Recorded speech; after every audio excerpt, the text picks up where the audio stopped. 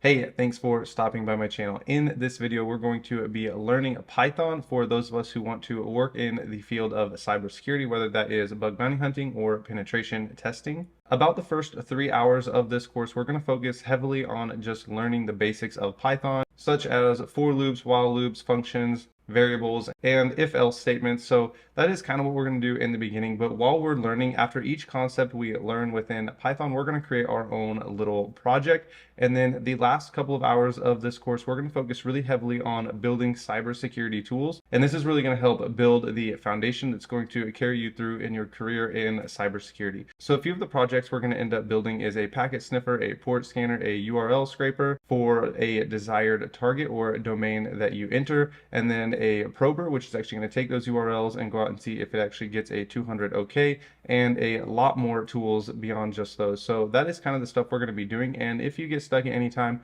my GitHub page is down below and you'll be able to go and grab the finished code. But I would rather you actually go out and build these tools. That's really going to help you in the world of cybersecurity and actually learn Python so that you know what you're doing, and maybe you want to add or change these tools in the future. You will be able to create your own tools without any guidance or assistance.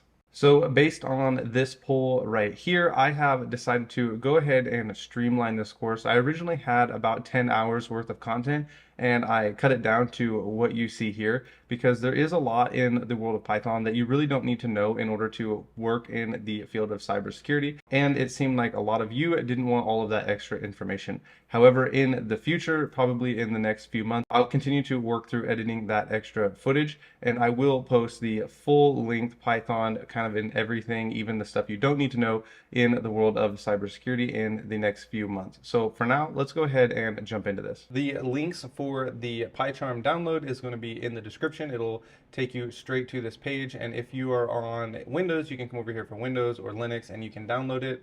If you are running a Mac with the Silicon Valley chip, you can click this right here and it'll automatically start the download. You'll just click next, install, and it will install for you. And I already have it installed down here, so we can go ahead and open this up. You can create a new project. I'm just going to use this project right here. One of the first things we can do is just go ahead and delete this, and we're going to be looking at the print function. And the reason we're going to be looking at print is because it is something that you are going to use all of the time. We are going to be printing to debug our code and printing to our terminal so that we can see the output later on of the tools that we make. We need to be able to see what they're doing so that way we have that valuable information that our programs are supposed to be giving us. So the first thing we're going to do is just type in the word print.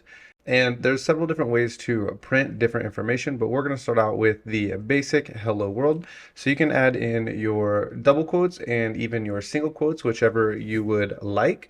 And then we're just going to type in hello world. And if we come over to our little run button over here and we hit run, it's going to print to our console down here and it's going to tell us hello world. Now that seems pretty simple, but there are a few things you should probably know.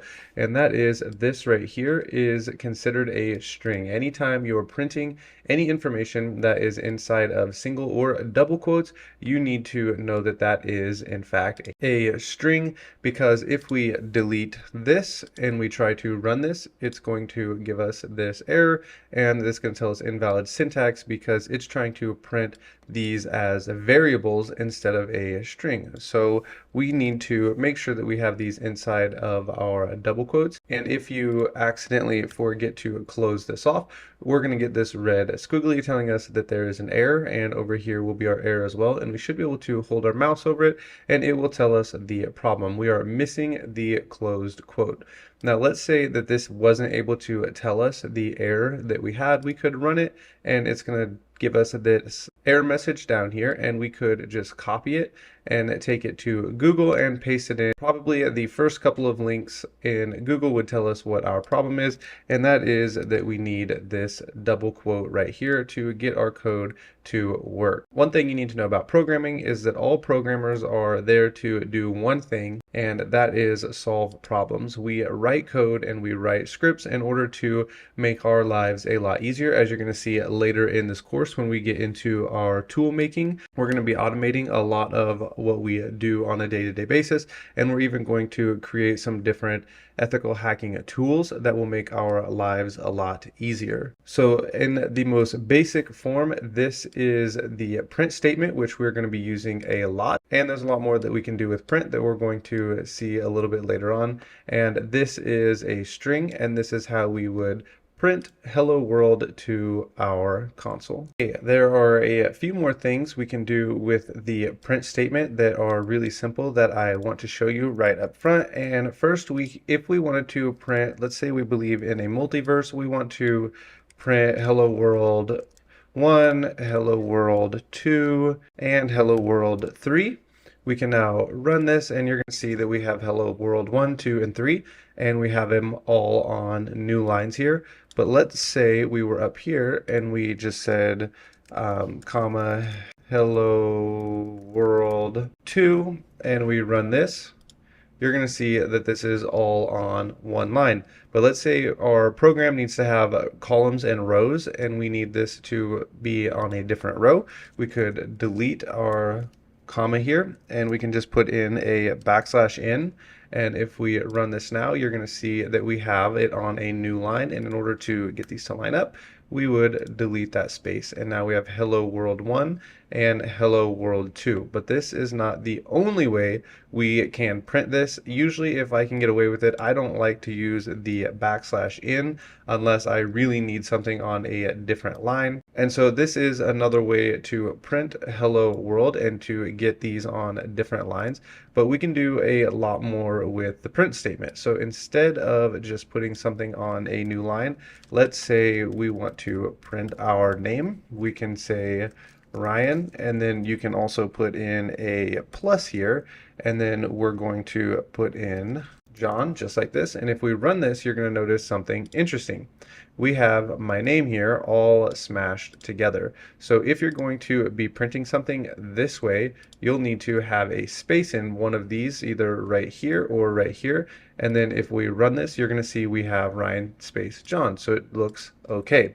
But you can also come in here and add another set of quotes, and you can just put in a space right here, and then you'll have to add in another plus. And now if we print this, you're going to see we get the same output.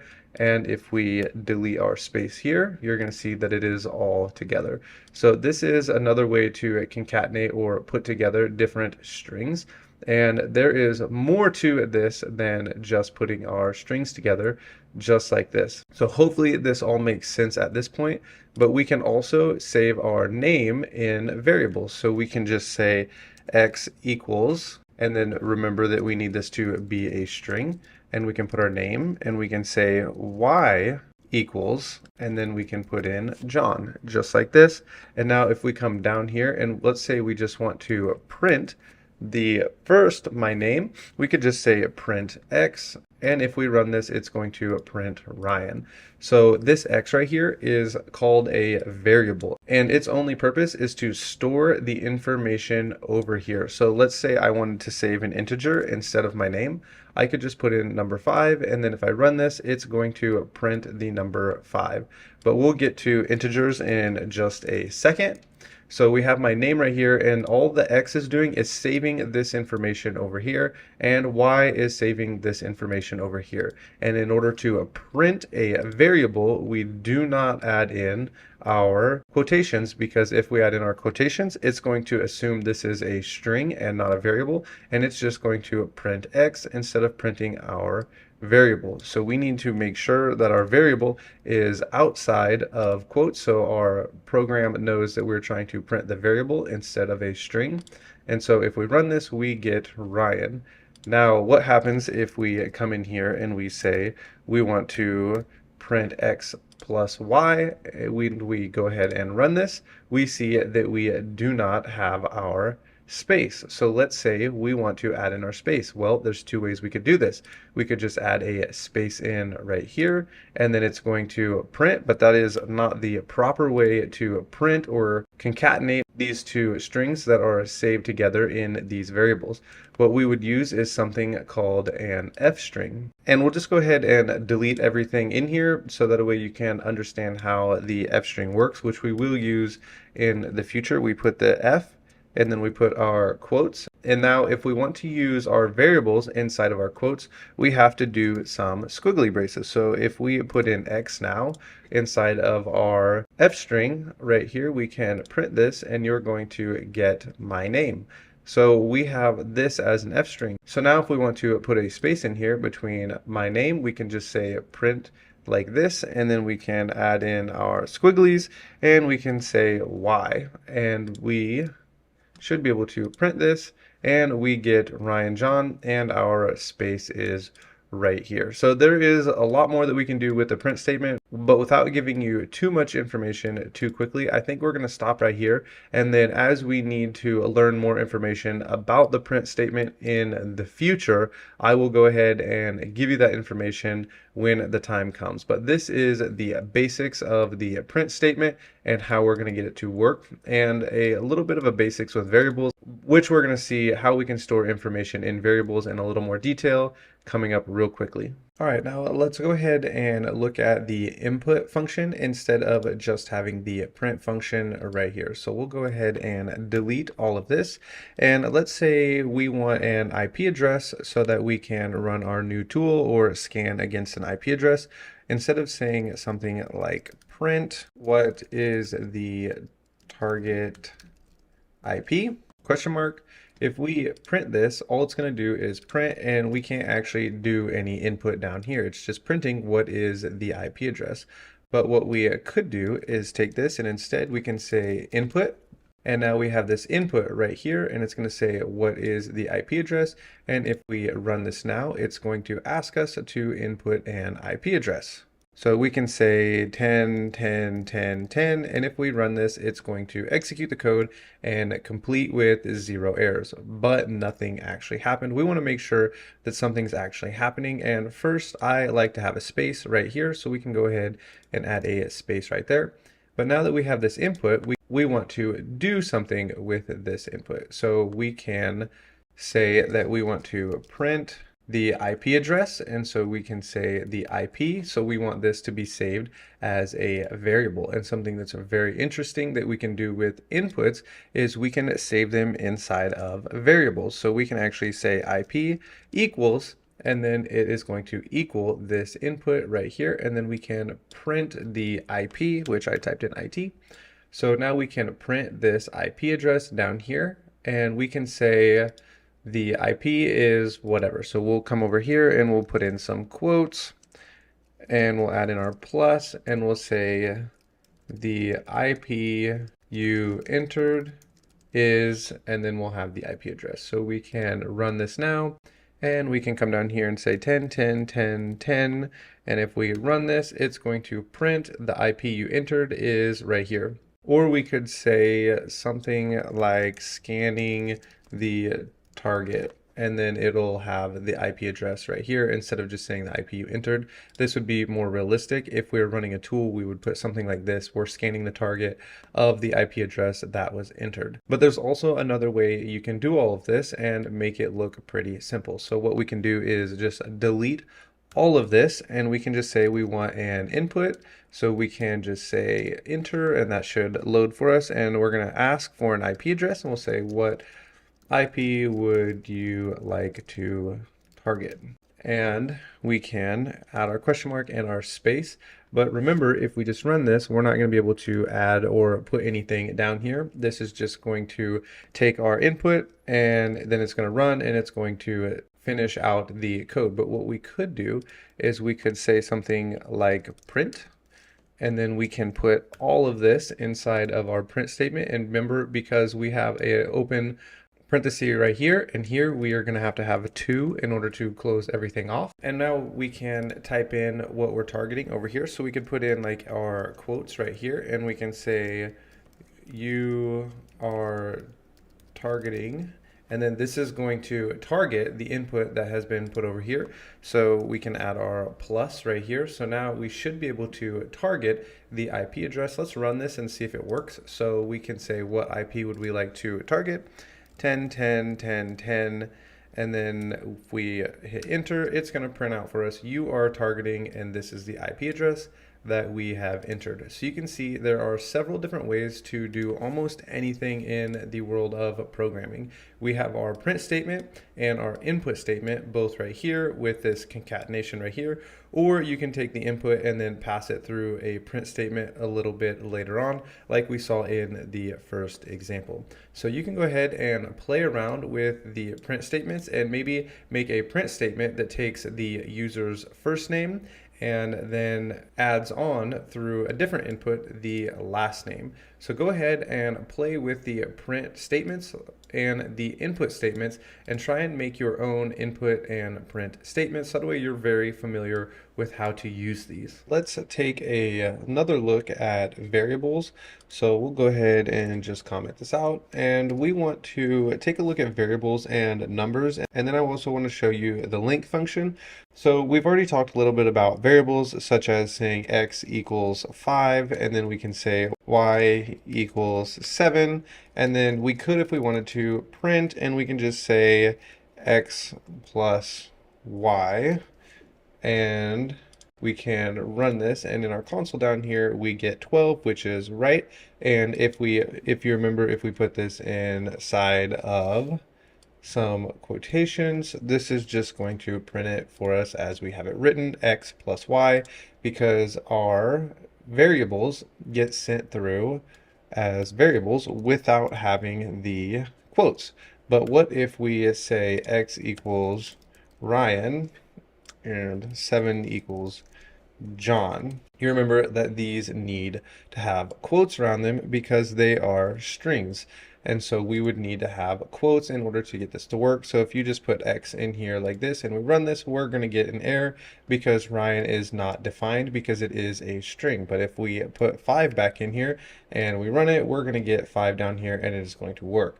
And if we say x plus y, what do you think is going to happen? We run this and we get an error. And the reason for this is 1 is an integer, meaning it is a number, and 1 is a string, and these cannot be added together. They must be the same.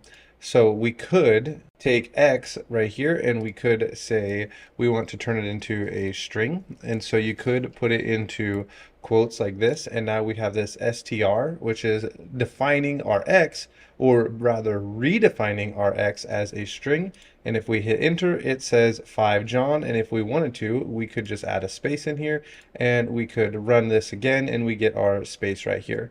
And this will change the x into a string. Now we could also do something like this that is also going to be useful, and you will be seeing this in the future, and you will need to know how to do this because you're going to use it in the future, is to take this x right here, and let's say it is a string, so it is in quotes right here. Sometimes you'll get data back and it's going to be as a string, and we're going to then show you, and then I want to show you that we can change this back to an integer, because sometimes you will see this in the future. So we'd have this back as 7, and if we run this, we're going to have an error because we have the string is not an integer. It needs to be an integer. This 5 needs to be an integer for us to be able to add it. So we could just say int for integer, and then we can do this, and it will change our x back into an integer even though it has those quotations, and then it will add this together so that it all works. So I wanted to show you some variables, and then also wanted to show you there is a bunch of extra functions within Python that you're just going to have to learn about. And when we get into our projects that we're going to be building later, we'll be using things like the integers and the strings and the length really regularly. So you will be able to see these and become familiar with them in the future. I just didn't want to dump all of these on you in the future. So I kind of am going to sprinkle some of this information, like the strings and integers, throughout the progression of this course. And as encouragement, one thing you have to remember in programming, by now you're probably feeling overwhelmed, and we're only 15 to 20 minutes into this course, and you have to look at it this way. In the world of programming, you start out knowing nothing at all, and the information, every bit of information you get is new.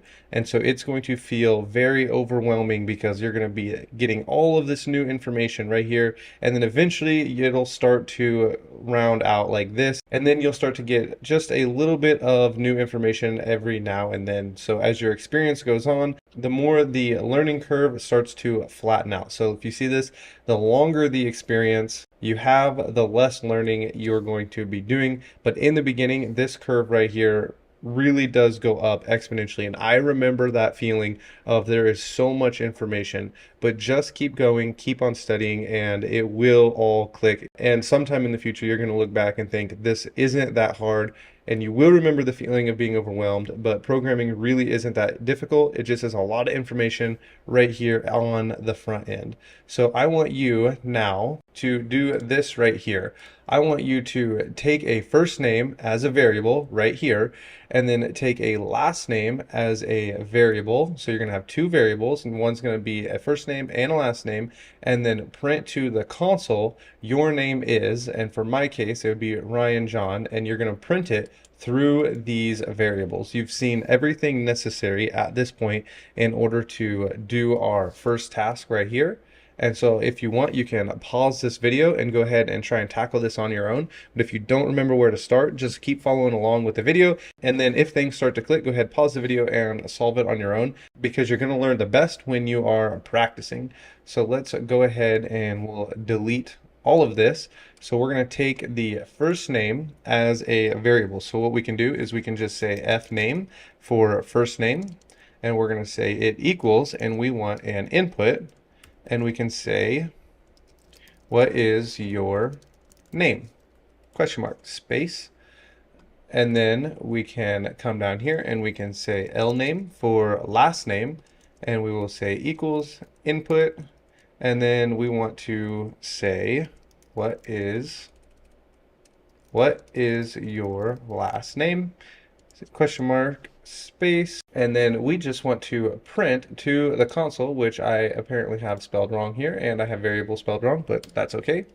And we're going to say this has an S right there, and then we want to print your name is with these blanks right here. So what we can do at this point is we can say print quotes and your name is, and then we have our variables, and it is we want to print f name and L name. And I'm going to show you both ways you can do this. And first you can add in our f string.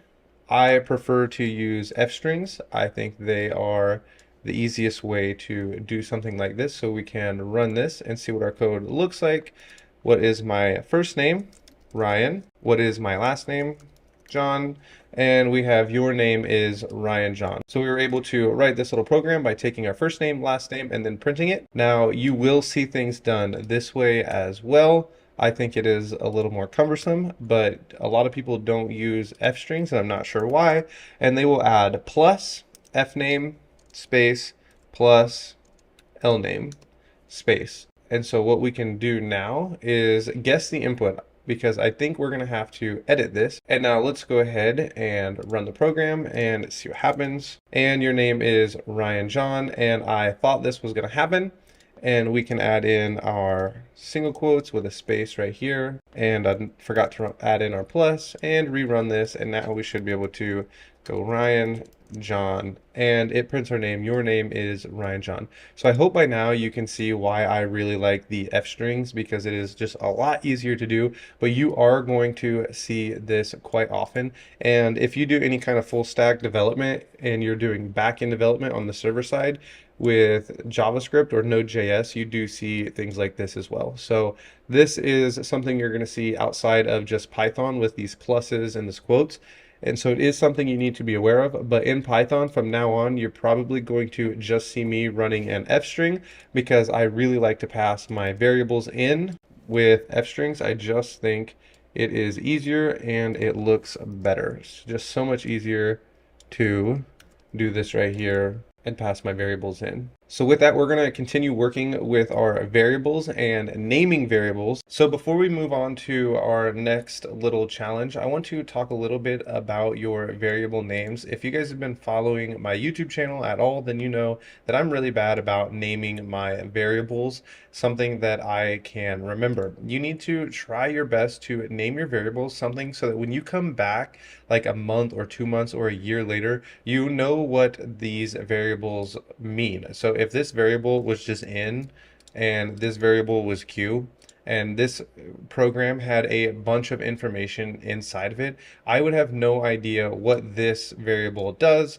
and I wouldn't know what this variable does, and it just makes it a lot more difficult. So fname is how I would name this if I was really writing this program, and this would be lname. And the reason I did that is so you could see good variable naming practices, but sometimes you'll be running out of variables and you're going to have to get creative in naming your variables something that you can remember. One other thing that you'll see that is really common if you're naming your variables something that you're just running out of variable names, you're struggling, is to just create a comment like this and then write in a description. These variables take a first name and last name, and then you'll have this right here to explain to you when you come back what these variables do. So this is going to be really helpful for you in the future when you are programming and you're struggling to come up with variable names. You'll want to name your variables the best you can so that you can remember them. So let's go ahead and delete this.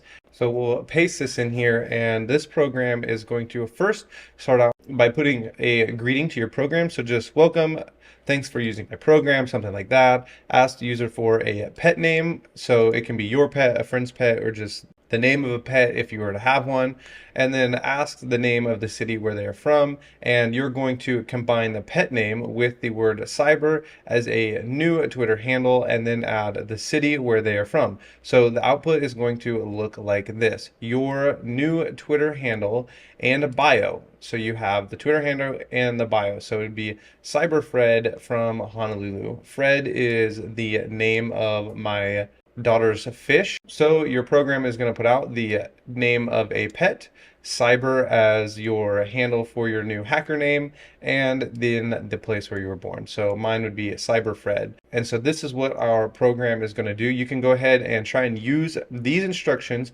to create a program that is going to do this. And if you're unsure where to start, I'm going to go ahead and start this project, and at any point, if you feel like you can complete it on your own without watching the video, you can go ahead and do that, because the best way to learn is going to be by doing and writing code yourself. Okay, so the first thing we want to do is create our greeting, and we just want to say print quotes, thanks for using my program, just like this, and we'll add in a exclamation point. So we say, thanks for using my program. Number 2, ask the user for the name of a pet. So we'll say p name for our pet name equals, and then we want an input.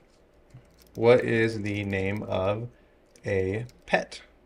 Question mark, and we want to remember to add our space, so that way when they type, it will have this space like it does down here. And if you wanted to be extra fancy, you can add a \n right here, and they will now be able to enter their name on a new line. But in the world of cybersecurity, when you run most tools and the tools that we're going to write in the future, we're pretty much never going to have anything on the new line. So we'll add a space in right here. So that is the pet name. And now we need a city that they were born in. So we'll put B name, even though this is not a super great variable for a birth city for the city where you were born. We could put B city right here. So it'd be B city, so birth city, just like this. And now we can put our input, and we can ask for the city you were born in. So we can say, what city were you born in? Question mark space. And now I'm actually going to put these together because variables should go together like that. We'll double space, and we will say we want to combine the names to create the @cyber and then from Honolulu. So now we can print, and I'm going to use an F string because I like those. and you can use an F string as well, or you can add in the pluses for your concatenation.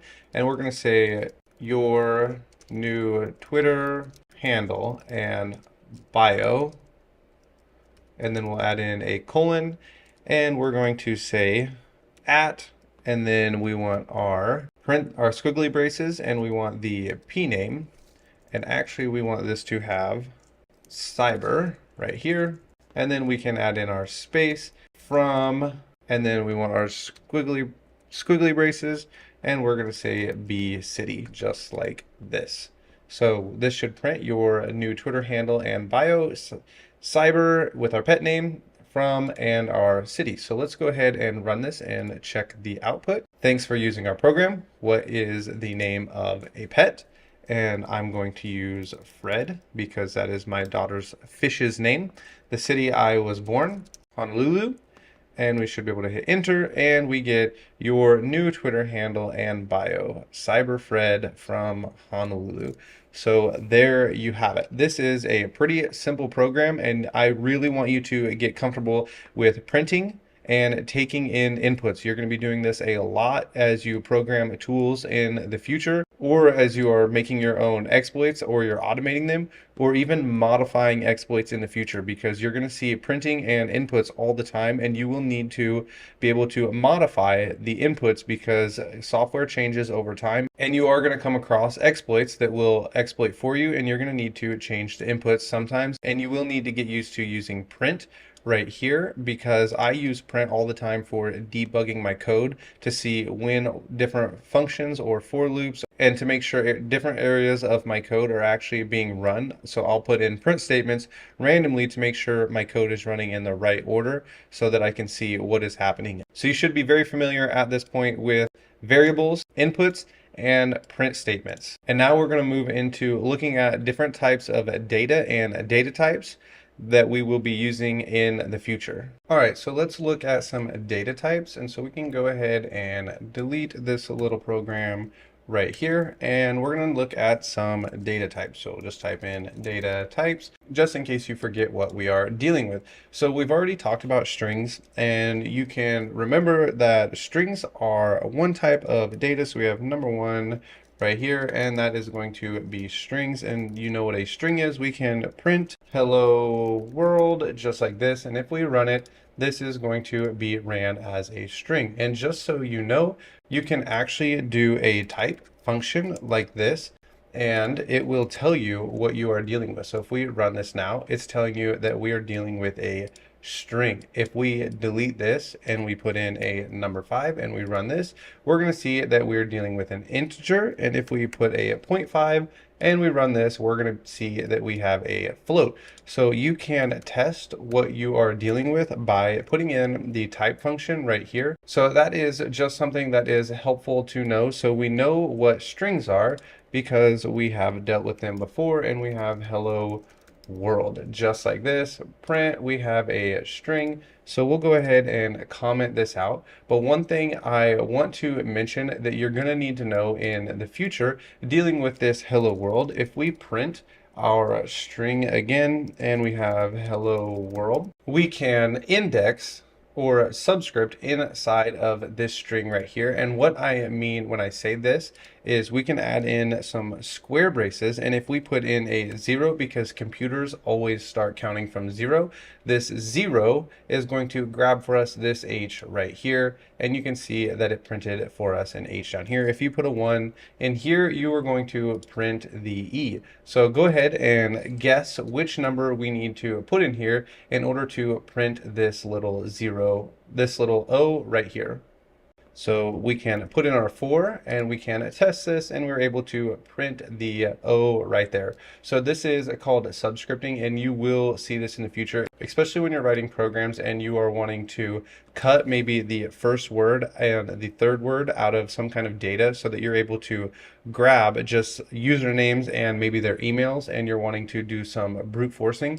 You will use this in the future.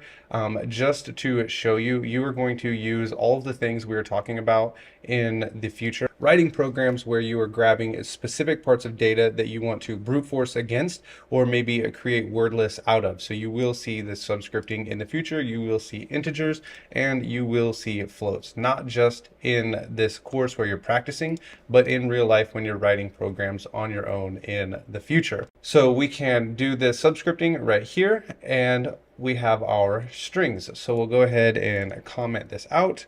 And the number 2 that you're going to see is going to be the integer, which you are familiar with by now. If we want to print an integer, we can just print the number 5 and we can run it. And as you've seen earlier, we can test it by saying we want to check the type. And if we run this, we have typer, we want the type. And if we run this, we get an integer. So integers are just numbers. But what's interesting about these numbers is you can have a different type of number, which is going to be the float. So the float is just any number that has a decimal in it. So if we have a 0.67 and we run this, our output is going to be a float. Yes, it is a number, but this is going to be a float because it has this point which can move around within the number. And you may think you're not going to use floats in the future, but if you're doing any kind of programming with decimals, you will want this because you're going to want to go out maybe to just the 100th place, and you will have decimals that run out maybe 10 places, and you don't want that, and you're going to need to use the float.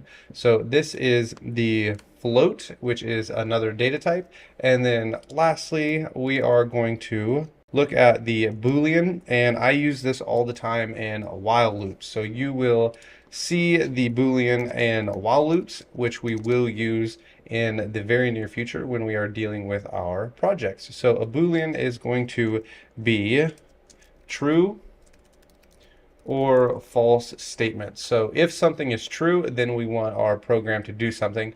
If something is false, then we want it to do something else. And I run my while loops as while true, do this, and then when false, the while loop will quit so that we're not in an infinite loop.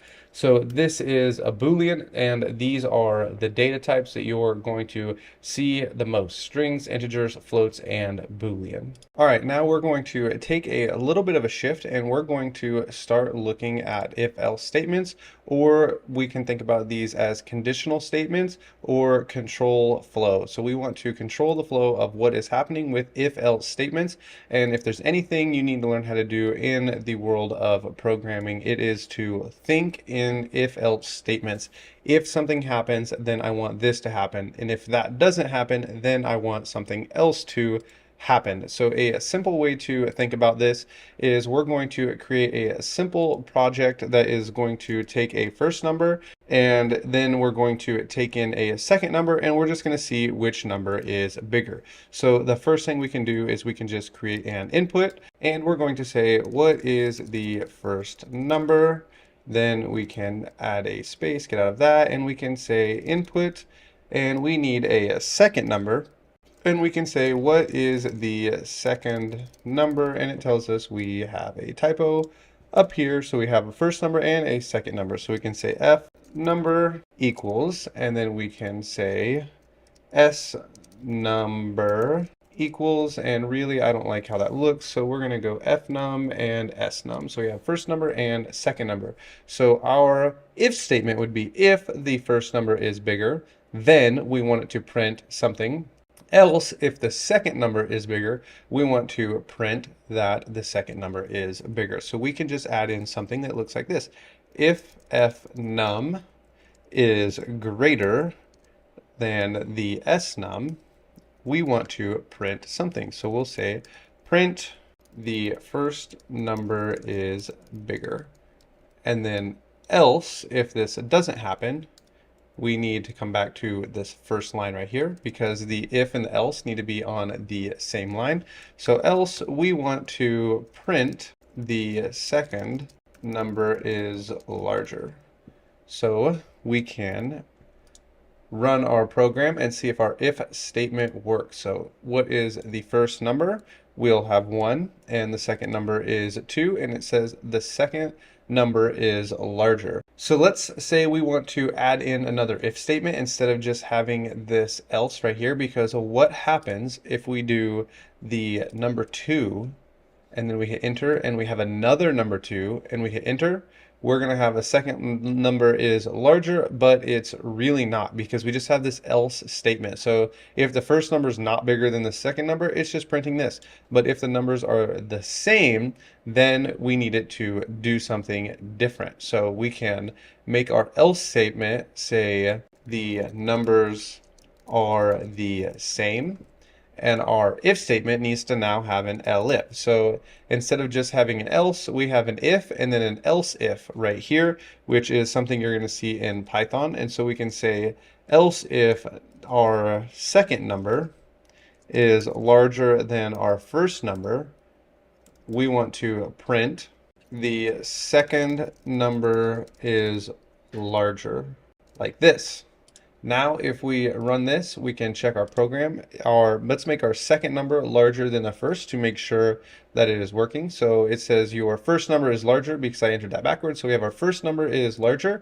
So let's do a 1 and a 2, and our second number is larger. And if we do 2 and 2, the numbers are the same. So this is an if statement, and then an elif, and then the else. So this captures everything else right here. And then we have our if statement, so the number 1, and then our elif if our number 2 is larger, and then if they are the same. So this is conditional statements, and this is something you are going to see in the future. And I have a little challenge here for us to try, and it's all right if you're not ready to complete this challenge.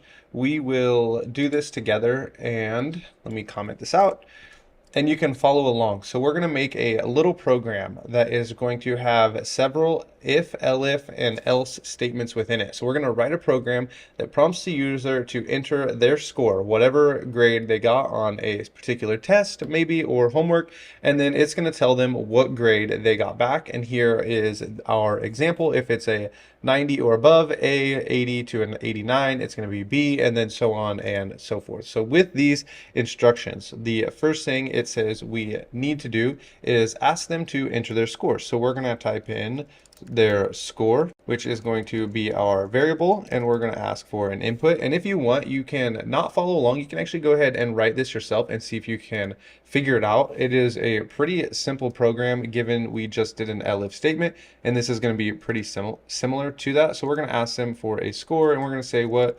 was your test score? Just like this. And now we're going to tell them what their grade is, which is going to consist of, it looks like, 4 if statements and then 1 else. So we can come in here and tell it. If the score is greater than or equal to 90, then we want to print something. So we'll print their grade is an A. Your grade is an A, just like this. And then we can do the same thing with the rest of these, and this is going to be highlighted because we have a string instead of an integer as our score over here, because our score is being entered in as a string. So what we can do over here is we can actually make a second line so that you can see this, and we can say score equals score, and we want to change it to an integer. So we can close this off, and now our little error goes away. So we're changing our score to an integer right here. So now we can come back and we can say elif the score is greater than or equal to an 80, then they get a B. And I'm actually going to just copy this so that way this goes a little quicker. Then they get a B right here. And you may be thinking, why would we have this right here? If it's an 80, then it's going to print it's a B. That's not actually how this works, because as the program runs from top to bottom, it's going to see this if statement, this very first if statement, and if this is true, it's going to not run this right here or anything after this if statement. It will just move on to the next bit of code, because really, if this was a program we were writing, we'd have it in a function and it would just skip the rest of this code. So we'll do one more elif, and then we'll just do an else statement. So elif, the score is greater than or equal to 70, then we're going to print your grade is a C, and then we're going to add in our else statement right here, and we're going to say everything else. We're going to print, and we're going to say next time study more. So now we have our if statement, our elif statements, two of those, and then our else statement right here. So let's go ahead and run our program and see what happens. So if we run this, and let's say we got a 91, and we hit enter, our grade is an A. And if we run it and we got an 84 and we hit enter, we got a B. What happens if we got a 56? It's going to tell us that next time we need to study more. So this is how you can run if statements. And so if you followed along with this, I want you to go ahead and delete this, and you can pause it with just the instructions right here and see if you can remember how to write this on your own with your own if statements and your own elif statements. You need to get really comfortable using if statements. You're going to use them all the time. So go ahead, and if you were able to do it on your own, then great job. If not, go ahead and try and pause the video and follow the instructions and create your own program like we just did. With our little program here that we have completed, I want to show you that you can also do nested if statements. So what we can do is we have this if statement right here, and we will just cut this out right here. We can ask for an age, so we'll have age equals input, and we can say what is your age, and we're going to also need this to be an integer, so we can wrap all of this inside of an integer, and we can add a question mark and a space, and so we have this age as an integer, and we can say if age is less than 10, then we are going to give them some extra credit points, and we're going to say that they get an A+. So if your age is less than 10, meaning you're a child prodigy and you got above a 90, then you're going to get an A+. And then we can add in else. Everyone else who is over age 10, they get just a regular A. They do not get this A+. So you could actually now copy this right here, and we could paste it in and do the same thing for the B. Now it is bad practice to copy paste code, because if I had a typo or some kind of bug, I now have that ×2, but we are going to assume that we don't have a typo, and we're gonna say the same thing down here. And we'll just leave this 70. If you get a 70, no matter what your age is, you get a C. There are no C pluses being handed out today. So what we can do at this point is we can say, what was our score? Our score was an 85. Our age is 5 years old. It's going to tell us we get a B+ because we are under 10. So this is called a nested if statement. So you can have multiple if statements in here. So if the score is above a 90, which we can run right here, and we can say our score is a 92.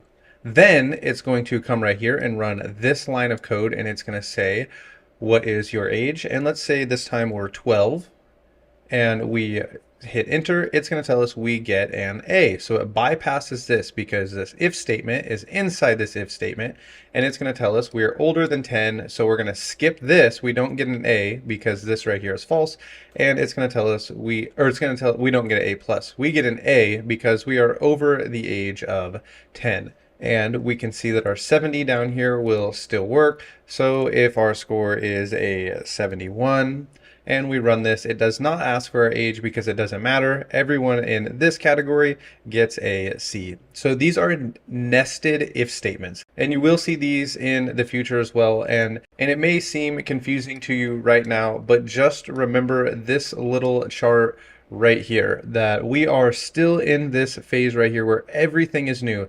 But when we start writing our actual projects, you're going to be up here, and you will have seen all of these things already. But it is very important, and I cannot stress this enough, in the world of programming, especially in something like Python, not necessarily in web development.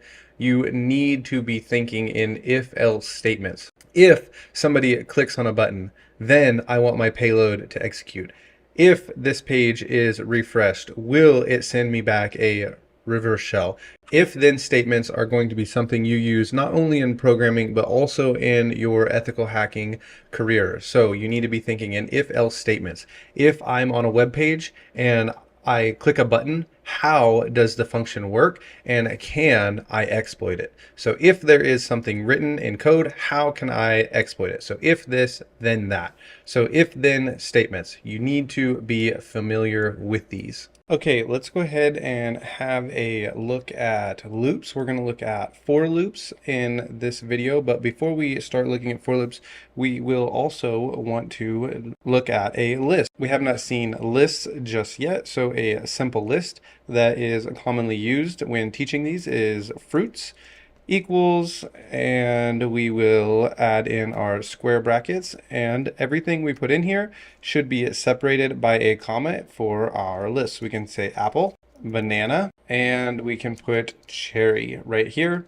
So we have a list of fruits. So this is pretty simple. Inside of our square brackets, anything in here that is separated by a comma is going to be our list. So for loops will be your best friend in the world of cybersecurity and programming in general. So you will want to understand these concepts. A for loop is the simplest loop, and it's one that I run the most often. So what we're going to say is for, and we can use a fruit. In fruits, we want to print the fruit right here. So here's what happens. You're going to say for each fruit that is right here, this is going to be apple, and then it'll be banana, and then it'll be cherry in the fruits list. So this is our list that we want to be looping through. So every time this is going to go through this list, this variable right here is going to change into each one of these items in our list. So for fruit, this is a new variable that is going to get assigned each time this loop runs.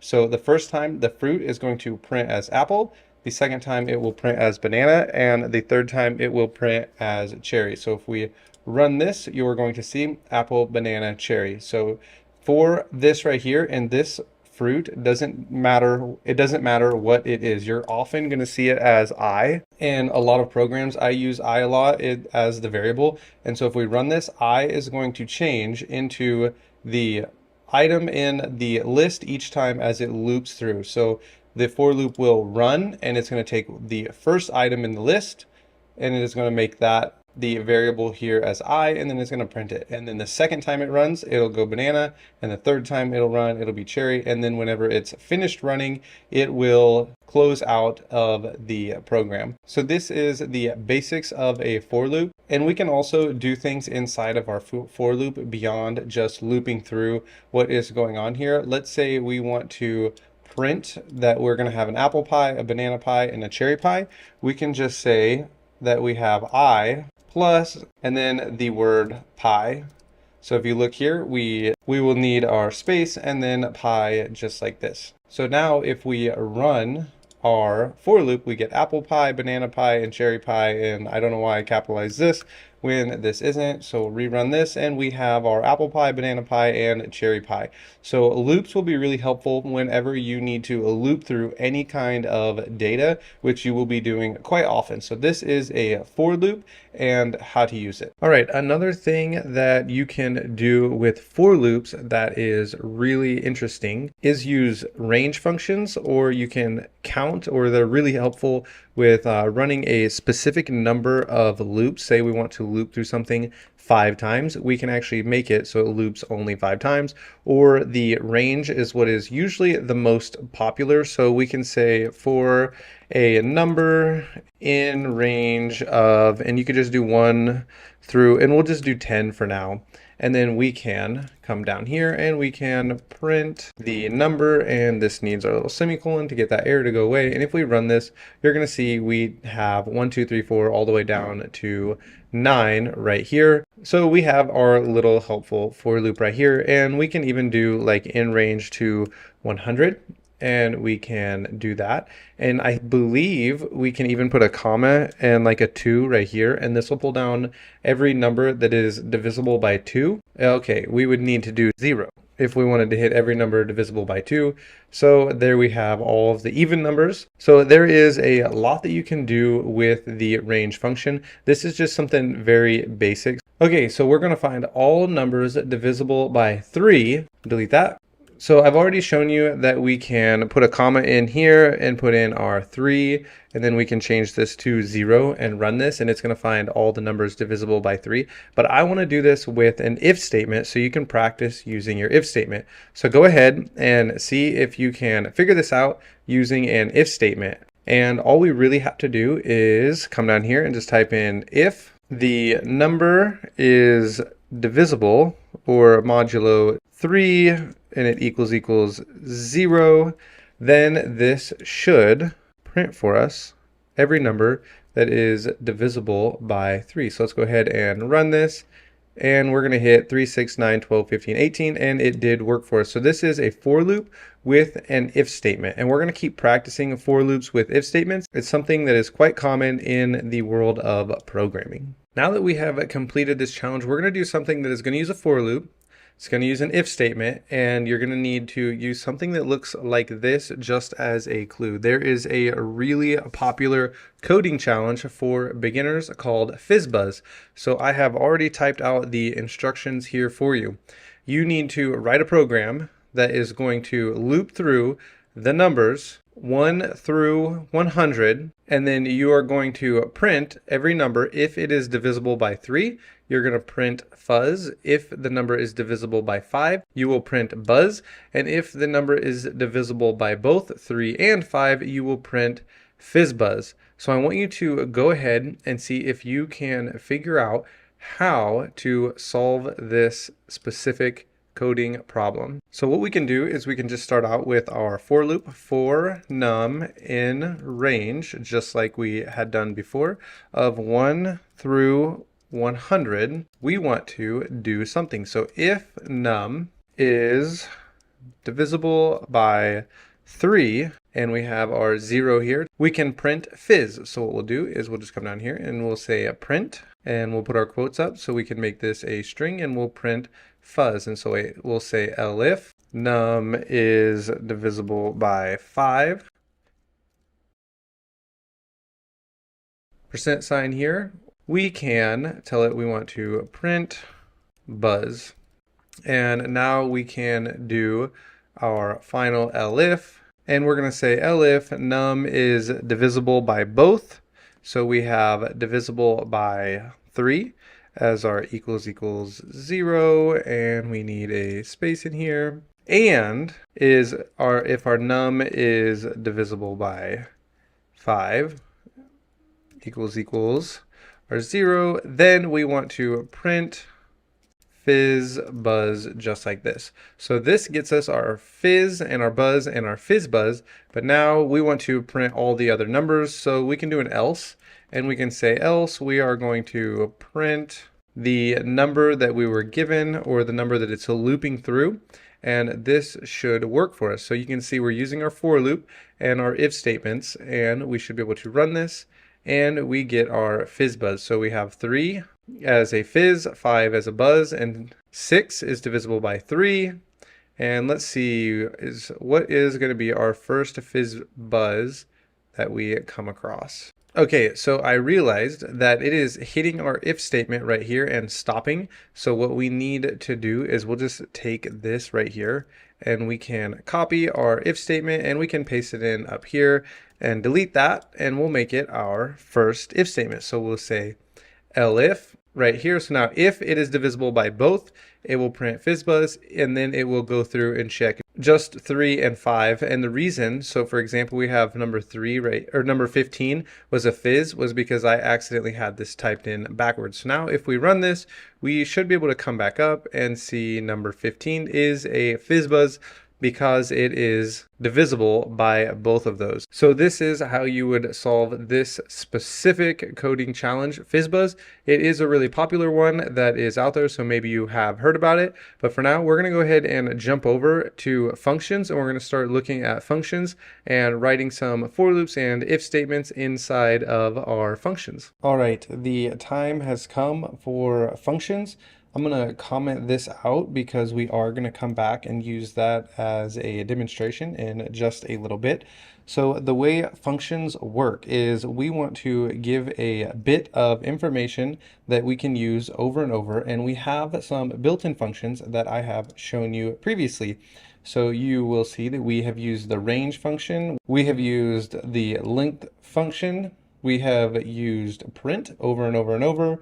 I think we have the string function. So there's quite a few in here that we have used before, and we've used integer now that I see it. And so you should come back here and check out these different types of functions and what they do that are built in. We've seen the float, we have seen the type. So these are functions, and we're going to go ahead and figure out how to make our own functions in order to do what we want. So back here, we can just create a function by typing in def, and then we can use function, and it doesn't really matter what you call your function. You just need to know what you call it, so that you just need to know what you name your function so you can call your function and make it actually do something later on in the code. So we'll add in our parentheses just like this and our semicolon at the end. Now we can do something very simply by just saying print, and we want to print hello, just like this. And if we run this, you're going to see that nothing happens. Nothing is printed down here in our console. So what we can have to do in order to get our functions to work is we have to call our functions, which means later on in the code, you need to make sure that when you call your function, it is at the same level that your function is written, because if we tab this over and we call this, our function still never gets called. So right here, if we run our code, we have hello printed out to the console, because when the code goes through and reads all of this down here, it will finally get to this function, and then it will print, it'll call the function and it will print it. So we could actually copy this, and you could put your function way up here, and we can uncomment all of this code, and we'll comment this out, or I guess just delete it. And so what will happen is the computer will read all of our code. It'll read this function right here. It will skip over it because it has not been called yet. It will run through all of our for loops, and then at the very end, it's going to reach this function and say, okay, at this point in the code, I'm supposed to come back here and print hello inside of this function. So let's run it and see what happens. And there you have it. It ran all of the FizzBuzz challenge, and then at the very end, it printed hello, even though it was before this code right here, because our function was called back here. So what is really important in understanding functions is they don't need to be in order. It's when you call them that is important. And sometimes you are going to pass in data from one function to another, which is what I want to show you right now. So this is a function right here. Let's bring it back down here so you can see this is what a function looks like. And we can actually put a lot of information in here. Pretty much anytime I write any kind of code, everything I do is going to be inside of functions. So they're going to be something that you need to know. And after you have figured out functions, we're going to go ahead and start making some tools and some progress in actually programming some stuff that's helpful for us in the world of cybersecurity. So the way functions work is we have our function, and what we do is we just tell it do this, and then we're going to tell it to also do this, and then we want to tell it to finally do this. And so a function is going to have a bunch of information in it, and it's going to go do this, do this, do this, and we can pass in variables from somewhere else. So let's actually put our FizzBuzz inside of a function, and I will show you how this can work for us. What we could do with our function up here is we will delete this. We need to indent this to make sure it's all inside of our function, properly spaced like this. So one thing you can do with a function right here is you can call the function and you can pass in a bit of information. So let's say we want to run FizzBuzz, but instead of going to 100, we want the user to choose how far they would like to go. So we'll just go ahead and we'll just type in choice just like this. And we're going to pass in choice right here as well. And then we're going to take an input. So we'll say we need a variable that we're going to call choice equals, and then we're going to make sure this is an integer. And then we're going to ask what number would you like to choose? Just like this. And now, inside of our function down here, we pass through this choice. So our number that is going to be prompted is going to be stored in this variable right here. And now if we want this variable to get passed into our function right here, we can pass it in down here where we call our function. So we'll just type in choice, just like this. Now our program should first prompt for our number that we choose. So we can choose like the number 50. And then it should read all of this code and do nothing with it. And then it will come down here and call this function. And then it'll come back up here. It'll pass in our choice into the function, and it is going to get used right here. And then it will get used throughout the program. So let's go ahead and try this. Oh, I see that we have our integer, but we never actually asked it for an input. So we need to ask for an input. And we'll delete this and move it over here. Okay, so now we can run our code. It's going to say what is our choice. We're going to say 50. It's going to go ahead and run FizzBuzz all the way to 50 or 49 in this case, and then it is going to stop. And then we can, let's say we want to run 100. We can type in 100. And FizzBuzz is going to run all the way down here to 99, just like it had before. So this is how functions work. Nothing happens until we tell it to. So if we want it to print something before it runs the program, we could say about to run the program, and we want to print that. We can run this. We can tell it we want 50. The program is going to run, and up here it tells us about to run the program. And just to show you, we can actually do sleep. We're going to have to import sleep. So you can ignore this, but we can go import sleep or import time. And now we can say sleep 5 time dot sleep, and it's going to run right here for 5 seconds for us. So now if we run this, it's going to pause right after this for 5 seconds, and then the function will run. So we'll type in 50.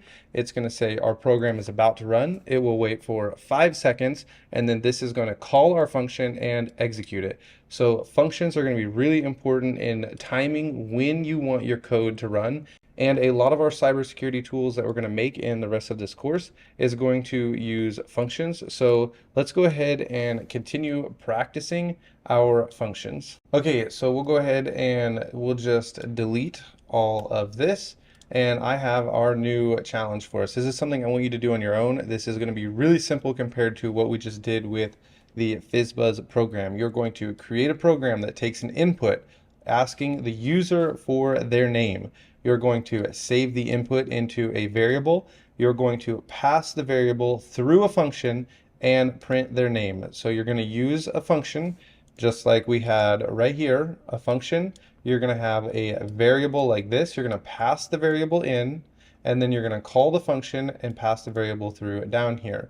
So go ahead and see if you can figure that out. And we're going to go ahead and work on this now. So we're just going to create a function like we had previously seen, and we're just going to call it greeting, just like this. We will call our function, and we are going to close this off, and we want to print something inside of it. So we're going to type our print, and now we have the basics of what we're trying to get at. We need an input that's saved in a variable, so we'll just call this name equals, and then we're going to ask for an input, and we can say what is your name, and we can come down here and we can call the function now by calling greeting, and we're going to pass in name right here, and we're going to ask for the name to come through our function.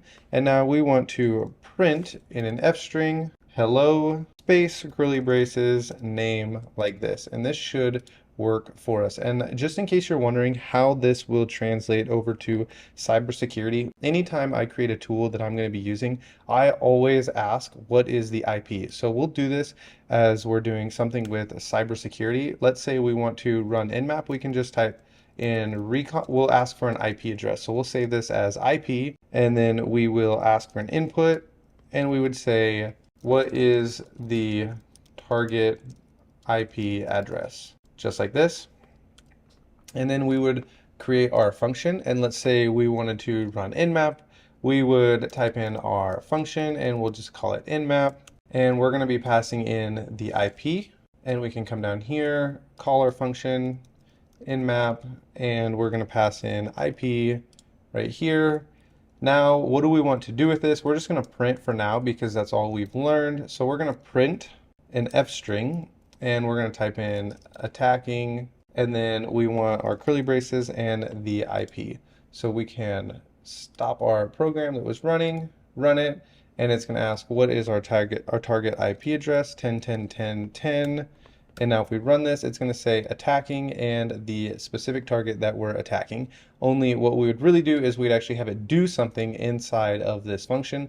And it's really important to create your tools within functions, because if one of your tools on an automated recon, let's say you have 20 tools you want to run and they're all inside of functions, you can hit Command C if one of your tools has frozen or is hanging, and it will automatically skip to the next function or the next tool that you call with your functions. So creating your recon tools with functions in the future is going to be really important. So this is the basics of functions. We're going to get really familiar with those in the future. But for now, let's go ahead and check out while loops, and then we will start creating some tools. Okay, we're going to do a project and we're going to create the game Hangman.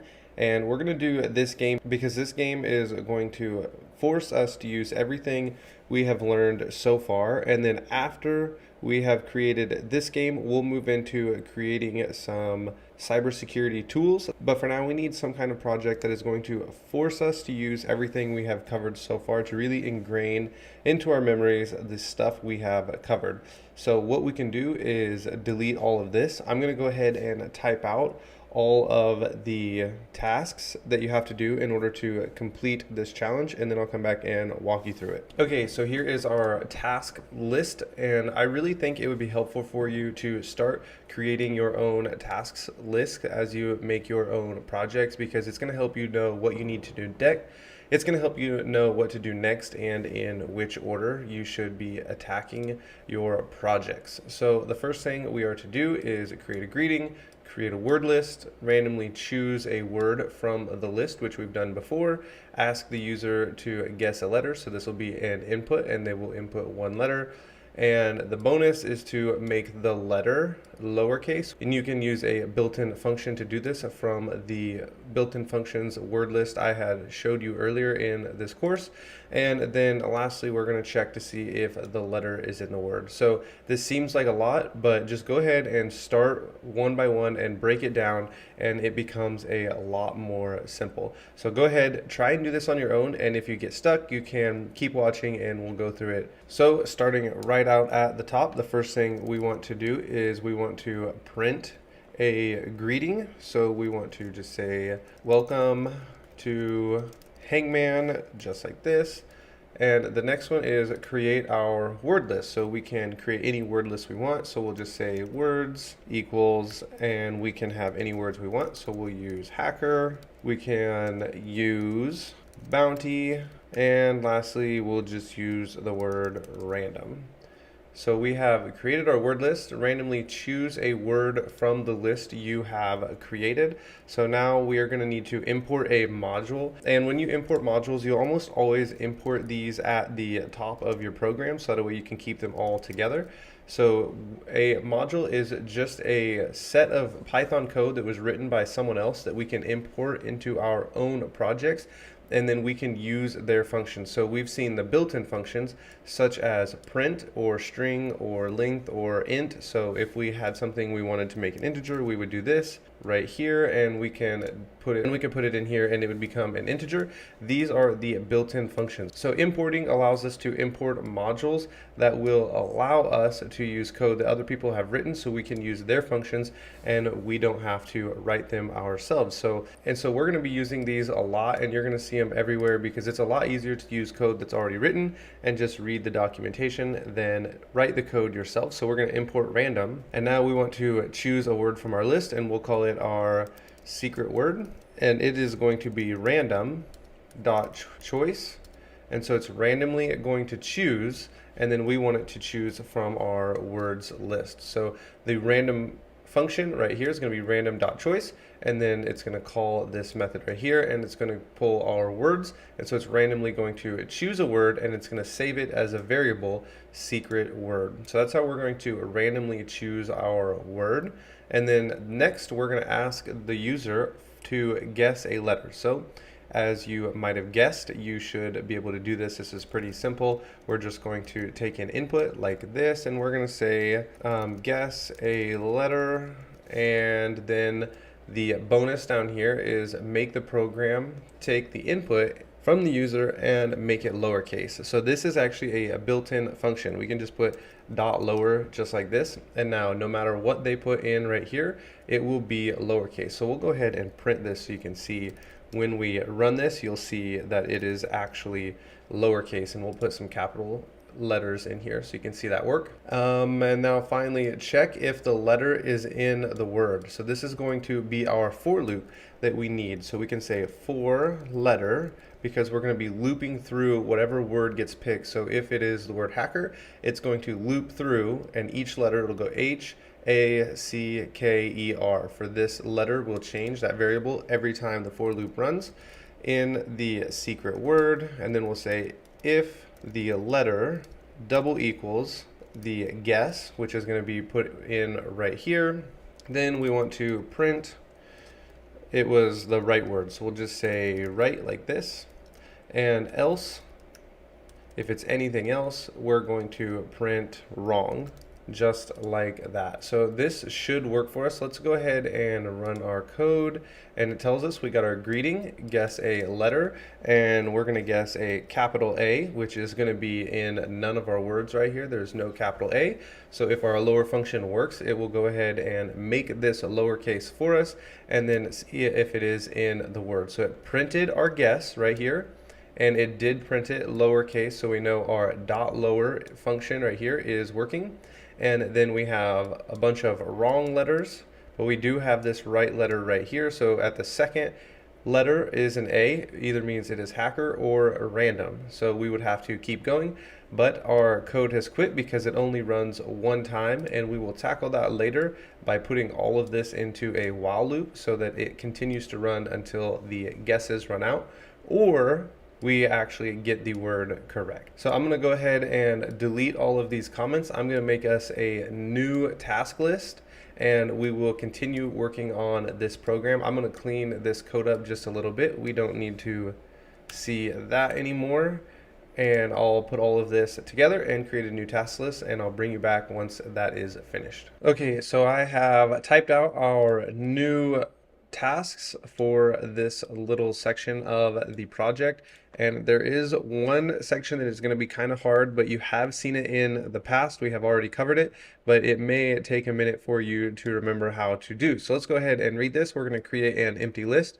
For each letter in the secret word, which we have right here, we're going to add an underscore for the blank. It should look like this when you're done, and it should be printed down to the console down here. We are going to loop through each of the letters in the chosen word. If the letter is actually in the word, we're going to replace the underscore with the actual letter so that it would look like this. So you can go ahead and give this a try, or you can follow along and we'll do this together.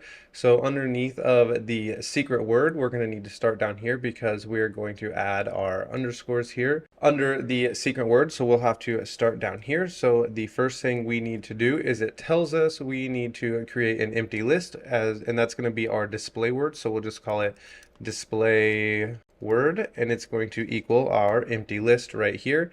And the reason we're creating this empty list is because in just a second we're going to need to add our underscores into the display word list. So in programming, you're going to see something like that, and you're also going to see something like empty string, and it'll just be quotes like this. You will see this often as well, and you'll be adding information into the empty string.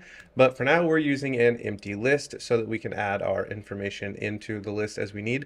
And I spelled for wrong, but if you look at this, you're going to see this for each letter in the secret word. This should tell you what you are going to need to do. You will need a for loop. So what we can do right down here is basically just copy this right here, and we're going to type in for letter in the secret word. We want to display, and we're going to plus equals, which we've seen in the past. This is just going to add in whatever we're adding after it, and we're going to add in our underscore. So each time this for loop is going to run however many times there are letters in a word. So let's say we use the word hacker.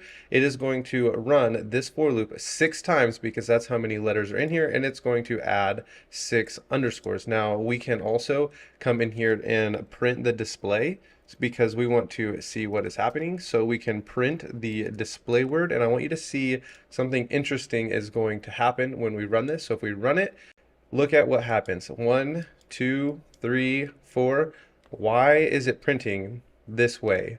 And the answer is because our print statement is inside the for loop. So you can actually see how it prints every time the for loop runs. If we move this print statement outside of the for loop and now we run this, watch what happens. It only prints it 1 time. So that is something interesting to note. If you have something print like that, which I have seen in students all the time, I will get emails or comments or questions in any kind of programming tutor session, and students will ask all the time, why is it printing this way? Why is it printing this over and over and over? And the answer is you have it inside of a loop, and it's printing every single time the loop runs.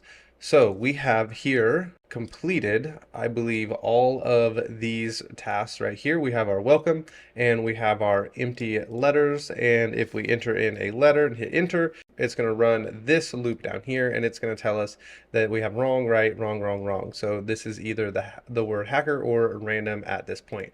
So now we need to come down here and change this for loop and see what we need to do. We need to loop through each of the letters in the chosen word.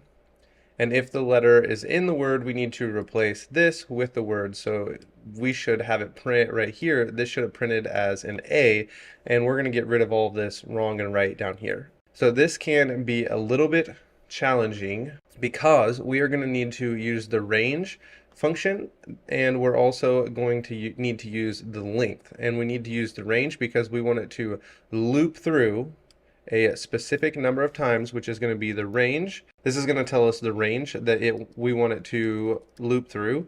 And then we're going to tell it we need the length because we want it to loop through the length of however many times the secret word has letters. So it's going to grab the secret word. The length is going to count how many words are in there, and the range is going to loop through however many times the length tells it to. So that might be a little confusing, but I hope that it makes sense. So now we need to find the position of the specific letter that it is looping through, and we need to change this to the position because we're trying to find the position for each letter. So we can actually say letter equals the secret word, and we want the position of the secret word. And then if the letter is in the guess, we want to display the word, and we want it to be in that position, and that is going to equal the letter. And I'll walk through this so you can see. We forgot to tab over, so we hit tab. So if you're inside of these square braces or inside of anything in PyCharm, this works. It won't work in VS Code. You can actually hit the tab button and it will move over for you, and I've got my cursor going all over. It'll move outside of the square brackets or any of these, the colons or anything. So I hit tab all the time, and now we need to equal the letter. Okay, so what we have going on is we changed our letter to the position because we're now looking for the position and not the letter in our for loop. We're doing the letters up here. So now we changed the variable letter to the secret word position. So it is still going to loop through. It's going to grab us the letter inside of the secret word right here. So we go to the secret word, which is going to grab the position as it loops through the letter. And then if the letter's in the guess, we're going to display the position of the letter. So you remember our display word is up here. So let's go ahead and run this and see what happens. And if this works, we'll delete this as well. And actually, I think we will print the display word down here. So this should print for us when the letter is entered where it is at. That's what this right here is going to do. So if we go ahead and run this, it's going to tell us to guess a letter. We're going to guess A, and it will now print for us this little display right here that our A goes right there. So that's what this last print statement. So if we delete this and we run it, it would run without actually printing where the letter is at. See, didn't print for us where the letter was. So now what we can do is just delete this. We'll put our print statement back in here. We want to print the display word, and now we should get rid of all of the wrong guesses. And that one must have been bounty because the A didn't show up. And there we have the guess letter show up. So this may have been a little bit confusing, but you have seen all of this in the past. And so we'll keep on moving on. It gets a little bit easier at this point. It's not going to be quite so confusing. This right here can be a lot to wrap your head around. Just because you're doing a for loop in the range of the secret word, the position is actually going to hold the letter right here, but then we're also going to use this position to tell it however many times it's looped through to go into the display letter to replace the A. So I kind of see how that could be a little bit confusing.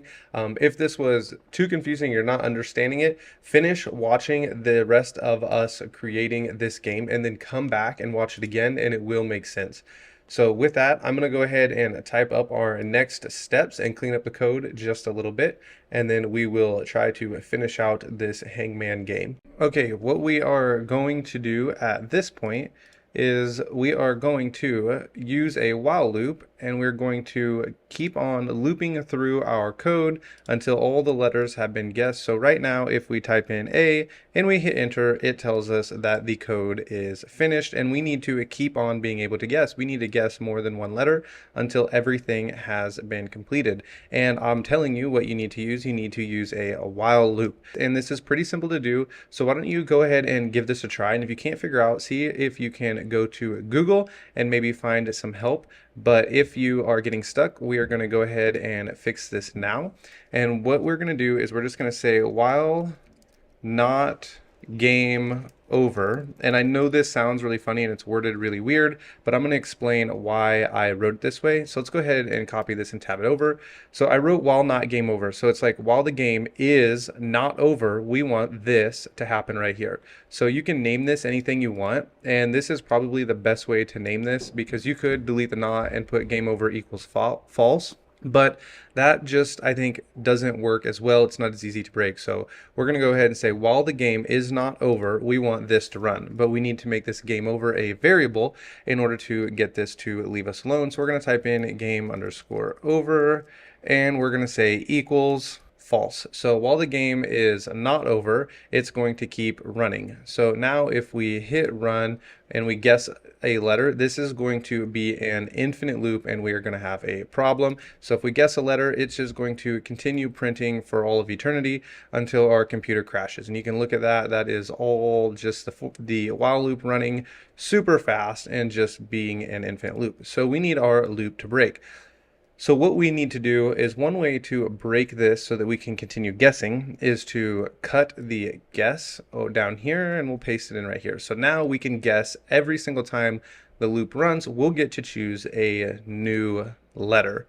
I also think it would be helpful if we printed the secret word. So let's come up here, secret word equals the random word. So we'll print the secret word every single time, so that way we know what it is and we don't have to have this infinite loop, and we actually know how to spell the word and it works for us. So this is just going to be for testing purposes. So we have that there. Now if we play this, it's going to tell us the word is random. That's what we printed up here in the secret word. So if we guess R, it's going to let us guess an R. And then if we say A, N, D, O, M, it's going to spell out for us random. But it's still going. It's still letting us guess. We need our while loop to break so that it is not an infinite loop. So what we can do is we can come down here and we can just say if our underscore is no longer in the display word, then we want to do something. And we're going to print you win, just like this.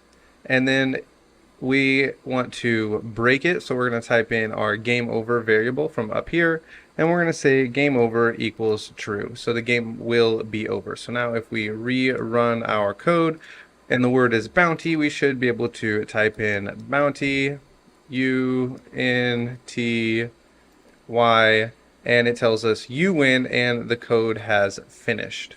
So that is our Hangman game here for us. And I think we'll stop this little game right here. There is a little bit more we could do, such as you only get 5 guesses before you lose. And we could make it break and say that you lose if a number of guesses has actually happened. And I can actually show you real quick how to do this instead of just giving you the challenge. Actually, I'll type it out up here and I'll let you give it a shot. Okay, so what I have typed out here is we're going to create a variable as an integer starting at 0, and when it gets to the number 5, the game is going to end. Add a print statement and tell the user they get 5 guesses. So what we can do is we can just add up here where we print our secret word. We can just say print you get 5 guesses. Just like this, so they get 5 guesses. We'll make that lowercase. So now they get 5 guesses, and we need to make an integer as a variable, so we can just say num equals 0. And now we need to add 1 to this number each time a guess is made.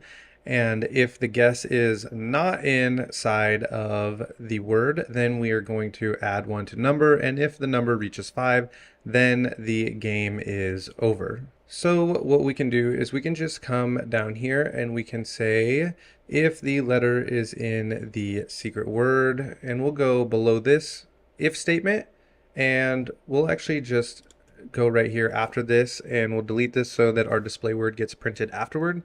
And we can do this really simply. We can just say if guess not in, just like we did right here. If this is not in the secret word, then we want it to do something. We're going to say num, which is our variable up here, which is 0. And we're just going to say plus equals.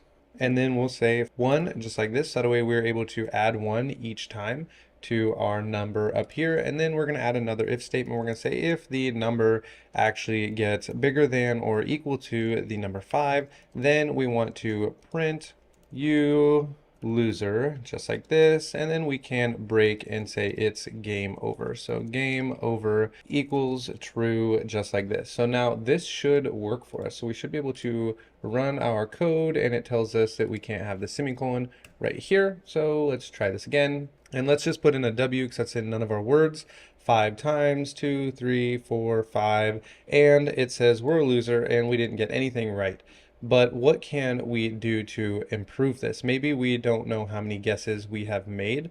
We could add in that we want to limit the number of guesses. So we could just take this num plus equals 1, and we could just say guesses underscore left equals num minus 5, and then we could just print our guesses left just like this, and I think this should work. So if we run this and we hit W, it's going to tell us we have -4, so we need to switch this around, and we'll say 5 messed up my code, 5 minus num, and now let's try this and see if we can get a positive number back.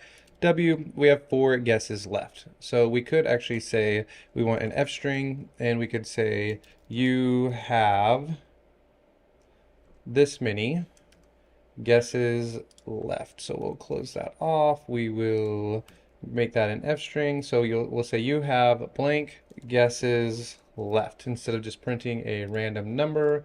And we can run this, and we need to close off our quotes. Let's try this again, and it tells us we have 5 guesses left. We can hit in W, and it's going to tell us we have 4, and then 3, and then 2, and then 1, and then we're a loser. So we have made this game work pretty well for us. If we really wanted to, we would delete this so it's not printing our display word every single time. We could delete print secret word, and now if we run this, it's going to tell us welcome to Hangman. We get 5 guesses. We really don't know which word we have, so we guess A, it doesn't work. So now if we guess a B, we know this is going to be bounty. And let's make sure we're able to put all of our guesses in with no problem. And bam, we win. So that is how you can create the Hangman game. This is a pretty simple game where we get to use everything we have learned so far. So let's go ahead. We're going to make a really simple programming tool now that is going to fuzz APIs for us. We're going to get to import some modules, and I think this is only going to be like 20 lines of code, so it'll be easier than this Hangman game right here. And we're going to be using Hack the Box for our fuzzer to actually fuzz against one of their boxes. So let's go ahead and install PyCharm on our Kali Linux machines, and then we can get started creating our program. Okay, the time has come to go ahead and install PyCharm on our Kali Linux virtual machines. So this link we have already in the description. We can come over to downloads over here, and we want to download the community edition, and it should download here for us after just a second. It will have a little pop-up. And while that is thinking, if you are on a Mac with an M1 chip, you may have to come over to your terminal and type in code and hit enter, and it will ask you to download VS Code, and you will want to download VS Code, and it may require you to enter in your password, so sudo apt install code if that doesn't work. And then you will want to come to these little squares right here and click this, and you're going to type in Python, and you will install this one right here. You will want to click install, and I'll show you it looks just like this.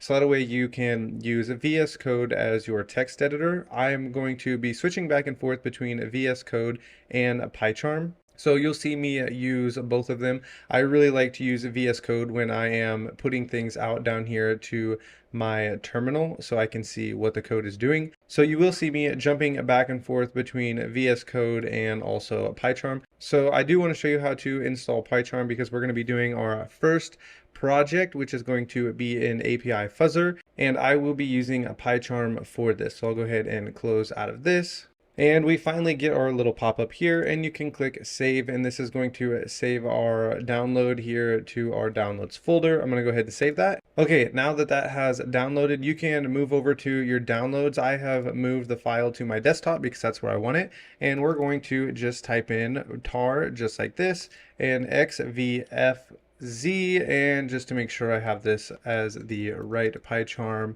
extension, we can go ahead and hit enter, and we'll hit enter again. And this is going to take a minute to unpack all of these plugins. And now what we can do is ls, and we can cd over to the PyCharm folder, and we'll cd into bin, and then if you ls, you will see this bash file right here, which is our PyCharm. So we can say bash pycharm.sh, and I see that I typed in bassi, so we'll type in bash, and this should run for us, and it is going to launch PyCharm here for us, and we're going to create our first project. So let's go ahead and get started. When you run into an API endpoint that needs to be tested, and an example of this is one like http // and then we're going to say 10.10.11.161, and when we run this, this is what an API response looks like. And when we hit a valid endpoint, we'll get JSON in return, and so we'll see something like this. It tells us that it's JSON, and it says that we have another endpoint, which is v1, and we're going to go through this. But when you hit a page like this and you're testing for an API, there are a lot of fuzzers out there, and not very many of these fuzzers work very well for APIs. There is one, and it's one that I like. It is called Fuff, and it is run like this. And you can fuzz APIs with Fuff, and it works really well, and it works really fast. So it'll go really quick. You can see how many requests it's sending and how quick, and it sends down docs and API. It gives us the status code, but there is one problem. Let's say we're fuzzing an API and there are 100 endpoints, and we don't want to go out and check every single one of these endpoints. Instead, we would rather just see this message right here come in underneath of the word that had a response.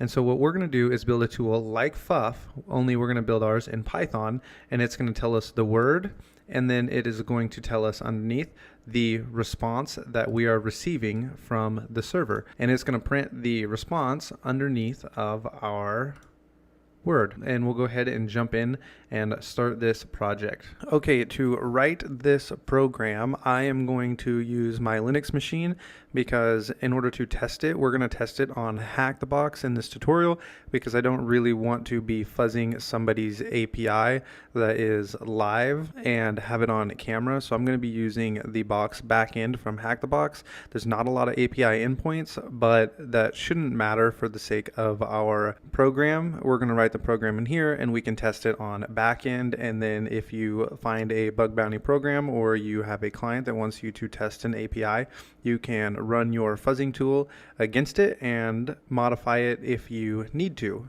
Our Python API fuzzer is going to be a lot simpler to run, but the module is going to be a little more comprehensive. So as we go through this module, I'll try to print out what is happening so that you can see what the methods are doing as we go along. So with that, we're going to jump in. You will need to import the module requests, and for me, I already have it on my Kali Linux machine, but you may need to hold your mouse over this, and then right here it will say install requests, and you will hit install. We're also going to want to import system, so we're going to go import sys, and this one should be automatically installed, but if not, you can follow the exact same steps as before. We're going to start with just trying to get a response from the API that we have running, and we're going to see if our response is set up. So we're going to say response, or we'll just call it res equals. This will be our variable for the request, so we'll go ahead and say request right here, just like this. And then we're going to say .get, and this is going to call this function right here, and it's going to go out to the URL that we put in here, and we're going to make the URL an f string, so that way we can put in a variable later. We're not putting in any variables here right now, but we'll say http://10.10.11.161. And now to test this API, we're going to use one that we know exists as an endpoint, and we just want to see what happens. So we're going to say down here that we want to print the response and see what happens. So we can run this, and it tells us we get a 200 response, meaning this endpoint is valid. We know we can get this response right here. Let's see if we can pull down the actual data from the response. We want to see the JSON down here in our terminal. So when we look at this, we can see this is the JSON that we want to receive back, and we can come in here and we can say with this module now that we're using this request method, we can come in here and we can say data equals, and then we can say res.json, and now if we print this data, it should print out for us the JSON as well. So we can come in here and we can run our code and we can see we have a response. It tells us the endpoint is v1. So now if we took this right here and we put this v1 after the API, we can say v1 and we can run this and we'll see what we get. We get a different endpoint right here and it says user admin. And so this is how we can use this data from the response and in receiving this JSON. So we're going to build this out so that it will continue fuzzing for us. We're going to delete this v1 because we don't really need that. And we're going to now see if we can figure out how to get our list piped into our program, and we're going to start running it from our terminal over here instead of inside of our Python project. Okay, what I want you to do now is come over to your terminal, and I've already changed over to my desktop, and you can go wherever you would like to save this, but I'm going to go on my desktop and I'm going to make a directory and I'm going to call it Python. You can call yours whatever you want. You can call it API fuzzing or your fuzzer tool or literally anything you want.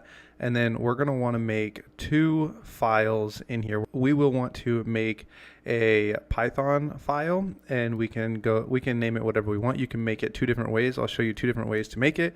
We can touch, and I guess I'll call it fuzz.py.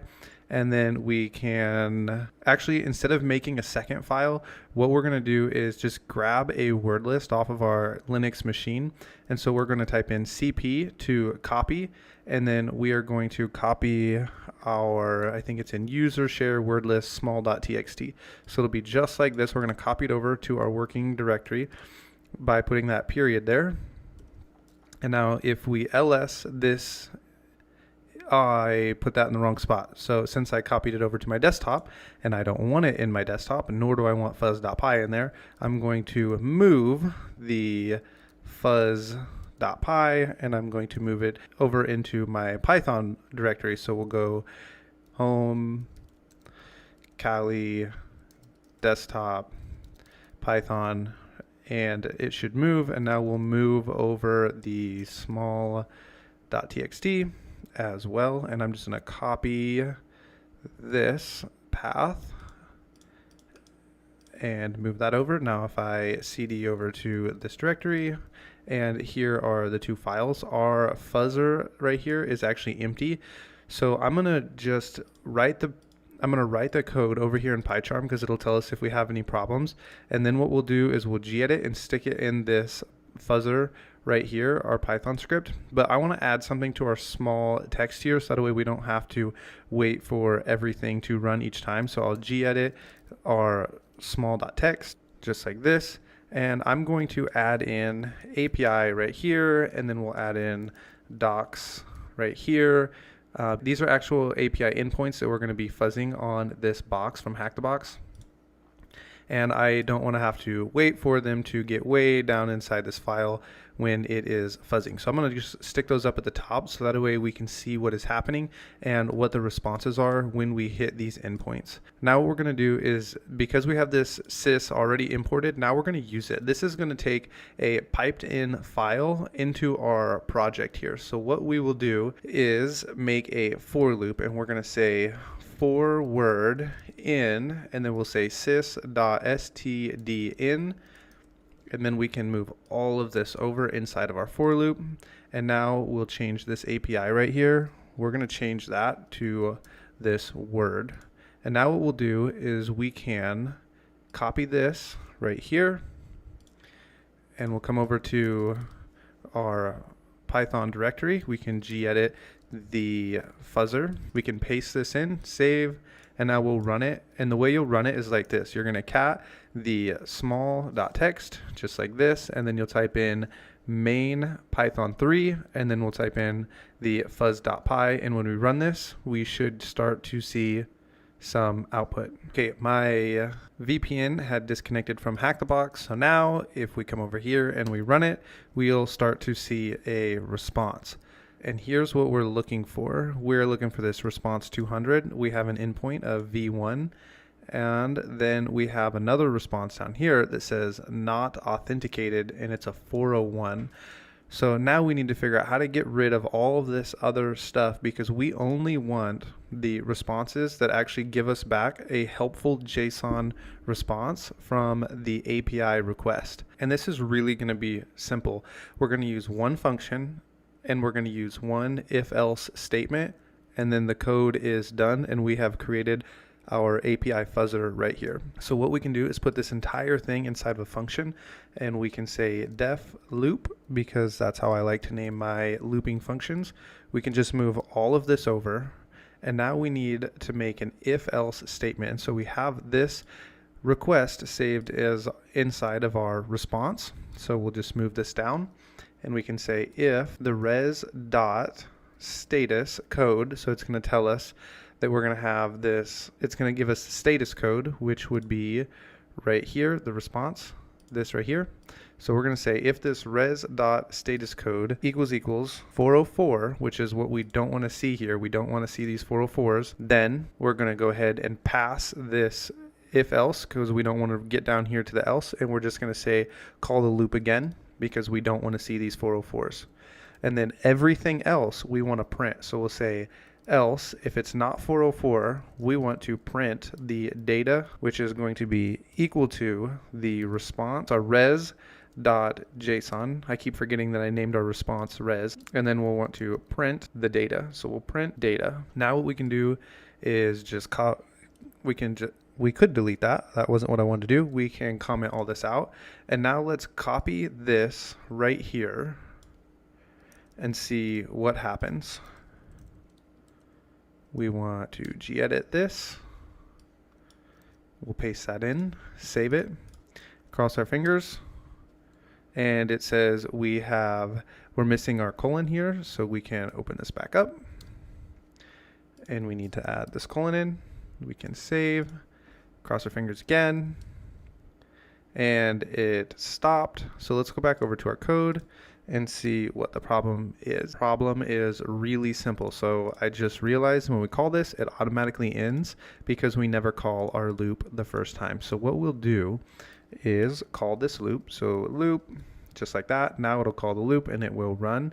I think what else we want to do is, now that we're printing this data, I think we also would like to print the response code so we can see what we're getting out of this response code. And so we can say res.status code and we can print that. And I also think it would be helpful for us to see the word for the API endpoint, because we're not just going to want the data, we're going to want the actual word that shows us the API endpoint. So we'll print the word. Now, when we copy this, we got to copy in our call to the function, and we put this inside of our fuzzer. I think this time it will work. So we save it. Now we pipe that over, and it says we have the endpoint. It tells us the endpoint. It tells us what word was the endpoint, and it gives us the response. So this is exactly what we wanted. And you can see this is running because this specific server doesn't have any more endpoints. So we can just cancel this and stop it. So it tells us we have an API further down in the list too.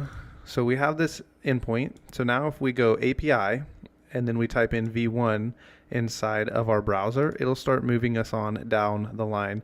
And so you can let this run while you're doing other recon on the project, and you have now built your own API fuzzer and you get the response. So that way you don't have to go out and check out every single API endpoint manually, because if you remember, we type this in, we see our API response, and without our API fuzzer that we just made, the way this would run is you would type in fuff, because it is the best API fuzzer out there currently, and you run this and it says docs and API, but we don't get the response like we do over here. See, this tells us we have the API, we have a 200, and we have the response with this endpoint, because sometimes this JSON may have 10, 15 lines, and in order to see what it has to say, you'd have to come out here and say API, enter, and then it will tell you. But with our fuzzer we made, it says API and here's the response. So we don't have to come to the browser, type in API in order to see these endpoints. Okay, let's keep building on our knowledge of functions. And I want to show you that there is more you can do with functions than just pass through one parameter. We can actually pass through two different parameters of data. So we'll just create a simple function here and we'll call it attack, and we will send through an IP and we're going to send through a URL. So you can send it through information. Instead of just sending through it in one variable, we can send it through in two. And actually these are called parameters. If you hear that somebody calls these parameters, that's what they're actually supposed to be called, but I like to call them variables, especially when I'm teaching people what we're doing, because we create variables all the time, like IP equals, and we can make this 10, 10, 10, 10.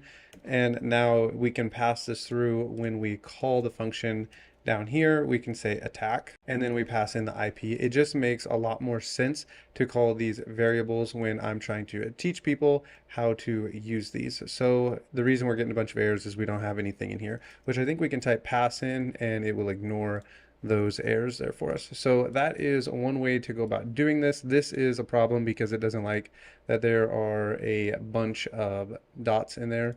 So we can pass through information that way. We still have a problem because there's this right here, but that's one way you can pass through information.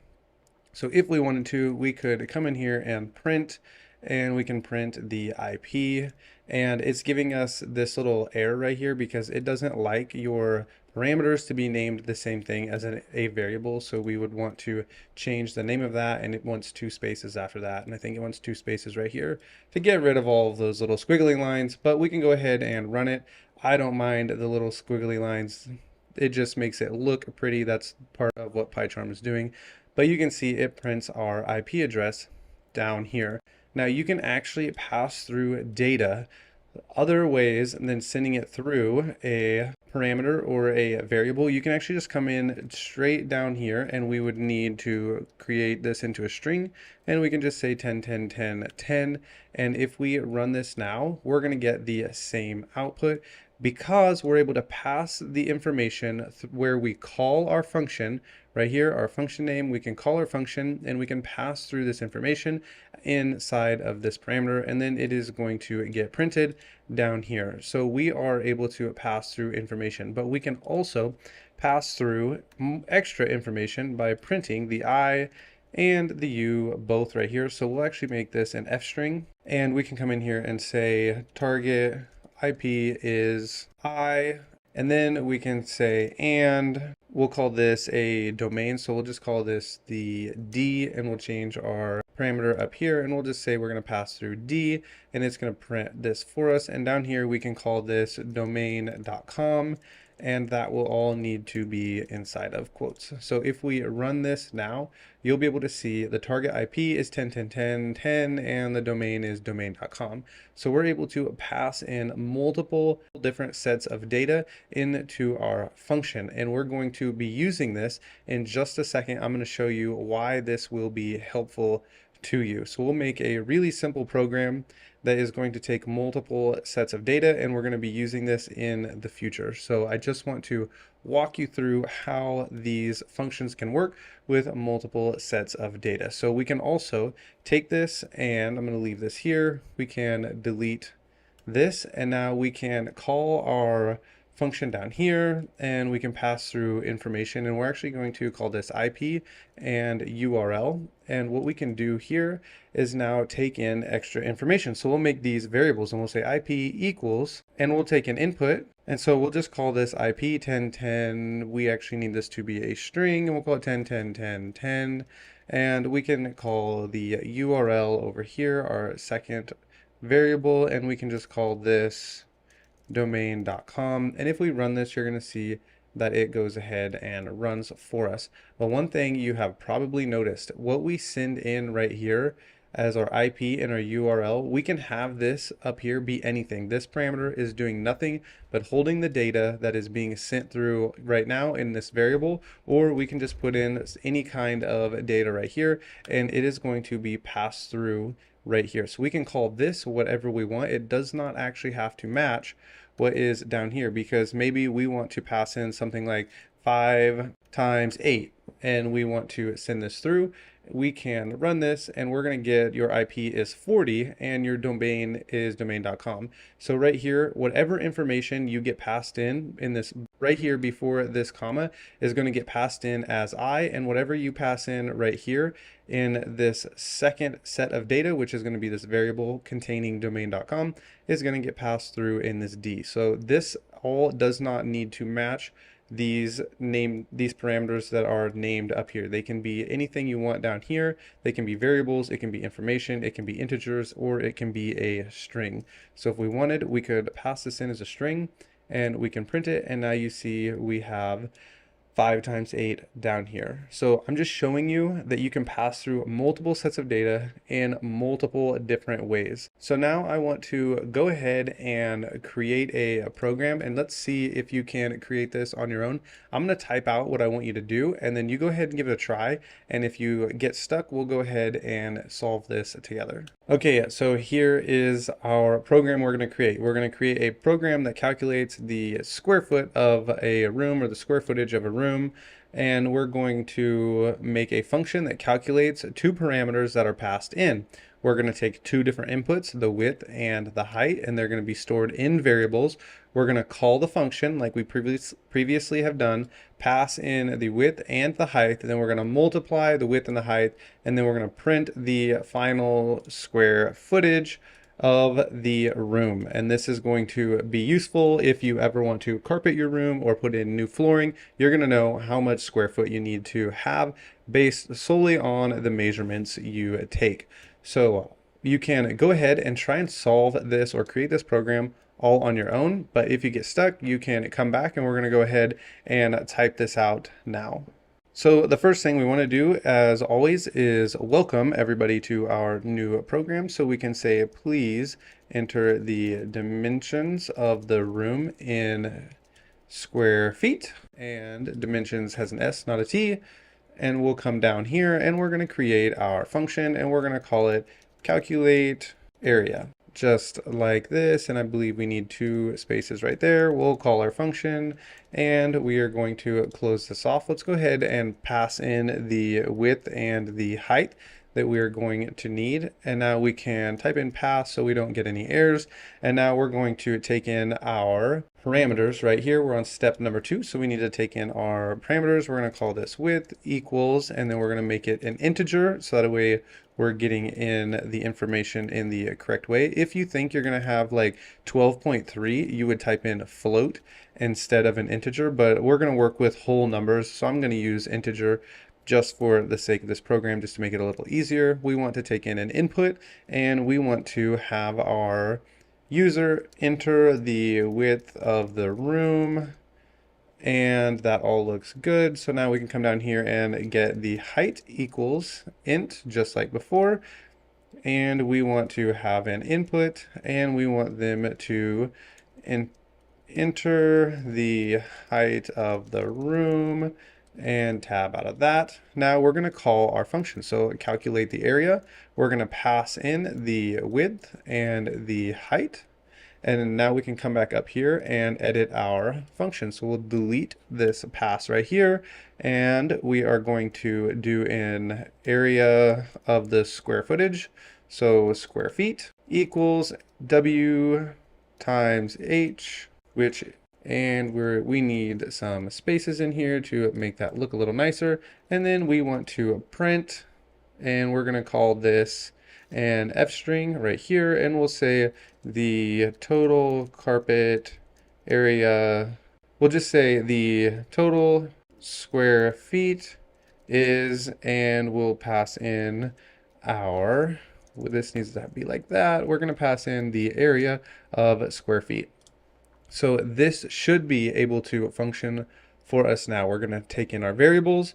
We're going to pass them through over here. Our parameters are going to take the data, multiply the data. Both are integers, so that way the multiplication works. And then we should print the total square feet. So please enter the dimensions of the room. Let's try a 12 by 13. And it's going to tell us the total square foot is 156. So this is a simple example of why we would want to pass in 2 bits of data. For us, it's more likely we're going to be passing in something like an IP address or a domain right here, some domain name, or maybe an IP address and a CIDR range. Like, we just don't know what we're going to use this for in the future, but it is something you're going to see in the future and you need to know. So this is a little bit of extended knowledge on functions. Okay, we are going to create a password encryption program. Because we are in the field of cybersecurity, we want our passwords to be nice and secure so no one can guess them.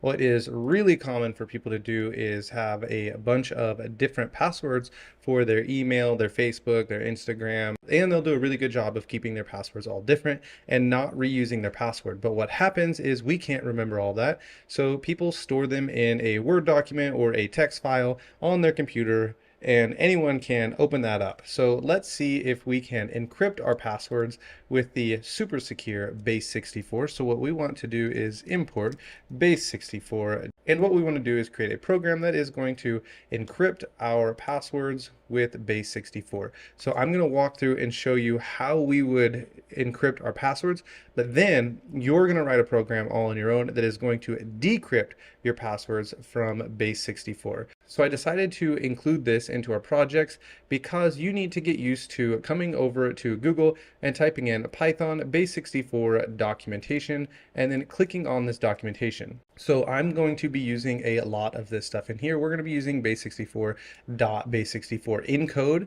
for this project, but when you make your own, you're going to be using base64.base64 decode, and you're going to be passing through your parameters. This is taking 3 parameters right here, and we're going to be passing in only 1 parameter for the sake of our program, but you need to get used to going, okay, I want to do this. Let's see if there is a Python module for it.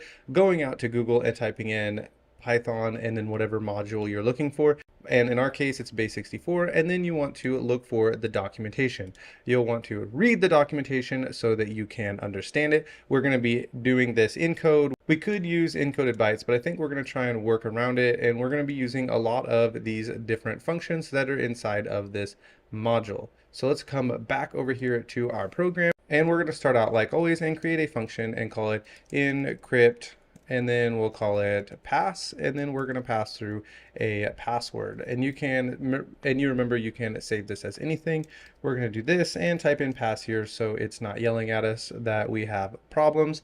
And now one of the very simple first things we need to do as always is ask for the user password that we want to encrypt. And we're going to save this as an input, and it's going to be as a string, so we don't need to worry about making it a float or an integer. And we can say enter your password, and then they're going to type in their password. Now what we need to do is call this function right here. So we're going to call the encrypt password, and we're going to pass in the user pass.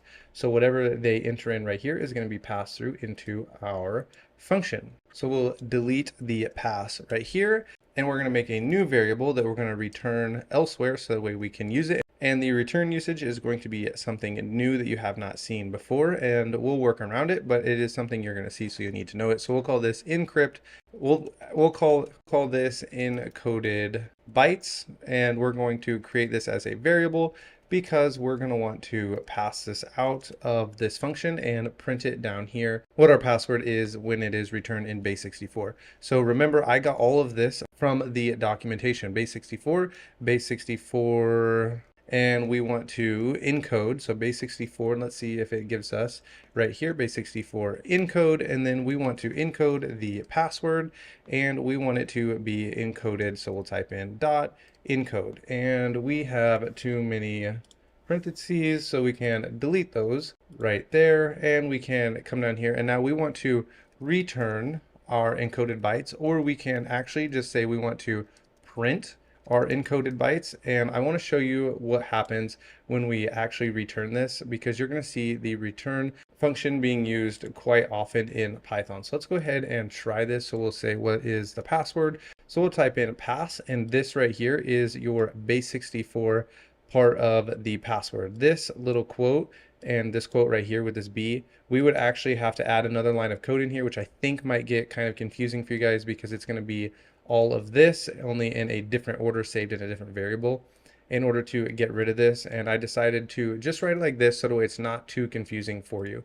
So if you look at this, we have base 64 dot base 64 encode, and then we got our password dot encode, and that comes from over here, the base 64 right here dot base 64 encode, and then we put our password in right here, and we put dot encode, and we call the dot encode method, which we should be able to find in the documentation. I'm not going to look through all that again, but that's how we do that. We just read the documentation to see how we would use this. And that is how we create our own little program right here that is going to base 64 encode our passwords. Now we could copy this and save it somewhere on our computer, and if anyone comes across it, you would have your password encoded. Now, anybody who knows much about cybersecurity is going to see these double equals and just assume this is base 64, and they're going to decode it. But we are just using this as a stepping stone or a learning tool to create. So what I want you to do is now create a program like this one that is going to decode the password. So you can come over here to the documentation, read through it, and see if you can modify this program so that it will decode our password. Okay, so what I think I'm going to do is just delete this, and we will start over. And I'm actually going to delete that, and we'll call this decrypt the password. And if we come down here, we'll do the same thing as we did before and type in pass, and we will want to encode a string, and we're going to take this as an input, and we're going to ask them to enter the base 64 string, just like this.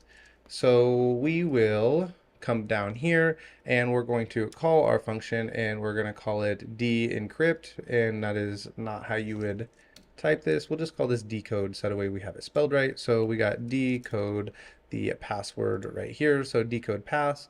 We'll change this to decode pass as well. And we're going to pass through our encoded string right here that we have taken as an input. Put a space right there. Now we can delete this, and we want to decode the bytes that are sent through.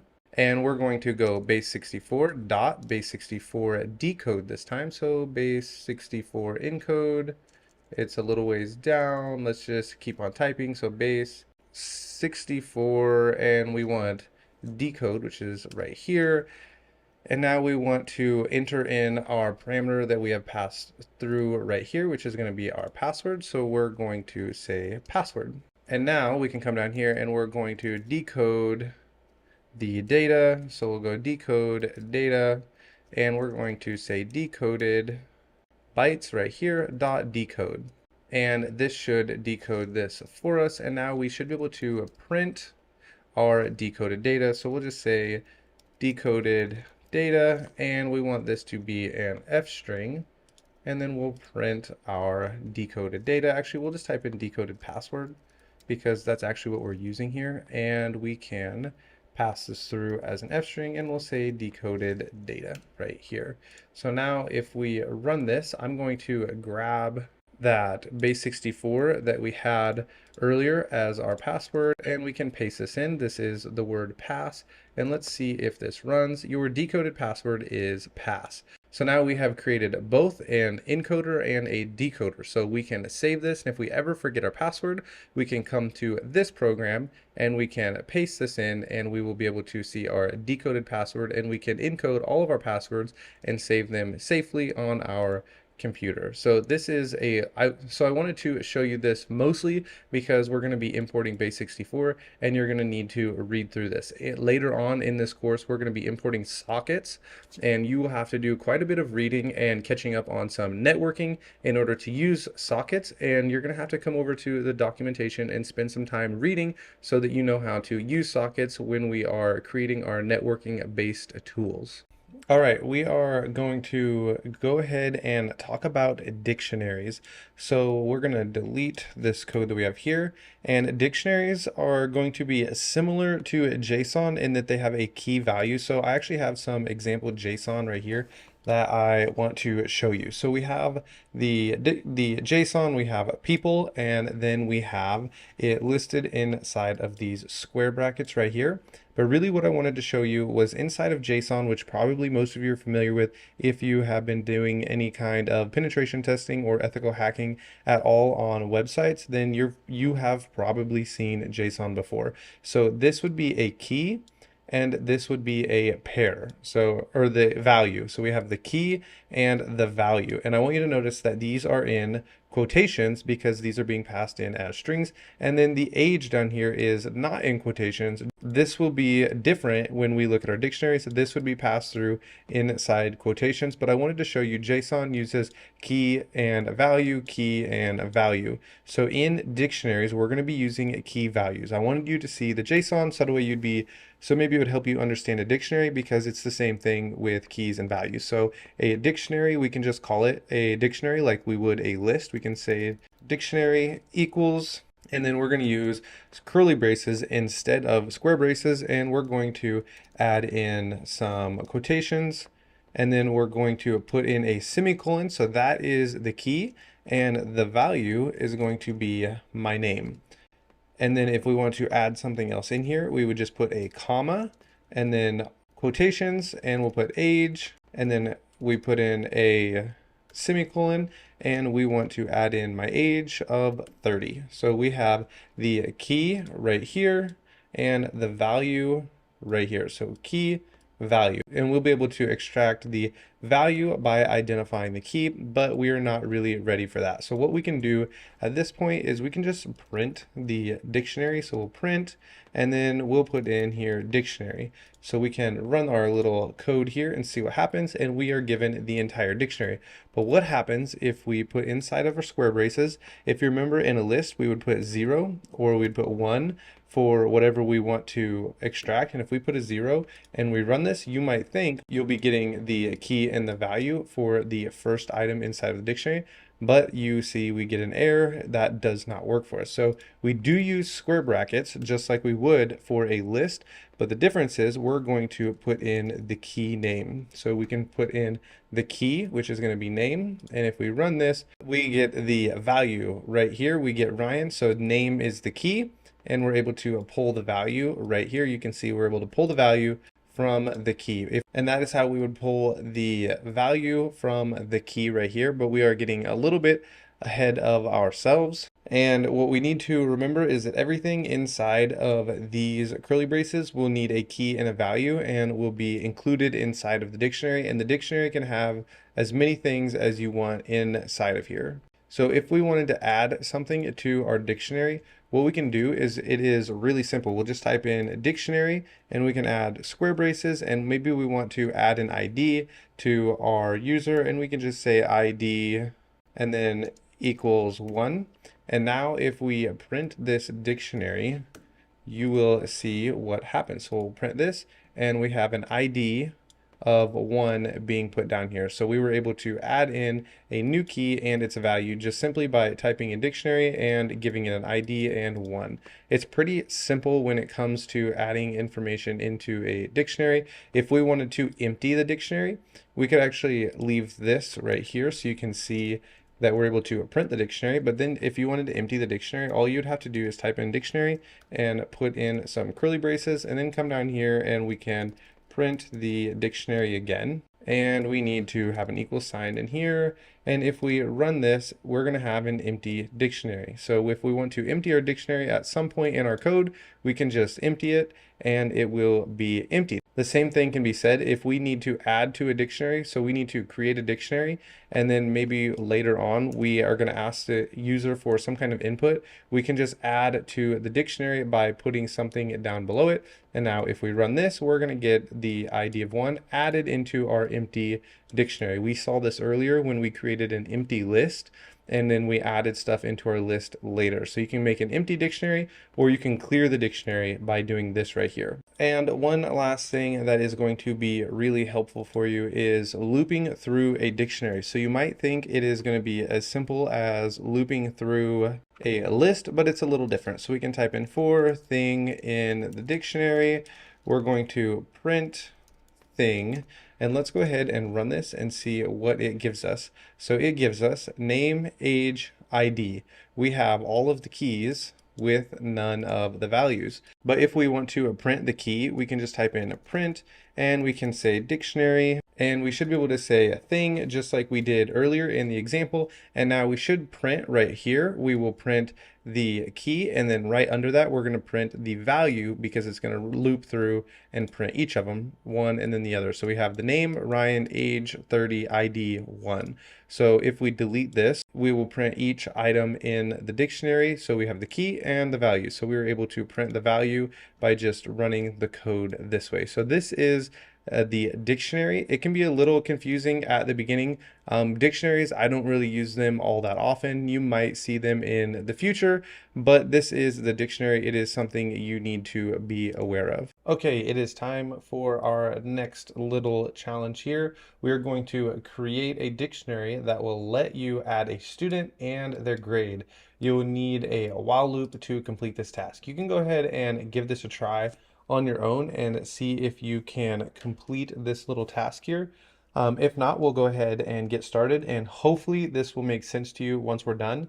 And if you are following along for the first time and you are not able to complete this on your own, just go through, watch this video and don't write the code, and then pause the video and go back and try to write the code without cheating and looking back at the code we've written. So that way you can at least get some practice on this little challenge. So we'll go ahead and start by creating a empty dictionary. And if you remember, this is what they look like, and we're going to need a while loop. So we'll say while not off, and it is going to look like this. We need it to be on, so we'll say off equals false.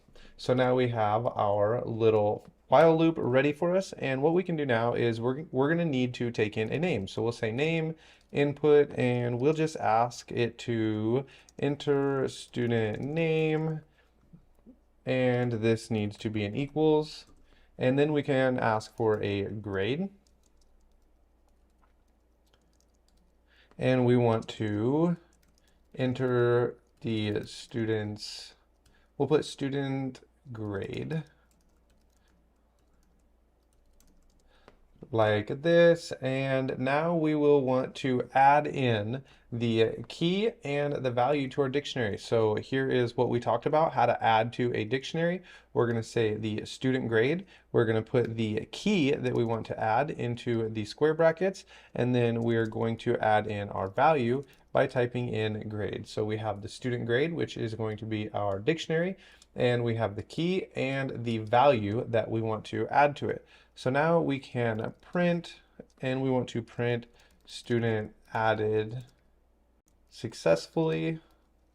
So we should be able to space out of there, and this is spelled wrong, so we can get that to look nice.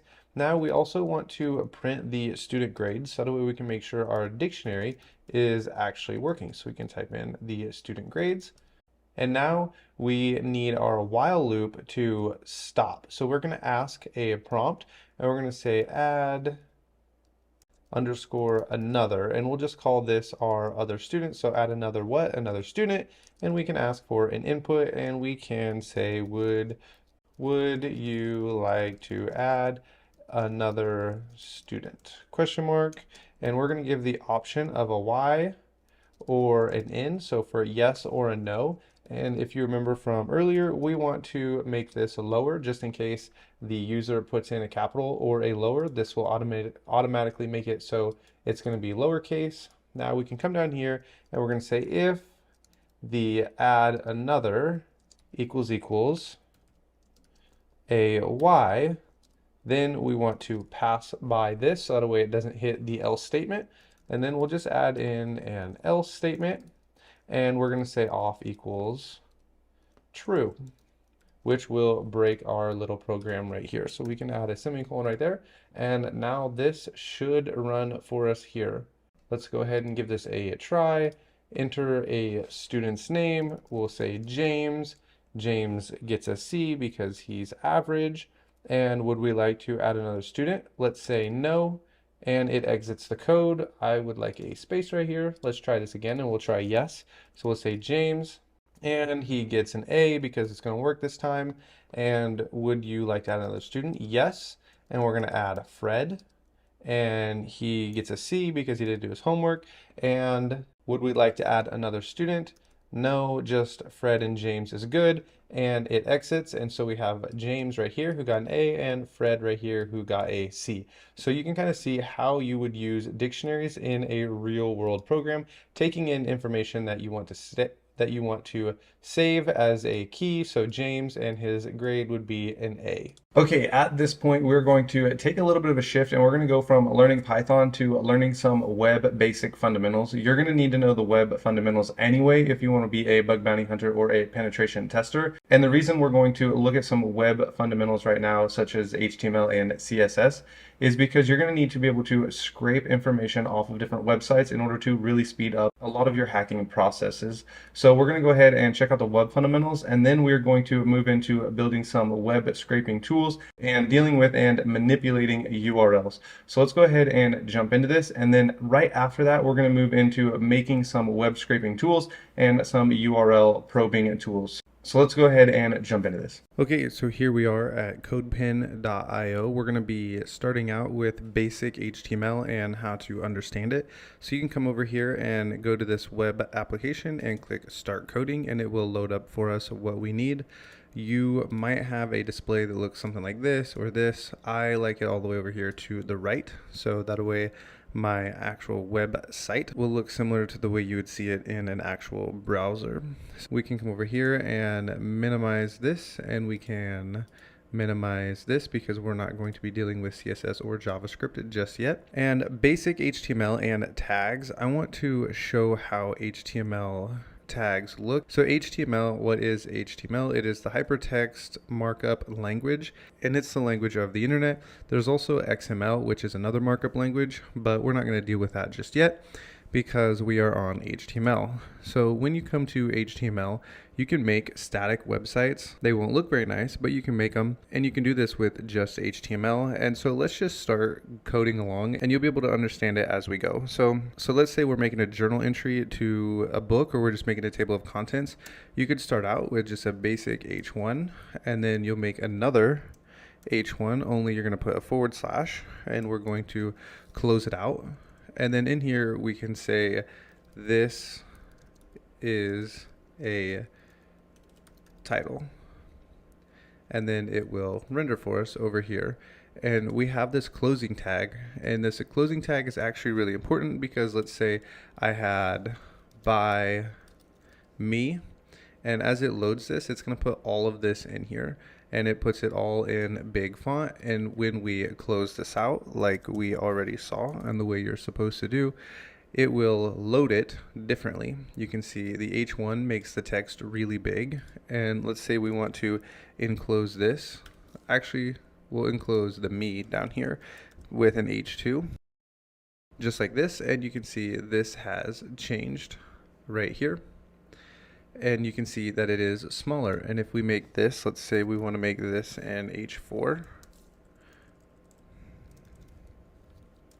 you can see as the numbers go up, the size of the font gets smaller. So the H1 is for the top heading, and everything gets smaller. And then you also have a paragraph tag that looks like this.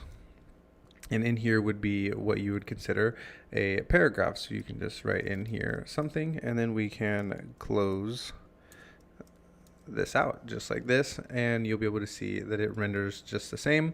And now we have this paragraph tag. So you have headings and paragraphs, and you can format the text and the style with a CSS, which we will do later. But right now, I just want you to have a basic understanding of how HTML works and get to understand and be familiar with these tags. You can actually go to a documentation website for such as W3 Schools. And so for now, I want you to get an understanding of these tags, and you can go to W3 Schools and read the documentation about all the different tags. And we're going to see quite a few different ones as we go along, but these tags become really important for cross-site scripting and other vulnerabilities because we're going to have to learn how to break out of these tags in order to insert our own malicious code in the future. Okay, so now that we are familiar with a closing tag, there are some kinds of tags that do not require a closing tag, and these are typically tags that do not have any input. Like these all take some kind of text that they render on the page. There are some tags that are self-closing, such as a break tag, and this tag does not take any text or input, and what it does is it spaces out these gaps right here. And there is also another tag called an HR tag, and this will place a line underneath of the text. This is usually done in like basic resume style HTML websites. You won't really see a whole lot of this in actual web applications. And if you do, usually stuff like this is done with a border inside of CSS in a div. But this is something to be aware of, that there are self-closing tags within HTML, and you will probably see these. I want you to be familiar with all the different kinds of tags you are going to be seeing when you're looking through source code and you're looking for vulnerabilities, as well as trying to figure out how to get a cross-site scripting to work. And it is always helpful to be familiar with the tags because some tags may be blacklisted while others are not, and they can be helpful in helping you break out of an HTML element in order to get a cross-site scripting to work. And another thing to be aware of, if you see something like we just saw with the HR and we see this pop up on the screen and we decide we want to add a size to it and we want to make it bigger or smaller, and you can see this is running in pixels, so if we do 39, that's going to be really big. I meant to make it just 9. You can see that our line shows up, and I think you can also add a shadow, but I don't remember how to do that with an HR tag. If you ever see this and you're wondering, wow, I really like how this looks, I would like to be able to make a tag that looks just like this one on a web application. You can inspect and you can actually just look to see exactly where it is at. Let me see if I can. We'll grab this, inspect, and right here you see the HR size 3. And it's really important to be familiar with inspecting specific things, because it's possible in the future that you're going to have an input field and you are able to search. It renders within the HTML, and you're going to need to be able to inspect to see where the word is within the HTML so that you know exactly what you need to do in order to break out of it to get your malicious code to run. We'll get more into that in the future, but for now, let's continue with HTML and what it looks like and becoming more familiar with it. We're going to move on from here, and we're actually going to install a text editor. I'm going to have you install Visual Studio Code if you're new, or you can use whatever text editor you would like, but I'm going to be using VS Code. So what we can do is come over here and we can just type in VS Code just like this, and you will come to this page right here. You can click download, and you can download it for whatever OS system you are using, and you can go ahead and download it and then install it. It's pretty simple to install and open up. And when you're here, you will want to make a new folder. I'm just going to leave it. We can barely see my folder over here. I'm going to rename it as test app. You can call yours whatever you would like, and then we're going to open it up. So we'll come over here, click open, go to desktops, and I named it test app right here. And I can open this, and it will open over here just like this, and we can open up a new file and say index.html, and when we hit enter, it's going to open up our index.html. Because we're in VS Code, right here's where you go to install plugins. I'm just going to have you install one plugin right now, and we're going to type in boilerplate. I think you could just type in boil, yes, and it goes ahead and opens this up. We want HTML boilerplate, and you'll hit install right here. I already have it installed. And then when we come back to our index.html, if we just type in HTML, we can go down to this 5 right here and hit enter, and we'll be given the boilerplate. And now you can delete this right here. This is how we want to keep this, so we can save this right here. And a helpful tip to render what we have going on in a browser, we can just right click and we can just say we want to open with Google Chrome, and it will open up a page for us like this. I actually want to put this page over here so you can see it. And if we just come over to our body right here and we just type in, and let's make it in H1, and we'll just say hello world, save this. And if we come over here and refresh our page, it will render for us our hello world. So now that we know everything is working, we're going to begin looking at a little more in-depth advanced HTML that we will need to know in order to break out of our HTML to perform cross-site scripting and insert JavaScript. So with that, I'll see you in the next video. All right, so we have our own little web application running over here, and now we're going to enter a little bit in here. So instead of this H1, we can enter our name, and we'll make like an entry that we would see into something kind of like a Wikipedia page. So you have a name, and then you're going to want a title, and the title is going to be what goes on up here, like create a plan or a React app. We're going to go ahead and name it, and this actually goes inside the head tag. And so we can open this up, title. I guess I probably shouldn't open that up, because if I close it off, I think it'll automatically close it for me.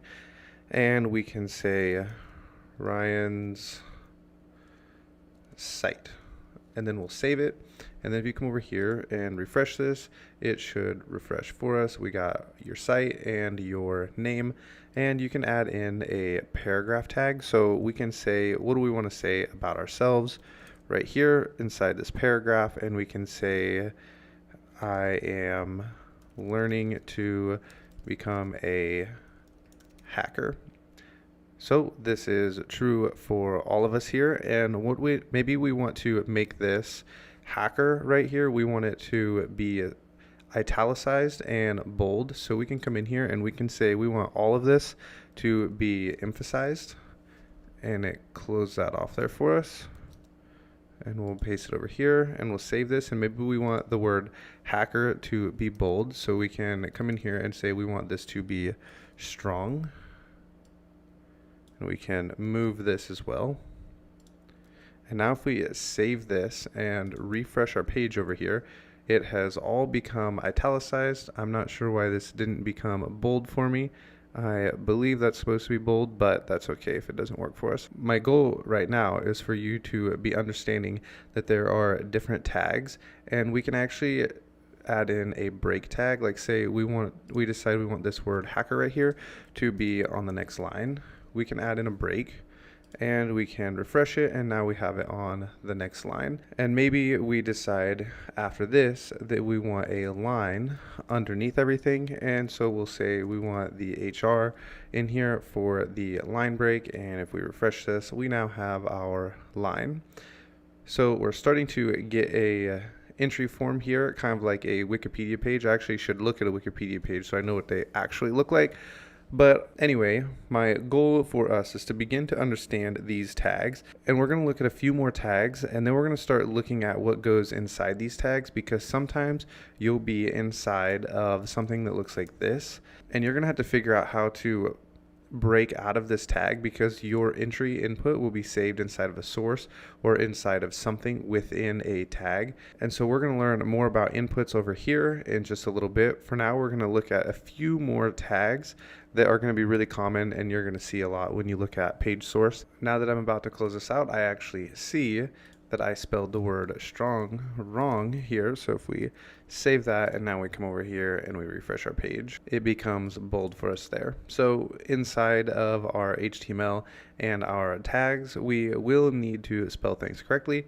Otherwise, the interpreter will not know what we're doing or how to translate it into the web page. Okay, with that, I will see you in the next video. Now I want us to look at lists, and in the next video we're going to look at image tags, which are going to be really important because they're a main way to get an XSS to work, and so those will be coming up. But for now, we have our little web app that looks like this, and underneath the HR we're going to add in a list, and the way to add in a list can be done with a UL, and you just add in an LI like this. And now we're going to type into our list, and we're going to go ahead and put in I have learned about tags.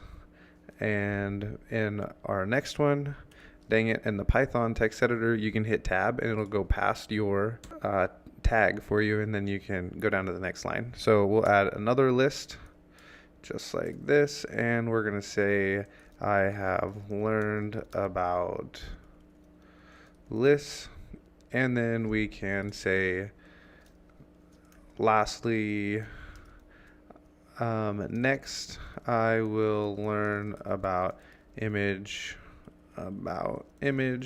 tags. And now if we save this, come over to our page and refresh it, we have these bullet points just like this. And if we wanted them to be numbers, it's pretty simple. You just would change this to an OL like so, and I forgot to save it, and now we can refresh the page, and we have 1, 2, 3. So these are lists and tags. You'll see these sometimes. You'll be able to have inputs, and one of the really popular places to see something like this is inside of some kind of task manager or something. You will see these in live programs or maybe in a penetration test, where you're testing some kind of application that is supposed to help you schedule, and you'll be able to input lists and things like this. And maybe there will be some way for you to inject either over here or over here, but these are the LI tags and this is the OL. So when you see these in a page source, you now know what is going to be going on. Now we're going to move on to the image tag, and we're going to pop our first cross-site scripting, only we're going to use an alert because we're not going to be injecting it into anything. But I want you to see how it works, because you're going to see these image cross-site scriptings a lot in the future. They are really popular if you can get one to store for the cross-site scripting to pop every single time the page loads. So with that, we will move on in the next video. A few more things to go over and learn before we are ready to start practicing cross-site scripting elsewhere. And the first thing we need to cover is an image tag. The image tag is going to be one that you're going to see a lot in CTFs and practicing cross-site scripting, because it will automatically render on the page whenever it is loaded, or if there's some kind of submit button for an on error to cause an event. So with that, we will just start out with a basic understanding of inserting an image. So if you just type in img, it should load for you. You have this alt, which is what's going to load if the source doesn't work. So we can just say Ryan, because I'm going to use my image, and if we save this and we'll say the source is lost, so obviously there's not going to be any source. If we come over here and we refresh the page, we see Ryan, and it tells us the little image is not found.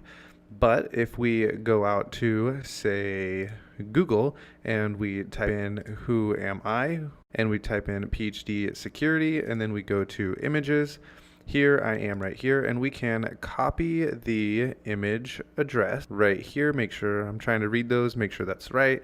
And if we paste this in here and then we save this huge link, when we refresh our page, our little browser that we have created right here is going to go out to this linked address that we have right here on YouTube to grab my image, and it's going to ping it and make sure that we have permission to load this image right here. So if we save this and refresh, you can see my image has popped up right there.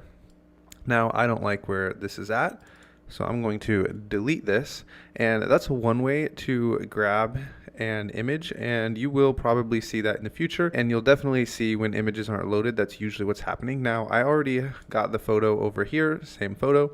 You will see this as well. This is the most common way to load an image, and it's also the most reliable way. I actually want to put it underneath my name because it'll look better in our little wiki page right here. So if we do our same thing and we say image, and the source is just ryan.png because it is already loaded right here for us, and we save it, we can put in the alt, would just say my name, and we save it and we refresh it.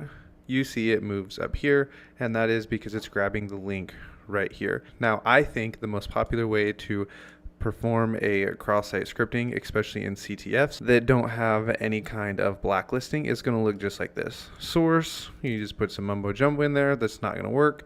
And then an alt, doesn't really matter. What you're going to see is an on error, and then it's going to do something, and usually the do something is going to be alert and 1, and then save this, refresh our page, and you see the cross-site scripting pops right there for us. And you'll see something like, sometimes people will put in a 1, sometimes people will put in XSS, and sometimes you can just see a 1, 2, 3, save it. We got too many closing brackets, and on our page over here, refresh, we see this page says 1, 2, 3, and that is going to be probably the most common cross-site scripting that you're going to see in beginner CTFs. And the reason you're going to see it done like that in the beginning is because this is really easy and your input isn't being stored anywhere. We're going to get a little more complicated as we go along with the cross-site scripting. This is how you're going to see images loaded in HTML, and this is how you're going to see a lot of cross-site scriptings performed. You're going to see this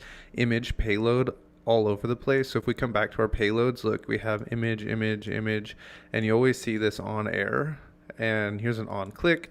And you're just going to see a lot of these image tags. Here's another image tag. And so you're going to want to be familiar with understanding the image tag and then how to perform the cross-site scripting with it. As we go along, things are going to get more interesting and a lot more fun to try and break out of. I know cross-site scripting doesn't pay a lot of money usually, but it is a lot of fun to break out of the HTML tags and bypass the bad characters.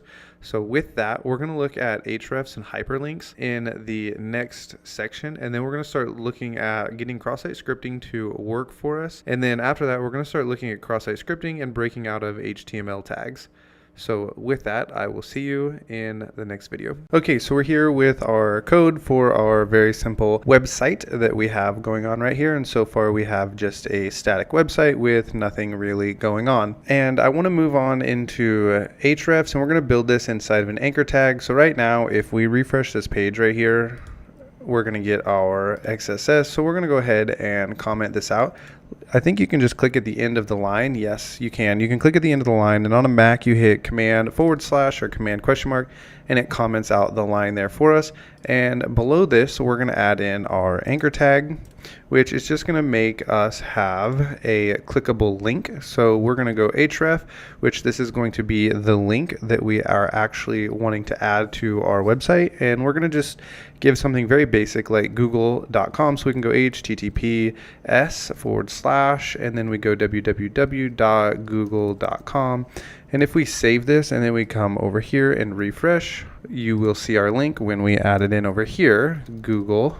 I forgot to add that text in and I forgot to save it. So we'll save it, refresh our page, and now we have this link right here. And if we open link in new tab, we are taken to Google. So this is really simple, and you can I've actually been seeing these little anchor tags also inside of the source right here become a place for cross-site scripting. I'm not really sure why developers have been making it so your user input, say there's like an input box, or you can just come up here and you would do something like this and just add in a parameter of something equals and then XSS or script right here. I've been seeing at least twice in the last month that right there, that XSS would get stored either right here or right here, and all we have to do is break out of these little links or the source or the href in order to get our cross-site scripting to work. So we'll just pretend for now rather than actually build an input, because that's going to require some JavaScript in order to get it to be saved inside of this link. But one of the things you should always do and always check for is if you can add in a parameter right here like this, or you're able to just insert something into like a text field and hit search, like on a search bar on Amazon or Google, and then you inspect the text like this. You should always check to see if your information is getting stored in here, like this cross-site scripting. You should always come in here and look for the cross-site scripting or your keyword that you were able to put into the input. So I want to just show you like how to break out of this for cross-site scripting. Let's say we're able to add a parameter and it adds it into this google.com. The most recent one that I saw, it was actually appending what I put in as a parameter down inside of a page one. It was like something like this, page one equals, and this was at the foot of the application. So it would have looked something like this right here. And if we save this, comment that out, and then we come back over here and we refresh this, it was down here at the bottom and it was like page one, and within this page one it had my little cross-site scripting payload that I was adding in right here. And so we'll pretend that is what we have going on, is that we're able to add in a parameter and it's getting stored right here, and we need to break out of this in order to get our cross-site scripting to work. Because if you just come in here and type in script alert and then you close this out, nothing is going to happen. And I'll show you, we might even get an error. We come over here, we refresh it, and nothing happens. You click on it, nothing happens. We're not able to, because what's going on right now is we're not breaking out of the current HTML. And there's a couple of different ways to go about this, and this is all going to be trial and error. And sometimes when I come across something like this in the wild, I'll just copy this and I will paste it into a text editor just like this, because the colors are going to change when the payload is ready to work. So you should be aware of copying this and bring it into a code sandbox or some kind of text editor to play around with it. But I think this one is going to be pretty easy to break out of. You just add in some quotations right here in order to close this out, and then you can add a closing tag. And now if we save this and we come over here and we refresh the page, we get our cross-site scripting to work. And they really are this easy to find in the wild, especially if you're off the beaten path where payloads have not been tested and people haven't been looking for cross-site scriptings like this. The one that I found really was this simple. All I had to do was come up here into the URL and I just added in a random parameter. So you can just add in, for the sake of example, a CB, like a cache buster, even though we're not doing web cache poisoning. And then you can just add in a parameter of payload, and then we would say equals. And the way you would get this to store is you would type in our script that we put in just like this in order to close off this anchor tag. And then we just add in our payload. And so you'd go like this and you'd say script, spell it right, script, and then we would have alert, and then we would close off our payload just like this.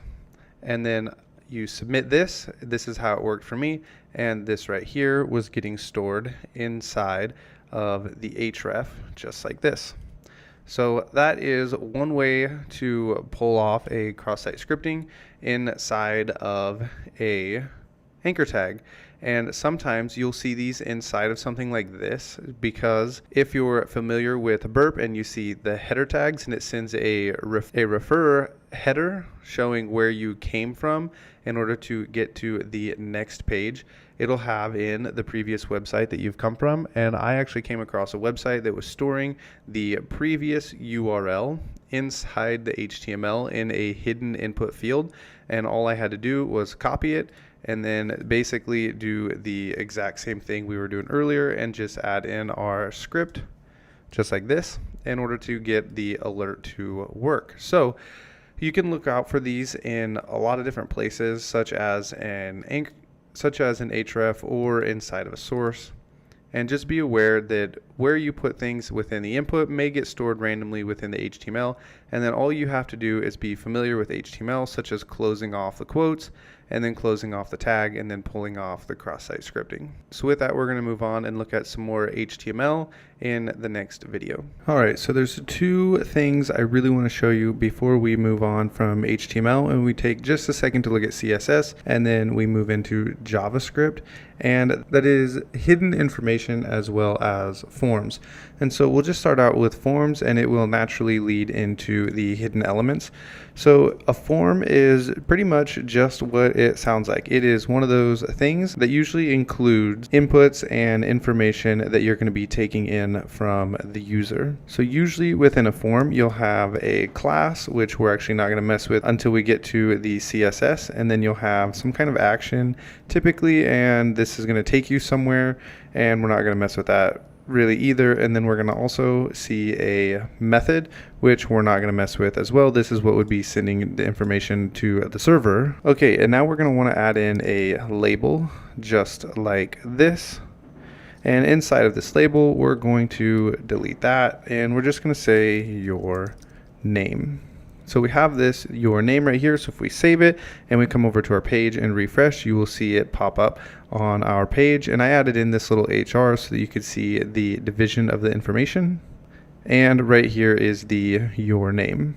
So we have our label, and now we want to take an input. So what we will do is add in an input. So we just say input just like this, and it's going to be a type text, and we're not going to mess with the ID or the name at this point. And if we save this, you're going to see just a box appear over here.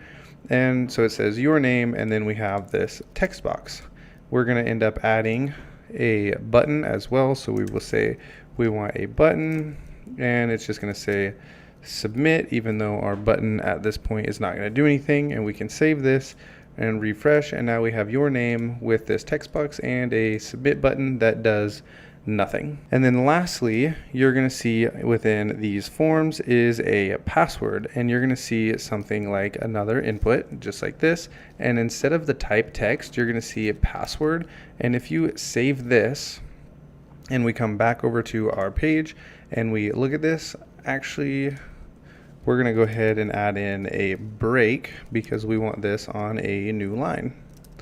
So we save this, we refresh it, and that's pretty ugly. And you'll see we have these little hidden dots just like here. This is to secure the password, and you'll see these a lot on web applications, but now they've started adding in this little eye over here for you to be able to see what you're typing in, because if you know any HTML and CSS at all, you know that you can just right click this and you can inspect, and then you can come in here and just change this password to text and then look at it just like this, and you can see the information that is being typed in here. And this is why people, when they use public computers, should never save their password, because if you use a public computer and you log in and you accidentally hit save password, then the next user can come in here and repopulate the password and look at your email and password and have your information, which would be very bad. So don't use public computers to enter in literally any of your data that is important to you. So there's one more thing I want to show you, and that is the hidden option. And so we're going to actually use a div here, and I want to show you that you can just type in hidden right here. And usually this hidden will be something other than the actual word hidden. There's other ways to hide elements within HTML, but we're going to use hidden because it's really simple. And then sometimes you'll see something like ID equals 8. And then if we save this, I've never actually seen this in the wild, only in CTFs. So this is not going to be something you're probably going to encounter in the wild, but you will probably see it in CTFs, as I've seen it in several CTFs. And you come over here and you refresh this page, you can see that we have this div ID 8 and it's hidden. And we can unhide this by just deleting the word hidden, and now the ID shows up on the actual page. And usually within CTFs, this ID 8 will be within a form, and you would just change this 8 to something else. So you could come down here and say, we're going to change the ID to 1, which would typically be an admin, and then you would hit the submit form and it would change your ID to 1. That's usually how it'll work in CTFs. I've never actually seen this in the wild, but it is something to be aware of, that you can change this hidden to anything. You can just delete it, and then you can change things within forms that have been hidden quite simply just by changing it. So that is something else to be aware of within the world of HTML and CSS. All right, so we have a future edit here, and I just want to say the reason that this would work in most CTFs is because if there is no JavaScript to check the user ID input, then when you hit the submit button, it would go ahead and send it. But in most cases, there's going to be JavaScript to check such functions. So a lot of times this is not going to work, and we will cover this more in the future. But for now, I have seen this in CTFs where you can change an ID because there's no JavaScript checking to make sure that the user client side input is what it is supposed to be.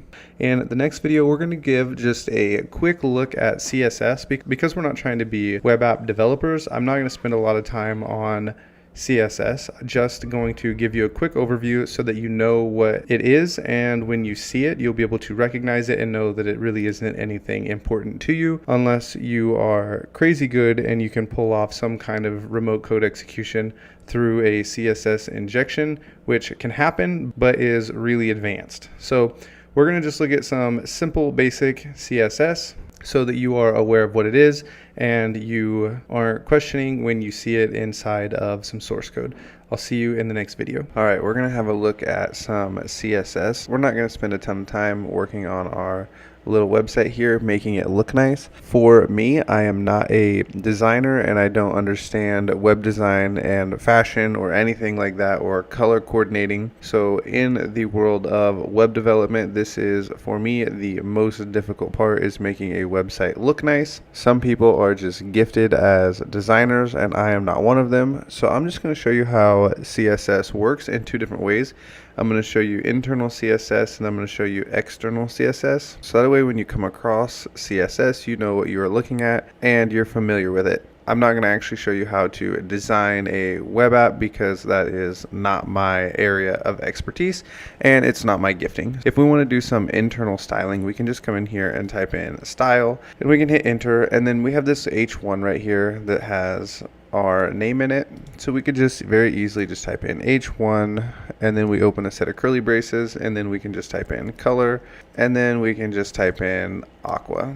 Looks like a great color, and then we close it off with our little colon there and we save it and we come over and refresh our page. I see I didn't type in H1, typed in HR. So we type in our H1, save it, refresh, and our color changes to blue. And then maybe we want to change the word right here, hacker. There's another way you can go around doing internal styling, and you can just come in here and say that you want a color, and then we say we want pink, and then we can save it this way. And then if we refresh it, our color works. So there's several different ways you're going to see internal CSS, and this right here is the most common. This happens, but it doesn't happen very often.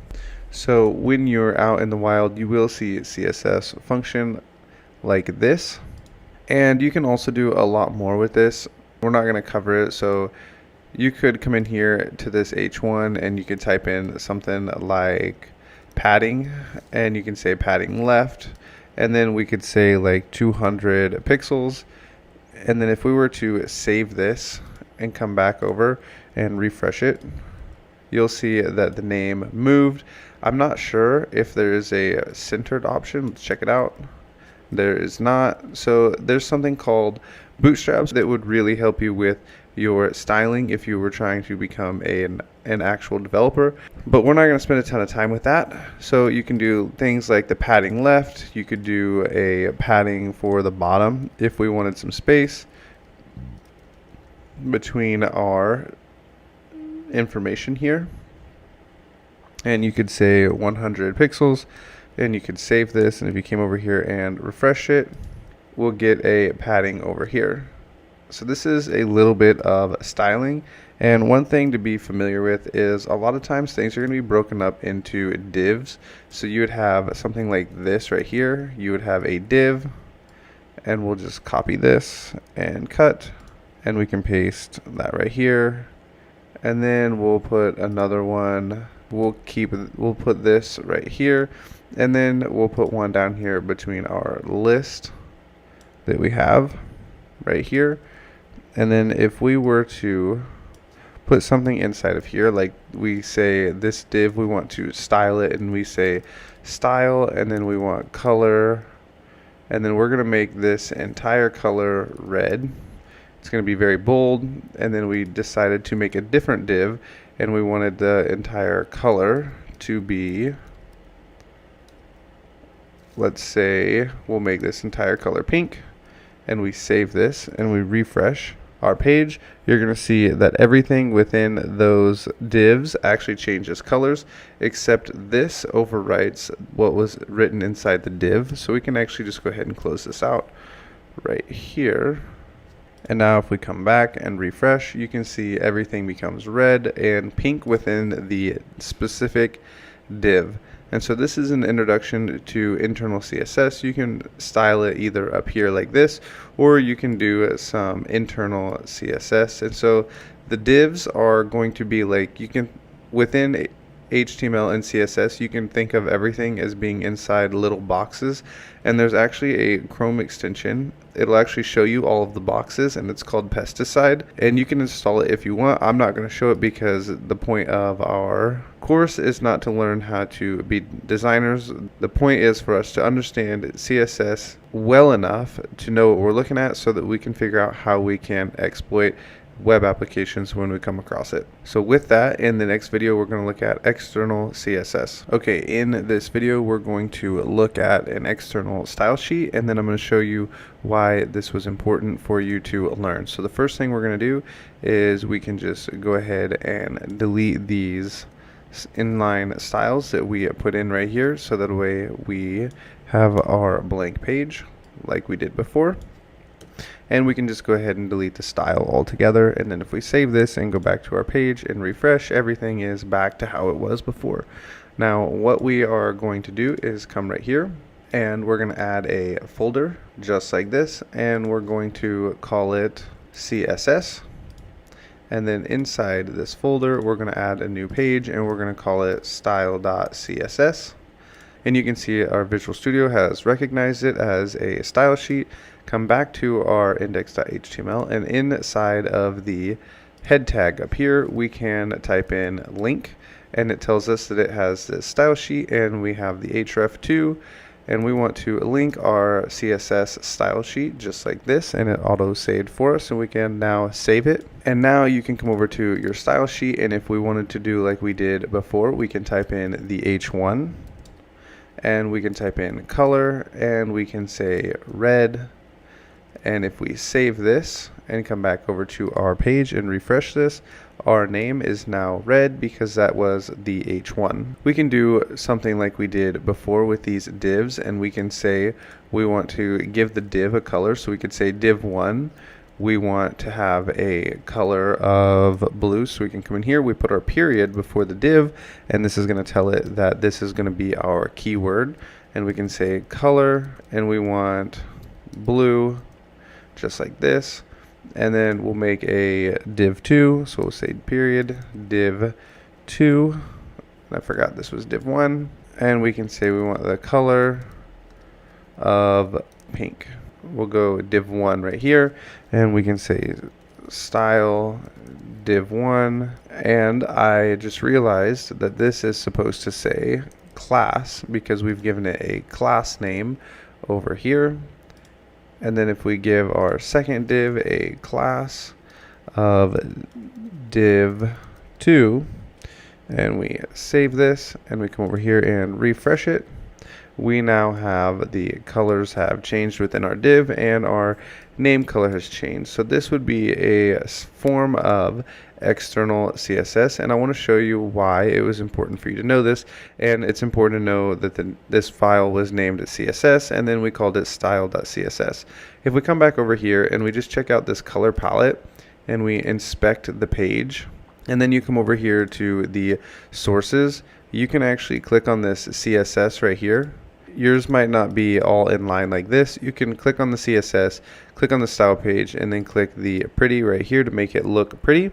And you can see just like this what they have done. It is organized just like ours. So this would be an anchor tag, which would be clickable, and they have red, green, blue, not sure what the A is, and then they have the text decoration, none. And so you can see their style sheet is called CSS, just like ours, and style.css, and then it is formatted exactly the same way, and this would be an external style sheet.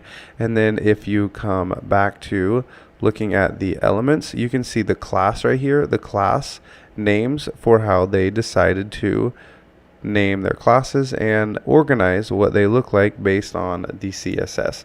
So now when you come in here and you inspect a page and you come across a CSS file, you'll know what you're looking at, and you'll also be familiar with seeing class inside of the divs, seeing these class names. And that is going to wrap up for us the CSS internal and external. I will see you in the next video. Okay, we're going to be looking at some new modules. We're going to be using Beautiful Soup to scrape information from a website. So let's go ahead, and I just Googled programmer in Wikipedia to get to this page. So I'm going to now just view the page source so we can look at this on the page source. What we're going to do is be grabbing different information from the page source. So that is what we are going to be doing in this video. So we're going to be grabbing different information from the page source. So again, all you do is right click and go view page source to get that page. So over here we have a brand new tool that I have named spider.py because this is going to grab different URLs for us. And we're actually going to go ahead and give like some examples, and then we're going to create this tool all together in the coming sections. So what we can do to start out is just grab this URL so we have it in our tool, so we can copy paste it as we need to use it and run that page to make sure our code is running. And then we need to import. So we're going to import a couple of different things. We're going to import requests, which you have actually seen previously, and if it's not installed, just hold your mouse over it and then you will click install like you've seen before. So we're also going to run from BS4, which is a Beautiful Soup. We're going to import Beautiful Soup, so Beautiful Soup like this, and you'll just hold your mouse over this and you will click install, and this is BS4, so hold your mouse over if it's red and click install and you will have Beautiful Soup. So I think we'll start out by just making this a function and say get page. So we'll do something like this. We're going to pass in the parameter URL, and we'll type pass for now because we need to call the page. So we'll say get page, and we're going to pass through a parameter, which is going to be an input because we want to pass through our URLs that we would like to scrape for. So now we can ask the question, what URL would you like to scrape? Question mark and then space, so our what we type in doesn't get smushed all together. So now we can come back up here and delete this pass. And if you remember from using responses, the response or the request module that we imported earlier, we have to create a response equals request, and then we want dot get, and it's going to get the request from the URL that we pass in. So now we're going to create our soup equals beautiful soup, which is going to be a class. And then we want to pass in the response that we just created, dot content, which is the content that we grabbed. And it's going to be parsing for us HTML. You can use HTML, XML, LXML, or whatever modules it has. You can go read the documentation, but for our purposes, we're going to be using HTML. So we're going to use the HTML parser. Now we can do something pretty simple and we can just print the soup, and you're going to see just how easy it is to use beautiful soup. So we can just start grabbing information from the website. So we'll just highlight this so we can paste it in. We can run our program, and which website would we like to scrape? We can run this in, and it's going to tell us here is the first anchor tag. So you can do something like this anchor tag. You can do soup.findAll, and then you can pass in an A for your anchor tag, which actually I believe when we run this method slash function, you need this in quotes. So let's go ahead and try it this way. And it now will find all of the anchor tags. And if you remember, we have anchor tags in here that will be connected to a lot of the hrefs. So you can find different anchor tags by doing something like that as a find all, and that will grab all of them. And I believe we also have a find method. So if we just run find, I think it grabs just the first one for us. So let's see. Yes, it grabs just the first one and instead of finding all. So you have the find method as well as the find all. And find can be, you'll use find when you want to grab like one specific URL. So let's say we wanted to grab maybe just an H1. What you would do is come down here and you would look for an H1, which I'm actually not seeing any in this page. Let's just say we want to grab this right here with this ID. You can just copy this right here, and we'll copy this, and you could come back over to your program and you could paste that in. And let's run this. So we have too many quotes going on here. So we should be able to run this as it is. Let's see if that works. That is not going to work because the ID needs to be outside of the quotes, and that needs to go inside of the quotes. Now we should be able to run this, highlight our URL and paste it in, and it'll find that specific button for us. And if we wanted, I believe we could save this as a variable, and we'll just call this var equals, and then if we wanted just the text, we could say print var.text, I believe it is. And let's see if this will work for us, because I'm not actually sure if that would run. Let's try var.string. Let's try that. If it maybe it could be that our button doesn't actually have any information in it. Yeah, it doesn't have any information to actually print. So if we were to grab like a title right here, let's say we wanted to grab a title, this will work for us a little better. But just so you know, you have this find to grab very specific information within the page source. Like if we wanted to grab this entire div, we would just highlight this and then we would paste that in and we would use just that. So if we wanted to, let's see if we can find some information on this page that is actually typed out. So down here, you start to hit different bits of information being typed out. So if we wanted to grab this title right here, and the title is count, we could copy this, and hopefully it's the only one, and we can paste that in. And this should print, this one should actually print some text back because the page had text on it. And it is getting an error because count doesn't exist. So let's try this again. And let's delete our string because that's giving us an error. See what information we're getting back. Still not giving us information. So another way we can actually grab information is we can just actually come up here and we can just tell it we want to print. And let's say we wanted to print just that title that we saw earlier. We can type in soup.title.string. Kind of like we were trying earlier. And if we run this, we should be able to paste that in, and we get programmer and Wikipedia as our title page. So we get this programmer up here and the Wikipedia as our title, which would come from this page source. It's going to grab the title all the way from the top right here. So we have that title.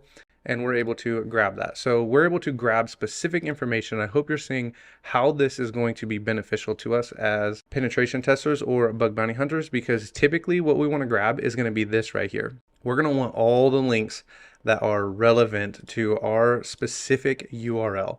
So let's go ahead and we'll comment out this. Actually, we'll just delete this because we don't really need it. We're done with that. And let's actually do something useful like grab all of the links out of here. So what we can do is we can just say we want to grab all the tags. So we'll say tag equals soup, and we want to .find, and we want to find all, and we want to find all the anchor tags. And then within all of the anchor tags, we want to find all of the href. So if we run this right now, look at what this looks like. We're going to need to print the tag, so that way you can actually see what it looks like. So we'll print the tag, and this information is not going to be that helpful to us. We want the href. So like we want this href. We want this href, because every one of those hrefs is a potential target for us on that specific web page. So we're going to need to create a for loop to grab just those tags. So we can actually say for t in tag, we want to get the URL, and since we're passing through the URL up here, we could actually just call this like URL2, and it's going to equal a t for each time it loops through, and we want to get just the href. So we can say get, and we need to pass through the href. Now what happens if we print the URL2? Let's see if this will grab that for us. We'll comment this out because we don't want that to print. So let's try this and see. We get all of these different URLs. Now, sometimes when you run something like this, it's going to take you like this. This is not helpful to you as a penetration tester.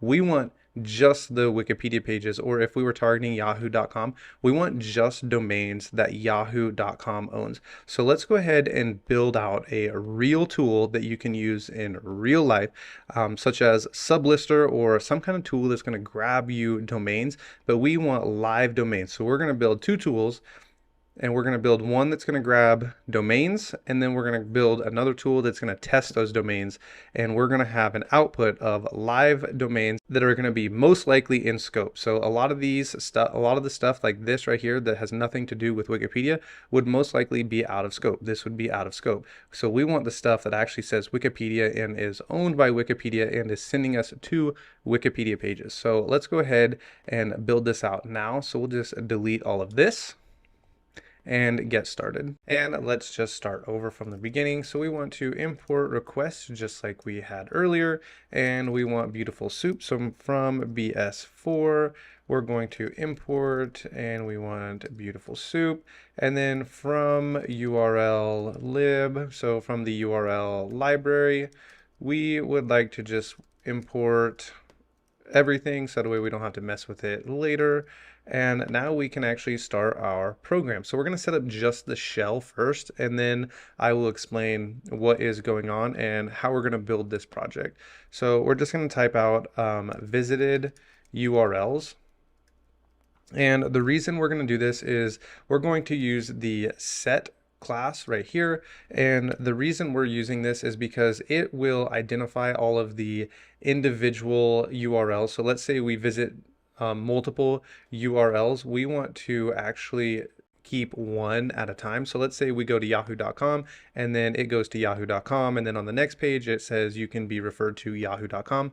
We just want one yahoo.com. We don't want to crawl the web page 50 times because that popped up a bunch of times. So this visited URLs, which is spelled wrong, we just want it to classify each one time. So if it's a duplicate, it's going to just delete it. So if you're more interested in what this does, you can just copy this and go out to Google and paste it in, and you can read about how the set class works, and we don't have to worry about those duplicates. That's what we're going to be doing with it in our program. And then the next thing we're going to do is we're going to want a function, and we're going to just we'll call it spider URLs, because that's what essentially we want to do, is spider the URLs.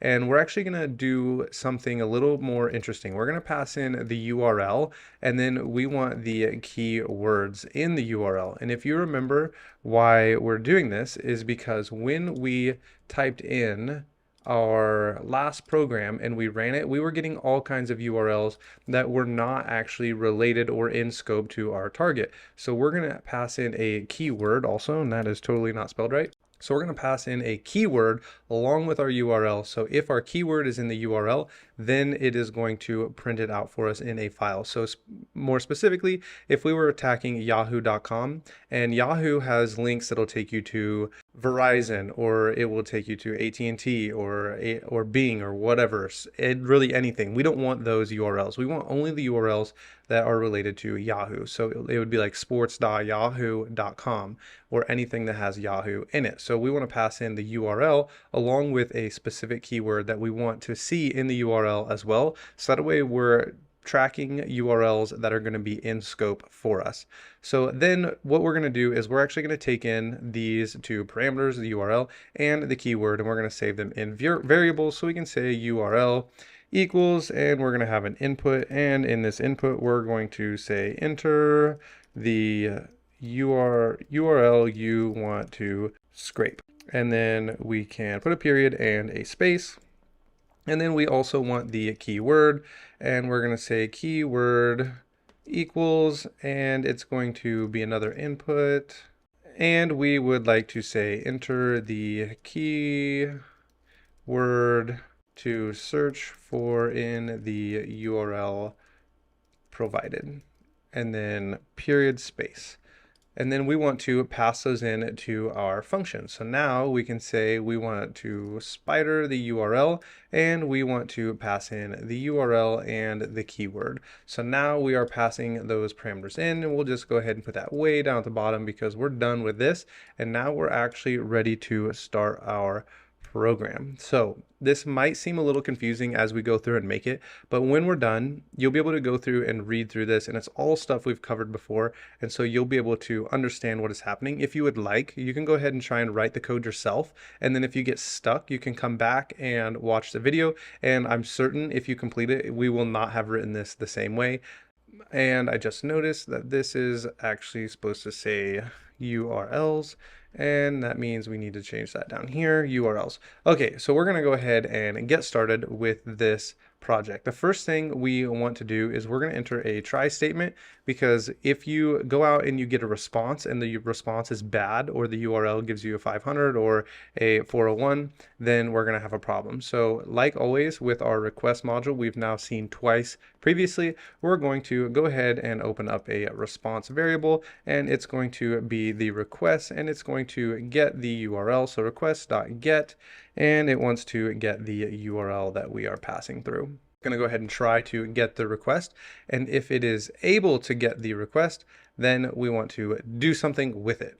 And with that, we're going to say if this doesn't work, so if it tries this and it's not able to get the request, then it's going to need an except clause, and we're going to type in here that we want to print out the error. So we can just come down here and we can say print, and we're going to make this an F string, and we'll just say request failed, and then we can actually give it the URL that failed. So we can just say request failed, and it'll pass through the URL, so we'll be able to see the bad URLs. But if the response works, we want it to come down here and continue our code.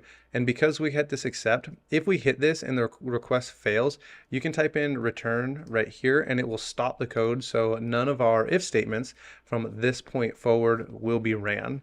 So now if it works, so if the response status is a 200, then we want to keep going with our code. So we can say if this is a 200, then we want to try and grab the information from the site that we are actually trying to scrape. So we're going to now type in our soup, which you saw previously, and it's soup, and we're going to use the beautiful soup.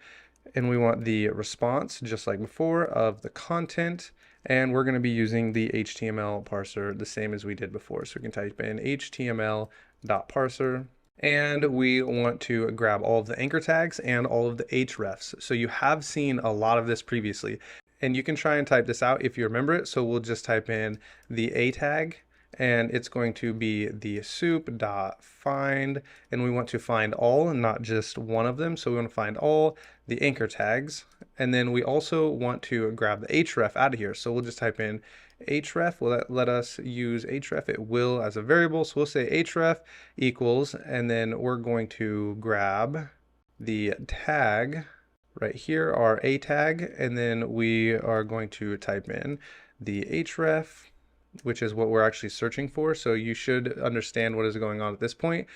Just to show you, we're going to grab the anchor tags, and inside of all of the anchor tags, we're going to grab the hrefs. Let's see if we can find one. So right here is an anchor tag, and here is the href. So it would grab this right here as our link. So that's what we're trying to grab. So we have the A for the anchor tag, and now it's going to grab the href out of the anchor tag, and we're going to loop through these tags.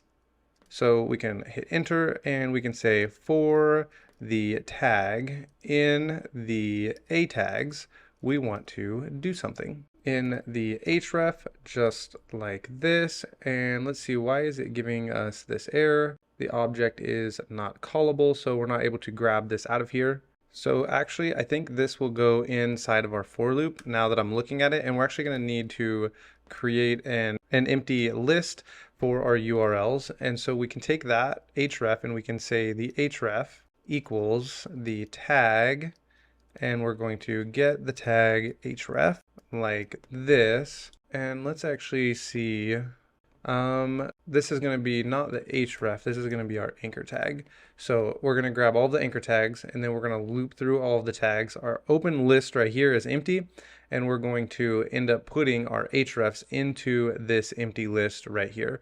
So let's go ahead and see if we can figure out how to get this in here, and we can just say if href is not none and href does not equal the empty string, just in case we get some empty hrefs, then we want to do something with this, and we want to append this to our URL list right here. So your URL list dot append, and we're going to append the href variable, which is going to loop through right here.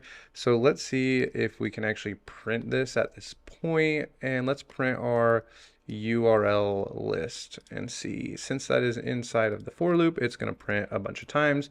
So we'll just move it back and see if this runs, or if we get an error. We have an error because we need our semicolon. So let's go ahead and run this, and we get an error on line 37. This is supposed to be an input, not an integer. So now let's try this again.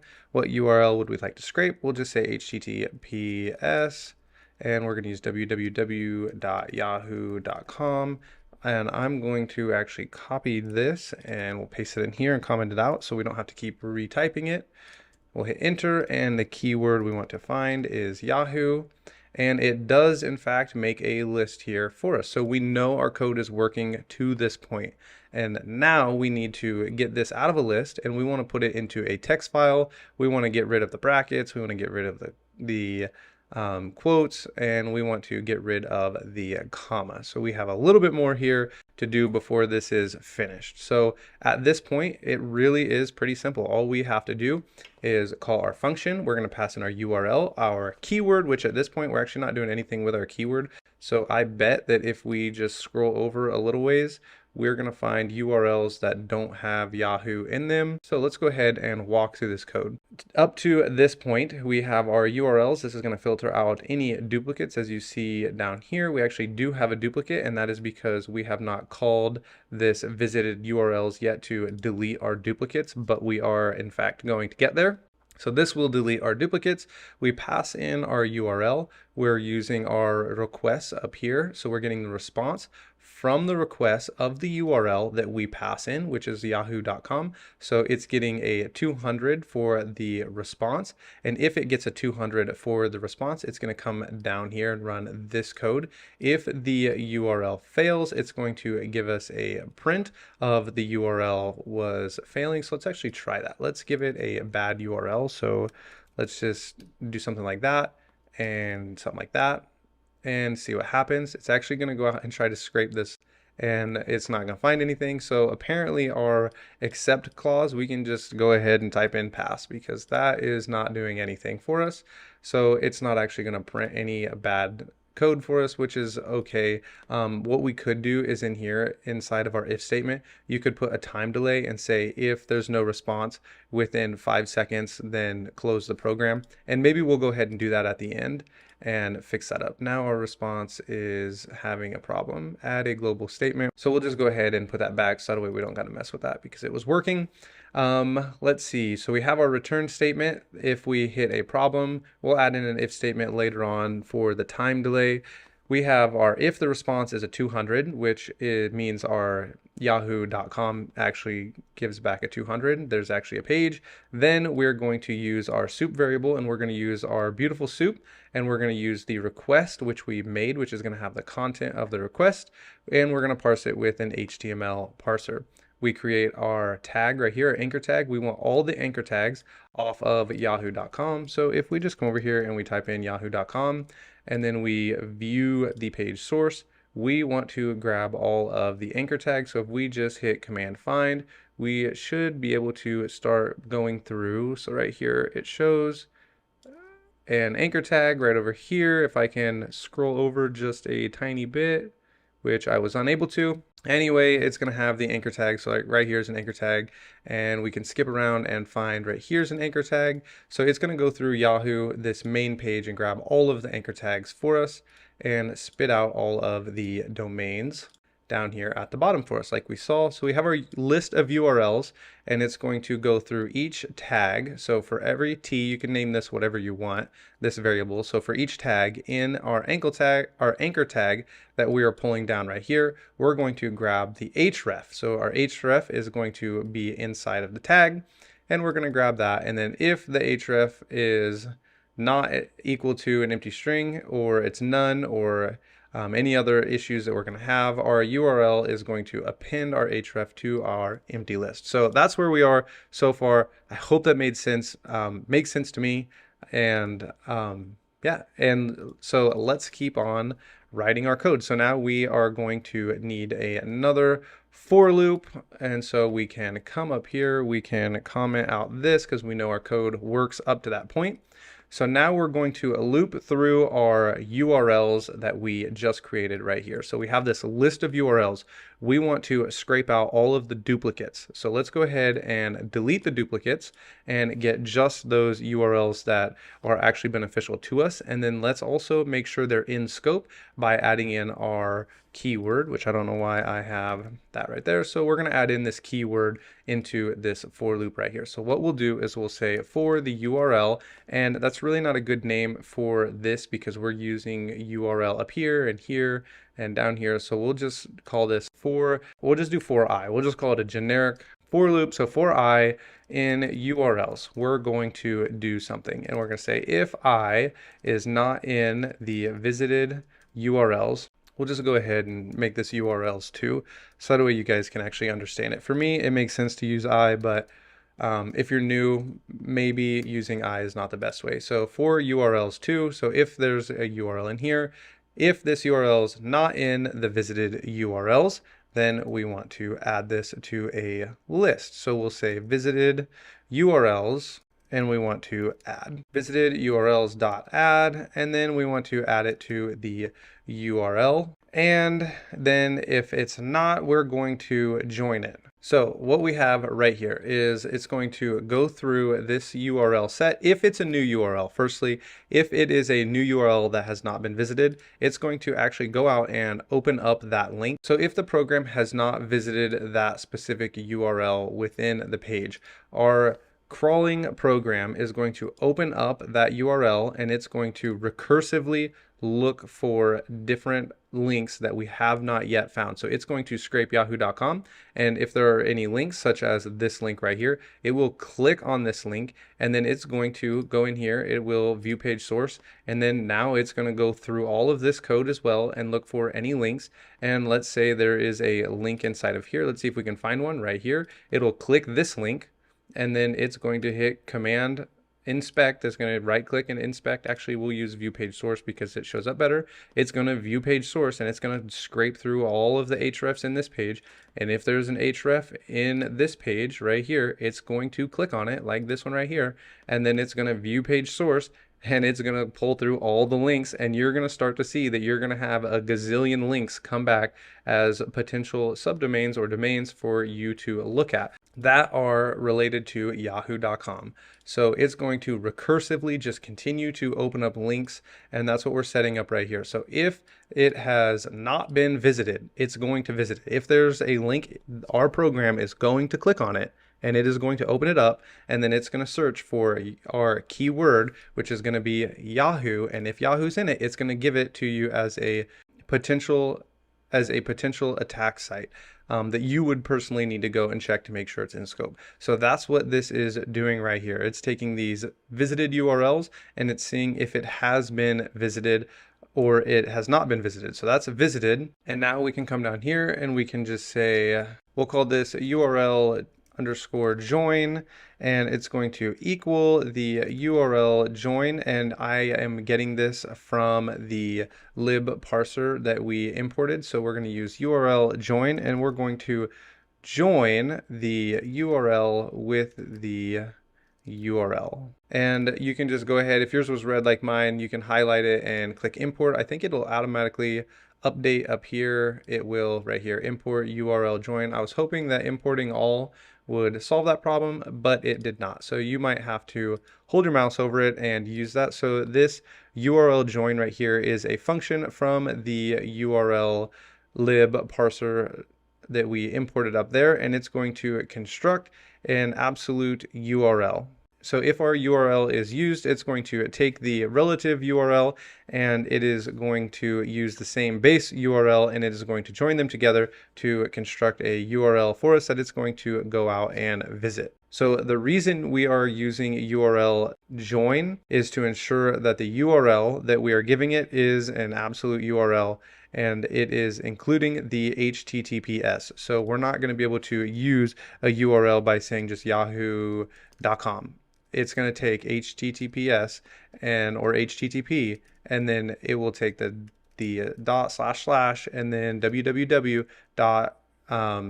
www.yahoo.com. So we're using an absolute URL. We're not using any URLs that are going to be just yahoo.com or anything like that. It's going to have to be a full absolute URL. And now we're going to check for the keyword. So if the keyword that we are passing through up here, or we entered in down here, is inside the URL, then we're going to actually print that because that's what we want. So if that's in the what do we call that, url.join, then we want to print that. So we'll print the URL that has been joined. So now what we want to do is actually come down here and call our function again. So if we grab new URLs, we want to go to those pages and scrape them. So we'll just type in spider.urls, and we can just say right here spider.urls, and we're going to pass through that new URL that we just created, so that URL that we joined,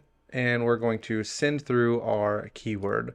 So now this should pretty much complete our code.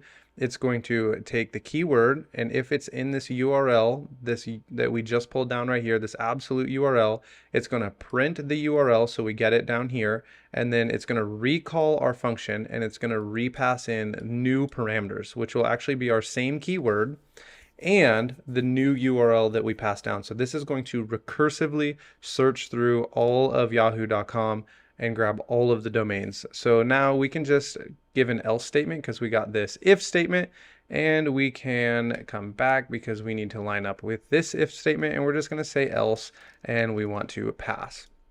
So let's go ahead and give this a try. I think it'll work. It might not. We might have to do some debugging. So let's go ahead and run this. We're going to use yahoo.com, and I accidentally highlighted the comment, so we'll copy that so we have it, and we're going to use yahoo.com, and let's see, it is now printing out the pages, but we're getting a bunch of duplicates, which means we have a problem in our code. So I'm going to debug it and I'll bring you back. All right, so I see our issue. This is why you need to be able to read through your code. We're passing in this URLs to right here because I was getting too involved in naming this variable so you guys would understand it. And it turns out I'm passing through the exact same URL every time, because up here we are passing in our urls.append, the href, so that way we have this list up here. Remember, we printed and it was working for us, but I passed in URL instead of URLs. I was passing in the exact same URL we have up here over and over and over, which is why that was printing over and over and over. So now we pass in our URLs list, and we'll give this another try. We'll go ahead and copy this just to make sure that I have it on my clipboard. Paste, enter Yahoo as our keyword, and run this. And that apparently was not the bug. Let's keep on looking. Okay, I think I got it working this time. So what was happening was we were passing in right here URL and URL. So if we delete this, we're passing through URL, which was just getting this URL from our response and passing it through 2 times. But what we need to pass through is this URL right here. So we can copy this and we can paste this in here. Now cross our fingers, run our program, copy yahoo.com, and hope that we get all different domains or targets for us to attack here. We want anything that has Yahoo in the URL, and there we go. So now it's just going to run recursively. It's going to click this page and grab all the URLs off it. It's going to go through, and this is probably going to run for a really long time, and it is going to give you a bazillion targets that you can check out. And now we're going to create a second tool that is going to take all of these URLs right here. I'm actually going to quit running this, so I stop making requests to yahoo.com. And now we're going to create a new program that's going to take all of these URLs right here, and it's going to go out and test to see if they're live. Like if we click this, is it going to open up a new page? This one does. And so it's going to see if all of these pages are live, or if it's possible that we click on one and it gives us a 500. Well, that one doesn't, but it is going to be similar to HTTP probe, which is where I got the idea for this. So let's go ahead and create this probing tool. Before we start creating our new project, what I want you to do is just grab some of these URLs from down here, and we'll just highlight a few and copy them. Then come over to a terminal, open a new tab. I'm going to CD to my desktop, and then I'm going to gedit a file, and I will just call this urls.txt, and I'm going to paste those URLs in that we just grabbed for our new tool that we're going to create, which is going to probe all of the different URLs that we grabbed to make sure that they're live and they're valid targets for us to go out and check. So that will save us a ton of time. Instead of just opening these one at a time, our new program will open all of them up and probe them to see if they are alive. If it gets a response back, then it will put those into an out file for us. So we can create a new project. So I'm going to go new project, and we will call this one probe. So we'll just call it probe.py, and we'll actually open it in a new window just in case we need to come back over here and do something with those.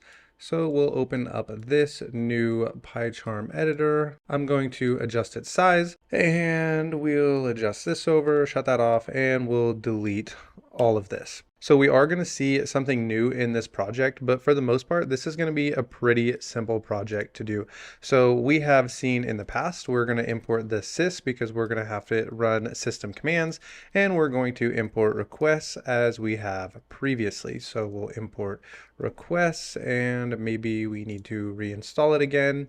So we now have requests and system. So the first thing we're going to do, as always, is we're going to make a function, and we'll just call it URLs, and then we are going to pass through a file that we're going to cat out. So we're going to cat out this file. So if we were over here, we'd type in cat urls.txt. That lists them, but we're going to cat them out, and we're going to pipe them over to our probe.py like this. So we're going to cat them out, and it's going to go over to the probe.py, and then that will run our program for us. So we're going to take this out file over here. So we're going to pass that in as a parameter, and we're going to call the out file just like this and close that off. Type in pass as we come down here and take in our output. So we will say that we want to take our out file just like this, and it's going to equal the filtered out URLs. So basically what we're wanting to filter out. So we'll just call this filtered urls.txt, which is the file we're going to cat into it.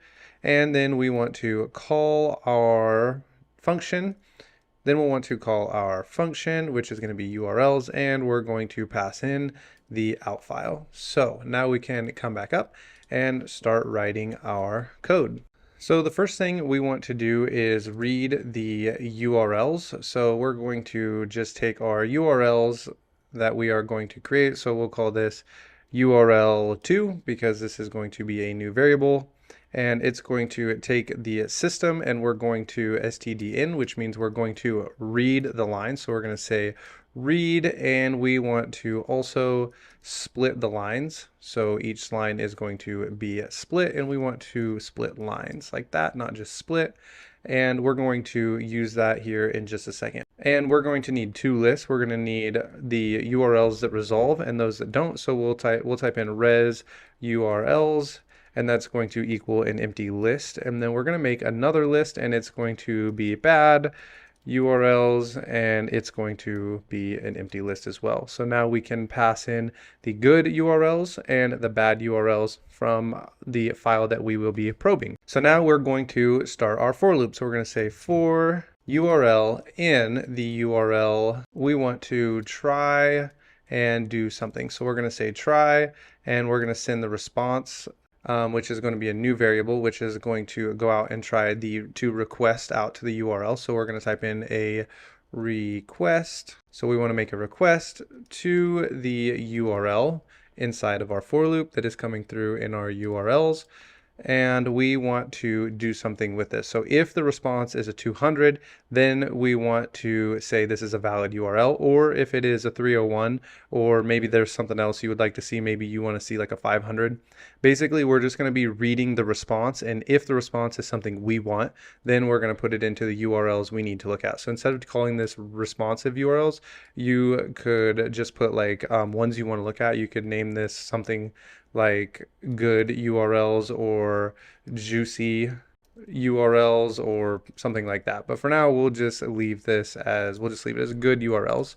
So we have these good URLs and the bad URLs, and they're going to be whatever we want them to be. So we're going to just, for the sake of this program, we'll just leave it as a 200. So we'll say if response.status code equals 200, then we want to do something, and we're going to add this to our good URLs. We'll say good URLs dot append, and we're going to append the URL that is being passed through in our for loop. And if this doesn't work, we're going to give an except, and then this is basically going to be everything else. So we'll say requests dot exceptions and missing schema. So this will be all the rest of the requests, and we're going to send that over to the bad URLs dot append, and we're going to append the URL. So now we have two lists, and even if this hits right here, the except, we want to continue. Normally we would type in like a return, and that will stop the code, but right now we don't want to stop our code. We want to continue on reading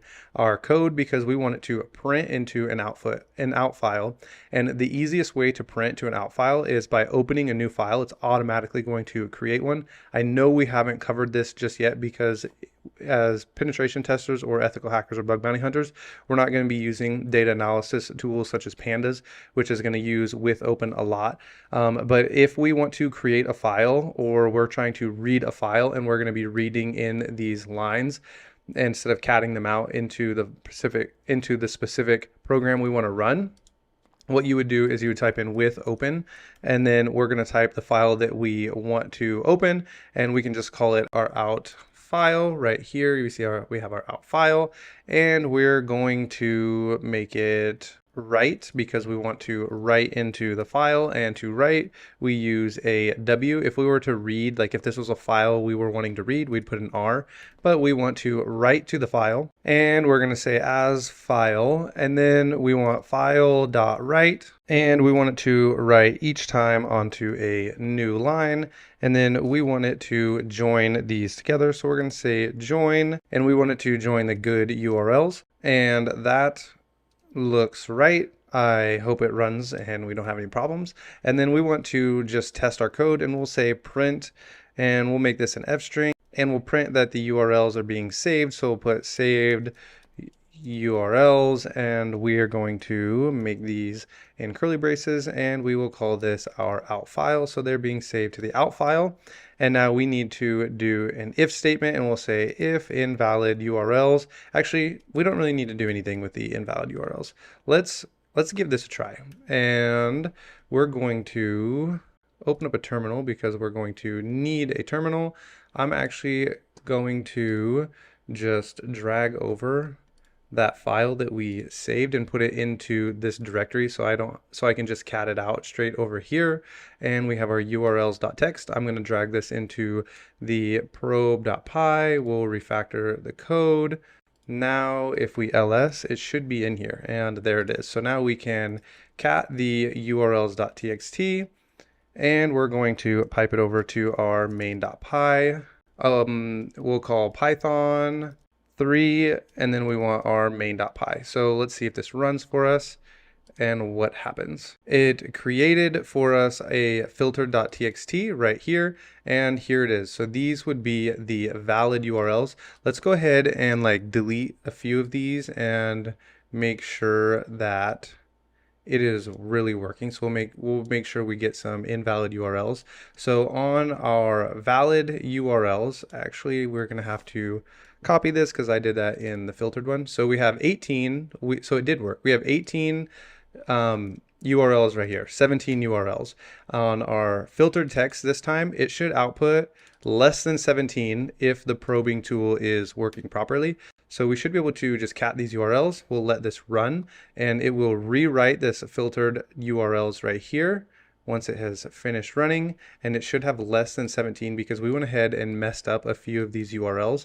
And we'll check this file and see what it puts out. So it tells us there was an error because those did not resolve. And I actually already went ahead and ran this and got this connection error. And the best thing you can do right here is go, we have this connection error, and you can copy paste and put this into Google, which is exactly what I did. And it brought me to the documentation, and we have this request exception, and actually it's right here. So we have the connection error and the connection error, and what can we do with this correction error. And after doing some reading, I found that we need to run another except. So we can come back here and we can just type in an except. And this time we want to do the exact same thing we did up here.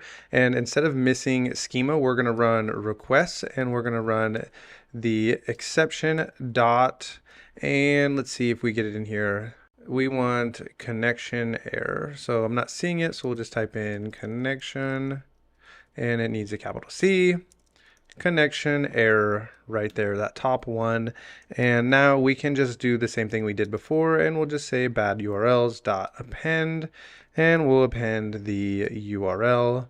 And I'm not sure why I have so many curly braces in here. And now we will just type in continue. Now if we run this, hopefully it will work for us, and we will no longer be getting this error. So even if we come over to our URLs, and let's say there's some like typos and there's no way it's a real page, then it should just handle this error and just pass over it, and we shouldn't get these errors anymore. And since there's 21 of these, and I know for sure like this one right here has a typo, it should have a .com. It's going to run this anyway, and it's going to give us the valid ones that were responsive, and we have 16 responsive URLs out of the 21 that we gave. So if we were doing like a live penetration test or we were bug bounty hunting, we would have wasted our time visiting 4 of these because they would not have resolved. And this tool right here will make sure that all of the URLs resolve for us. So here is the code for that. And now we have this done. This should work for us every single time, and you can rerun it and you don't have to worry about filtering out this filtered URLs.txt, because it will just rewrite over this file right here every time we run it, because it's going to open this out file, which is down here, and then it's going to write, and it's going to write to the file. So that should overwrite it every single time for us. Okay, so the setup for Selenium is going to take a little while, and I don't want you just to close out and think this is too hard. I want to show you how cool this tool really is. So if you follow along with this video, in the end you're going to have a program that, and you're going to understand all of this code, and then you're going to have a program that goes out to GitHub for you and goes through the repos, opens all the pages, goes through all the links, and pulls out if there's any passwords or not stored in the code on the GitHub page. And so it will look like this when you run it. And it automatically went through all of those links on GitHub. It pulled down this page right here. It says a password was found at this link. And so if we click on this link, it'll take us to this page right here, and we can look at this and we can go to the raw and we can type in password, and right here it tells us it has found password, and the password is admin, and it found this on this GitHub page. So that is where we're going. And if this tool looks like something you would like to add into your bug bounty or penetration testing arsenal, then you can stick around and go through and make this tool with me. We start with our program and using Selenium. There's a few things that you have to do, and I'm going to walk you through installing this both on Mac and Windows. You will need your PyCharm editor that we used in the first Python for Ethical Hackers. And now you are going to need Google Chrome installed, and so I'll have this link down in the description. If you don't have Google Chrome, it is best if you use it. You can also do it with Firefox, but it's really easy if you just download Google Chrome and follow along with me. And we're going to also need to install the Chrome web driver. So what you will need to do is download the version of the Chrome driver that matches your Google Chrome installation. In order to find out what version of Chrome you are running, you will come up here, click the 3 dots, you will go down to help, and you'll click about Google Chrome. And then I am running this version right here. In order for me to update my Google Chrome, if it doesn't match any of these over here, then I would just have to close out of Chrome completely. You just go and close the app and it will automatically update. And I am running this version right here, 101.0, and I would come back over here and I would say 101.0. For me, it would be this one. I would click this, and then it will bring you to this page. It looks exactly like this, and it will tell you what version of software you're running, and you will click that version. So if you're running Windows as your operating software, you click Windows, Mac, or Linux. For Mac, I use this one right here. And when you install it, remember where you put it, because we are going to need to know the complete file path in order to reach the Chrome driver. I have mine stored right here in a folder on my desktop. So if I open this up, I have my Chrome driver right here, and I will need to know where this is. We will need to know the entire path, and you can do this. You can see the full path by right clicking and going to get info, and then it will tell us where the full path is at right here, because it tells us where, and then we say Mac, user, Ryan, desktop, the folder is developer, and then we hit the Chrome driver. So you'll need to go ahead and install Google Chrome and then install the Chrome driver, and we will continue walking through how to finish setting up Selenium when you have finished doing that. After you have downloaded the zip, go ahead and unzip it, and it will automatically unzip into your downloads, and then you can drag it into a different folder like I have. I've just made one called developer, and you can go ahead and drag yours out of your downloads, or you can leave it in your downloads if you choose. The only reason I move it out of my downloads is because sometimes I go and delete everything out of my downloads folder, and I don't want to delete this if I am using it. For the Mac users, after you've downloaded this and you have moved it into your location where you would like to keep it, for me, I'm going to just go like this. I will open back up this folder. I'm going to show you what we did earlier. Just go to get info. You can now copy this as your full path, and then we can say our Chrome driver, so we'll go CDP for our path, and then you can paste it in here just like this. And I believe we need our to go slash Chrome driver, so we'll go slash Chrome driver, and this entire thing will need to be inside quotations. Now I'm going to cover the installation of Selenium for Windows users. Okay, for our Windows users, what we're going to do now is click Chrome driver Win32, and it will download. We will open up where this is. It's going to say we want to, how do you want to open this file? We'll just say, we'll just go ahead and open it. It says we now have this Chrome driver, and it tells us that this is an application. If you don't have any place in particular you want to store it, go ahead and put it in your C drive. But before we do that, we'll just open this up. We will make a new folder and do the same thing we did on the Mac, and we will say developer, and we'll just leave this here, and we can go back to our downloads where we grabbed this folder, and we extracted our Chrome driver, and we're going to put this into the developer. Now, the reason I had you do that is because when you look at the location of where this is stored, it is really simple to get to. It tells us that it is in C/developer. We can copy this. We will put it inside of a string, and then we will put slash, and now we will do the same thing we did on the Mac, and we will say the Chrome driver path, and now we have that stored as a variable. Sorry to my Windows friends, I forgot to mention that when you run this Chrome driver, you will need the .exe in order to get the executable to run, and pretty much everything from this point on is going to be the same as I run it on my Mac. If you have any problems, please let me know in the comments, and I will try to help you out. Okay, we are ready to install Selenium. So the way we're going to do this is we're going to import Selenium just like this, and because I have done it before and I have already installed it on my Mac, this is here and ready for me. But what you may need to do is it will have a red squiggly line, and it'll pop up a window like this, and you're going to click install or import. I can't remember which it is, but I think it's install, and you'll click install, and it will take just a second to go ahead and install that. And then what you're going to want to do is type in from Selenium, and then we're going to import the web driver. Now that you have installed Selenium and typed in from Selenium import web driver, we're going to initialize our web driver, and we're going to type in driver equals webdriver.chrome because that's the browser we're using. There are other browsers if you've chosen to go that path. And now we're going to type in our executable path. And the reason this is yellow is because this has to be capitalized like this. And we're going to type in executable path, which I believe is actually deprecated. And I have not gone back and read the documentation for the new way to run this without the executable path, but we're going to type in CDP. It's just going to give us a error when we run this, or it's just going to give us a warning saying that this version is deprecated for running the web driver, but that's okay. We will get our program to run without it.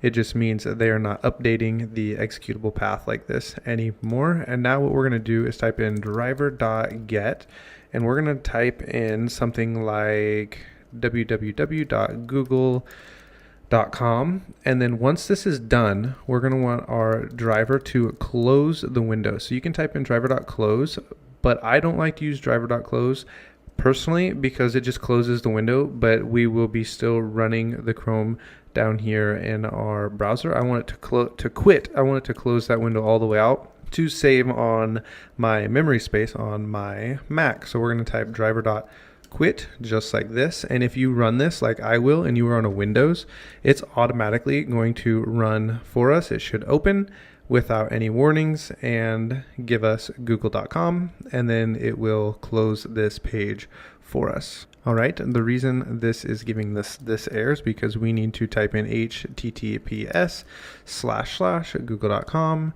Now when we run this, it should open up Google for us and close the file. So that is how we run it. But if you're on a Mac, if you're on Windows, that worked for you and you didn't get any problems. If you're on a Mac and this is the first time you've ever ran Selenium, you're going to get a little error that pops up with a window, and it's going to say move to trash or cancel or close. You're going to click cancel or close. Out of your two options, you're going to come up here, you're going to go system preferences, you're going to go security and privacy, and right here it will say that you tried to run a Chrome extension and it was blocked. You will click allow. If you're not allowed to click allow, you can unlock it by clicking this and typing in your password to unlock your Mac, and then click allow, and then you can relock it. Then when you close out of this and you rerun it, it will give you the option to open anyway, and you'll have a new pop-up, and you will just click open and it will begin running and working for you just like this on your Mac. Now it is time to begin some of our web scraping. Okay, so we are at our screen and it looks like this. I've decided to go ahead and show you how to get rid of this deprecating warning. So when we run our program and it runs this right here telling us that the executable path has been deprecated, just in case they stop using this in the future, I want to go ahead and show you the way to get rid of this. I'm going to use running the executable path because I believe that it is faster, and I might be wrong, and that's okay. And you can run Selenium however you choose. You can run it the deprecated way or the current version. I think they're at version 4 if you choose. But we'll have to import a few more services from Selenium. So we'll go from selenium.webdriver.chrome.service import, and then we're going to import service, and then we're going to need to import the Chrome driver manager. So we're going to go WebDriver manager.chrome, and we're going to import Chrome drive manager just like this. Now I'm going to comment this out because I'm going to use it as we go through, but you can delete this if you want to use the non-deprecated version, and I think you're still going to get these red inputs down here, or these red warnings that's going to tell you like it's installing the newest version of the WebDriver every single time you run it, but that's okay.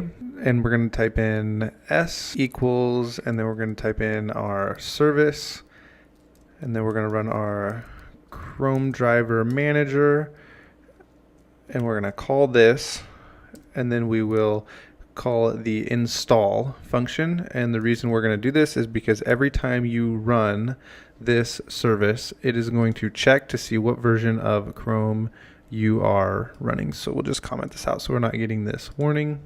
And this dot needs to go, I did this wrong, we'll go like this. All right, it is not wanting to work for me, so we'll close it off manually, and then we're going to hit dot install. Right here, we're going to call this method, and then we have to close off this whole line here. And now we're going to turn this over to our driver, and it's going to equal the WebDriver.chrome, and then we're going to use the service, and it's going to equal s, just like this. Now, if we uncomment our driver down here, we'll have no errors, and when we run this, it will now work for us. and it's going to tell us we are using, this is the version of Google Chrome that we're using. If you remember, we checked our version earlier and then we installed the Chrome driver, and it tells us we have the Chrome driver that matches our version and it is found in cache. So it now works. This is the non-deprecated way to run this tool. I decided to go ahead and show this to you, like I said, just in case the way right here, the deprecated version to get to the Chrome driver is no longer supported in the future. All right, I have gone ahead and commented out this code, and I'm going to use the Chrome driver that is on my computer that we already installed. There's one more thing we're going to need to import in order to not get any deprecation errors, and that is the by. We're going to import by. So we're going to type in from selenium dot WebDriver dot Chrome, or sorry, not Chrome, dot common, and then we're going to use by, and then we're going to import, and then by like this, if I can get back there, like this. And this is another update with Selenium. The way I originally learned Selenium, we didn't have to use this, but they have updated it again, so we will need to use this by module here. So what we're going to do is open up Amazon, and I'm going to show you how this scrapes. If you've ever wondered why you have to answer questions to make sure you're not a robot, you're going to find out in this course. So if we come over to a web browser and we type in Amazon, and we go to Amazon, and let's say we want to buy a new drill bit. So we just say we want a drill set. Okay, we're getting a drill set, not a drill bit. And we click on this drill, and we really want this drill, but we don't want to pay $43 for it. We want to pay $38 for it. We can actually set up our WebDriver to go out and check this price for us. So what we would do is we would inspect this, and we can look for the class right here, and it's going to tell us that it's 43. So you could set this up. Let's say instead of 43.99, we don't really care about the 99 cents, and we just want it to be less than 38. So 37.99 would work. We could use this span, but for the sake of getting the 99 involved, we will use this one right here for our project. So we'll go ahead, click on this, and we're going to use this class right here. And we're going to grab a class out of these right here, and we want to grab one that looks really unique, that isn't going to be used anywhere else. This class looks really unique to me, so I'm going to go ahead and copy this, and then we'll come back over to our Chrome driver.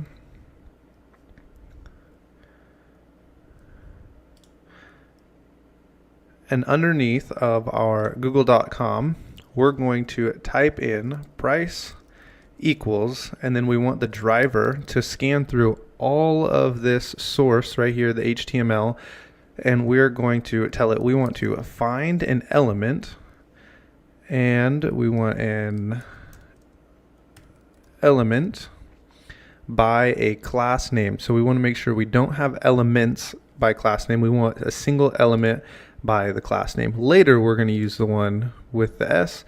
And this is the deprecated version. I forgot. This is the version that I learned when I was using this. What we do here now is we delete all of that, and we delete that, and we come in here and we say by dot class name, and in here we're going to put that class name that we just copied, just like this. The next thing we need to do is update this HTTPS right here, and it needs to be this URL right here, so that way our Chrome driver opens up the right URL, scans through all the HTML. It's going to look for the class name that possesses this, and then we want it to print the price like this. So we'll say print, and then we want to print the price. So if we run this, how it is right now, I'll show you what our output is. It gives us this as our output, and this is not helpful. So what we need to do in order to grab the plain text is type in text. So now if we run it, it's going to print out for us our $43.99. And I'll show you what would be useful if we're really going to turn this into a web scraper for us. It really would be useful to get rid of this 99 and just use this right here. So you can see why it's printing the way it is. This span, 43.99, and it's given it to us on different lines. So we should be able to copy, let's try this class right here. And this really is, when you're making these, going to be a lot of trial and error, as you're going to see in a little bit when we make our new dumpster diving ethical hacking tool and we try to automate some of our recon, where it's going to be a lot of trial and error. So we'll let this run and we get the $sign. That is not what we want. So we'll try this one and we will paste this in here. And now we can run it and see what comes back.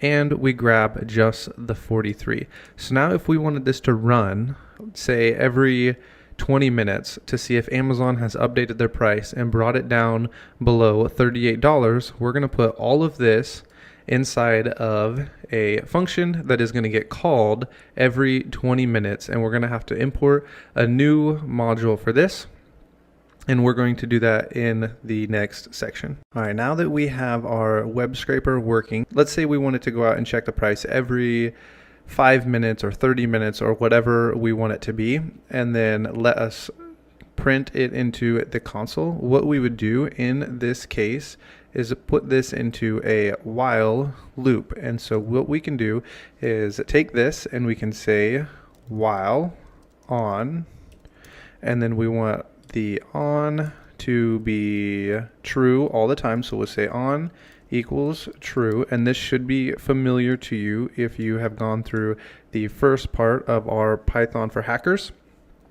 And then we're going to need this inside of a function that gets called every 4 seconds or 30 minutes. And we'll need this inside of a function that gets called every so many minutes. In our case, I'm going to set it to only 5 seconds, so that way we don't have to wait very long.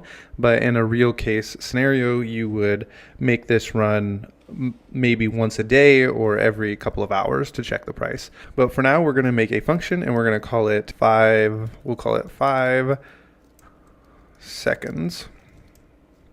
We'll call our function, and then we will need all of this to be inside of our function. And now we need to call the function like this, and we will say 5 seconds, and then we are going to take this and we need this to sleep. So we'll say time.sleep, and you will need to import time up here if you have not already. And we're going to say sleep for 5 seconds. Now when we run this, it's going to take 5 seconds. It's going to launch our driver, go out, check the price, and print it down here in our console for us. And then once it gets done doing that, it's going to wait 5 more seconds, and then it is going to launch the browser again and check the price for us. And it will do this for all eternity because we are inside what's called an infinite loop. There's no way for this loop to end, and so it's just going to keep on going and printing for us the price until we stop the program. So this isn't really helpful for us in the world of hacking, so we're going to stop here. I just wanted you to get this concept down of using Selenium, setting up functions, using a while loop.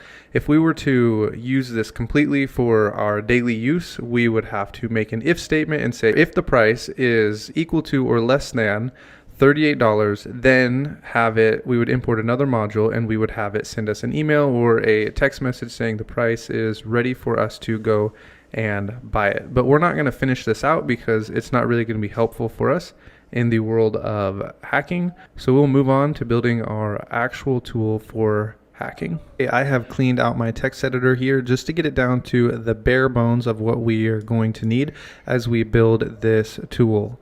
I have put this right here. This is the GitHub repo that we're going to be going through and dumpster diving for. Now this should work for any GitHub page if we program this right, but I made this GitHub page just for us to test against to make sure our tool is running. I didn't want to spam an actual GitHub account that is in use. So this is just a GitHub account that I made for the purpose of showing you how to build this tool. So what we're going to make in the end is a tool that when we run it, it runs what target would you like to run against. And so we're going to copy the URL of the GitHub page that we want to scan. And when we run it, it's going to go out to GitHub. It's going to click on the repo. It's going to click on the code. It's going to go to the raw, and then it is going to tell us a password was found inside this page. And so what you could do is just copy this or click on it, and it will take you to this GitHub page, and you can search for where this password was used. So we're going to make a very basic program just like this one, and I hid a lot of the code. It's down there. I didn't want you to get a head start. So as we make this tool, when we're done, it's going to be very basic, but I would challenge you to make it your own and add to it different files that you want it to search for different keywords. Make it print the entire line where the password's found, so you don't actually have to go out to this page and check it. These are things that I've done with my tool that I've made just like this. And so I want to show you guys how to get started making this tool and then add on to it and make it your own. Okay, as we go through building this tool, there are a few things we're going to do at the beginning that I'm going to tell you to change at the end to make the entire tool work well for you. So what we're going to do at the beginning is we're just going to get rid of this right here because we want to put in our repo that we're going to be scanning against. And I'll leave that GitHub repo up unless it ends up getting taken down by GitHub because it is getting scraped over and over and over by people from all over. But until then, I'm going to just leave this GitHub page up for you guys. So we'll just put that inside of our GitHub page, and now we can comment this out and it should open up that page for us and then quit. And it did. So there it ran. And what we're going to do in the end is we will change this and we will make this an input, but we're going to cover that at the end when we get to that section. Now that we have it, so it'll open up this page for us, we want it to grab something for us by an element. And because usually there's a bunch of repositories in here, we're going to just use the repositories instead of getting the element by, let's say, the class name. Get the element, we're going to make it get elements by class name, and I'll show you what I mean in just a second. So we'll go in here and we will say we need this class titled repo. Okay, and this is what these will be titled as for us, and we have this anchor tag right here.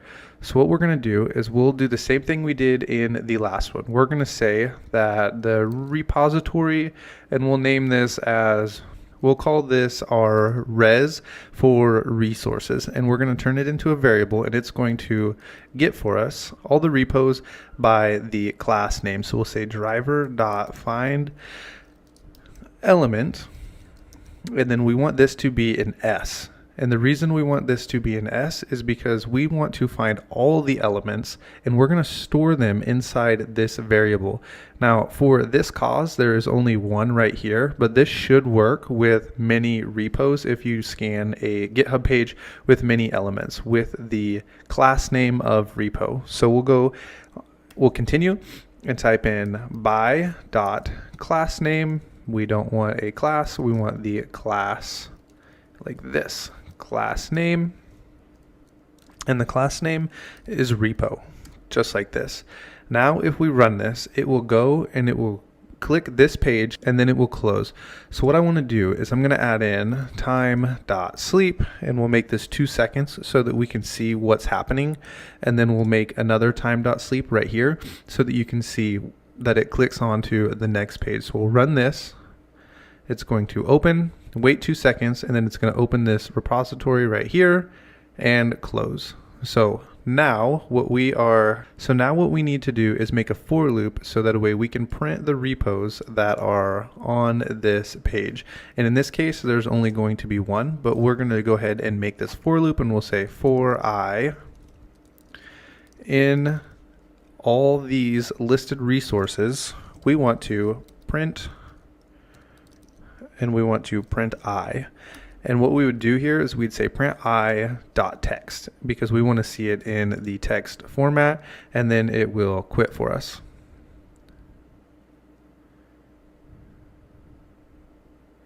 I should have gotten rid of the sleep for us. And I see I spelled that wrong, and that's okay. I made that repository late at night, and it's all right that it isn't quite right. It's still a repository, and we can still scan against it. So it prints for us this repository right here. So now that we know, we can loop through all of the resources that have the element class name repo. We need to figure out how can we click on those, and there is a click function that we're going to use later, but right now I want us to go through and see how we can do this a different way. It's going to be a little more complicated, but it's always best to know there are multiple ways to do something, especially in the world of coding and in the world of hacking.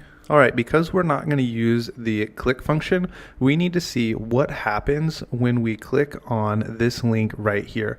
Now, this is something in cybersecurity that you're going to need to always do. When you're testing a page, not that we're testing GitHub, but when you test a page, it's always good practice to click and see what happens, how to use the page to see what's going on. And what we're going to do is check out this URL. So this is the URL that we start out with, and since it just changes the repo name as into the new directory, what we're going to need to do is take this directory and put it into a new link and get our WebDriver to open this up. Since we know we can run this, and I'll go ahead and comment out these times sleep because we don't need those no more.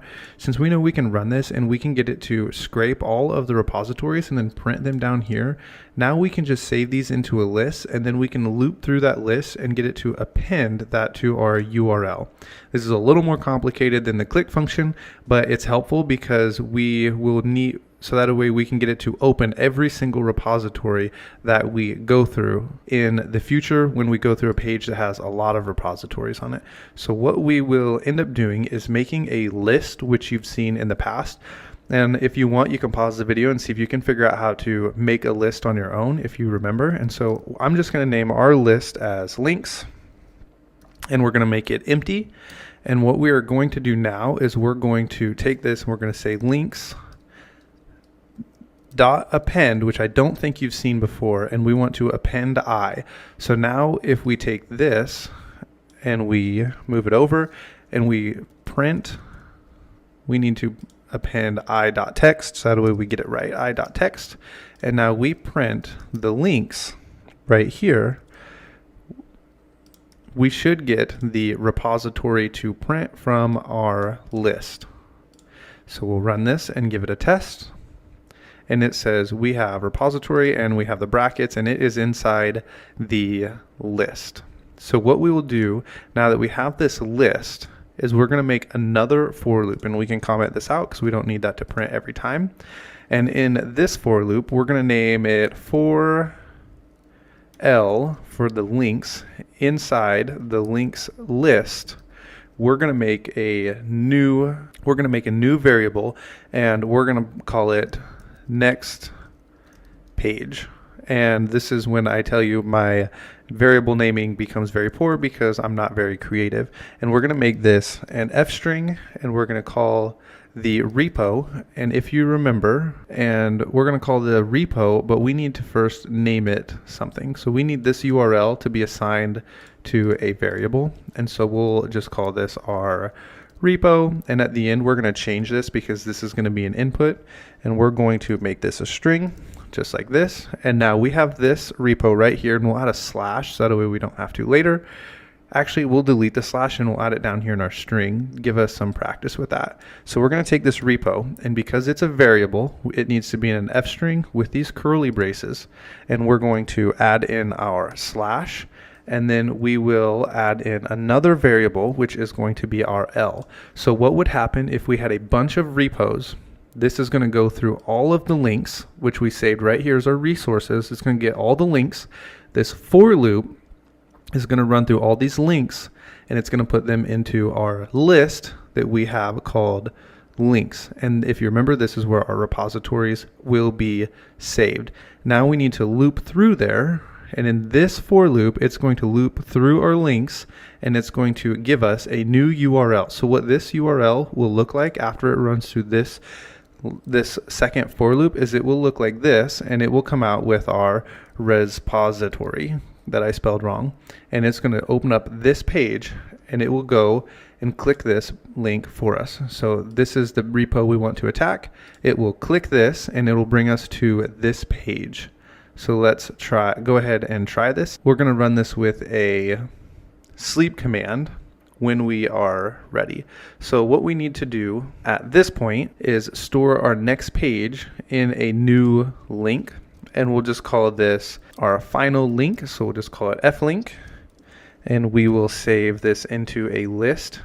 And then we're going to append our new URL, remembering what this one right here is going to look like, because it's going and looping through a second time of this links, and it's making our new URL that we want to test, which is going to be this one right here. And we will tell this to append. So we're going to do flink.append, and we want to append the next page, and we're going to want it to append to the next page right here. So as we have this next page, if we print this, I'll show you what it looks like. So if we print this, we can say print, and then we're going to print the flink, and we'll just go ahead and pull this back here, and we will run this, and it'll show us what our new URL looks like. I accidentally left this slash. That's okay. The browser would have just deleted this second slash. So now if we run it again, it's going to spit out for us this new link. And if you copy this link or just click on it, it will take you, we'll just click on it, it'll take you to this page. And so that is how far we have gotten. So now we have moved with Selenium from this page to the next page, and where we're headed is inside this main.py, and then we're going to go into the raw. And then we want to know if in any of this there is a password or some kind of keyword. And so I'll just show you. If we type in command find and we type in pass, we'll see this password admin. We're going to make our program go through all of these words and all these lines inside this text and pull down the password for us. So that's where we're headed. But right now we got a few pages more we need to move. We are right now on this landing page right here. So we'll try and figure out how to make it open this page and then go into the raw and then search for the password.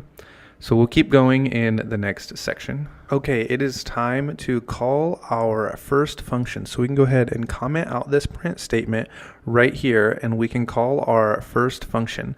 And we're going to call it above our for loops, because we need our function to be called above where the function needs to be located above where we call the function. So we will call this function, we'll just call it a loop, because we're going to loop through all the links. So we will call it like this. We'll say loop, and then we're going to pass in the next page, because that's what we want to go searching through in this function. So this is red because we haven't declared our function, and we'll declare it up above, and we will say def, and we'll call it our loop, and then we're going to pass in a function. We'll actually just call it our next page, so that way we understand what's happening.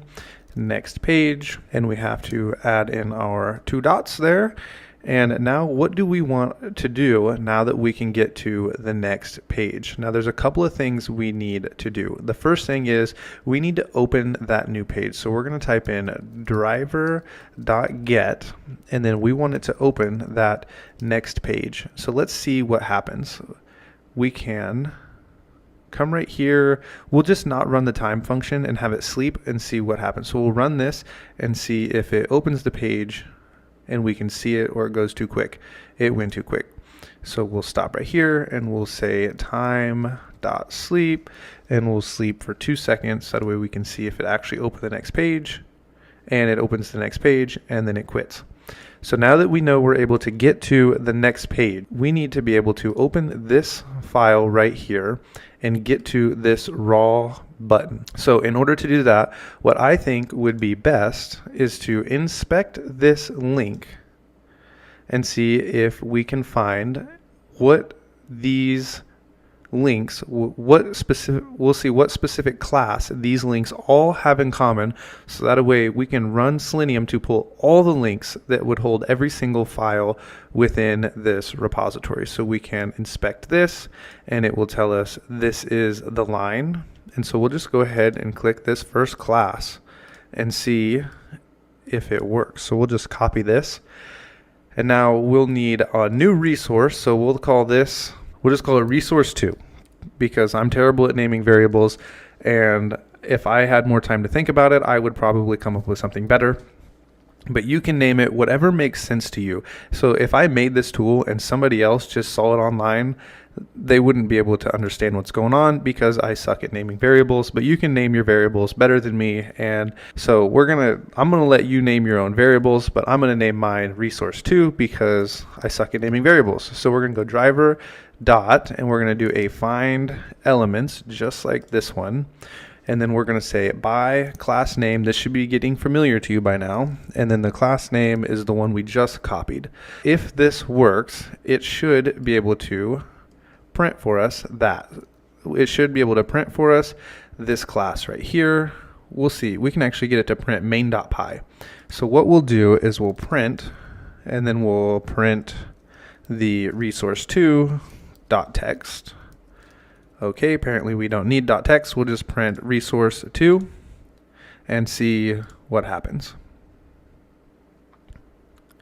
And that has run, and it does need resource2.text. And the reason that this is not working is because we need it to loop through this resource that could be holding this variable that could be holding multiple links within it. So like we did down here, we will need to go for, and we can call this I if we want, but I'm going to change it so that way you don't get confused by all these different variables in our for loops. We'll call it for a in resource 2, and then we're going to print resource2 dot text. We're going to print, instead of resource2.text, we're going to print a dot text, so that way we can make sure it is printing for us the main.py, so that way we can tell it to click on main.py.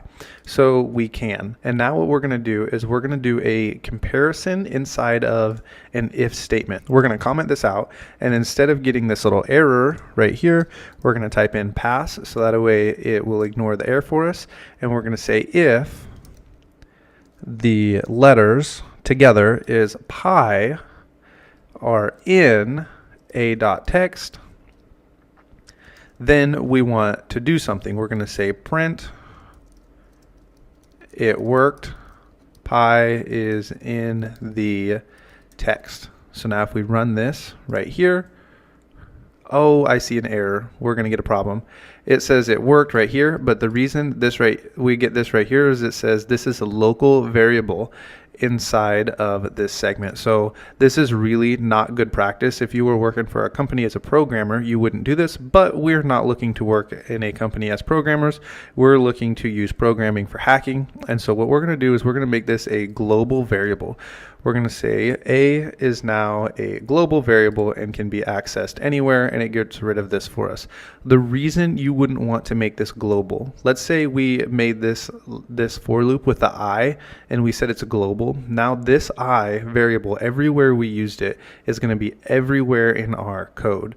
So we cannot use the variable A anywhere else outside of this because we have made it a global variable. And that is really not good programming practice, but for the sake of our tool, it doesn't really matter. So we're going to use it, we'll run this, and it should work for us, and it says it worked, pi is in the text. What we'll do is we can do the same thing we did before, and we can click on this main.py and look at our URL so that the way we know how to structure it. And then after this time, I promise we'll use the click function, or the click method actually, and it'll make it much easier for us.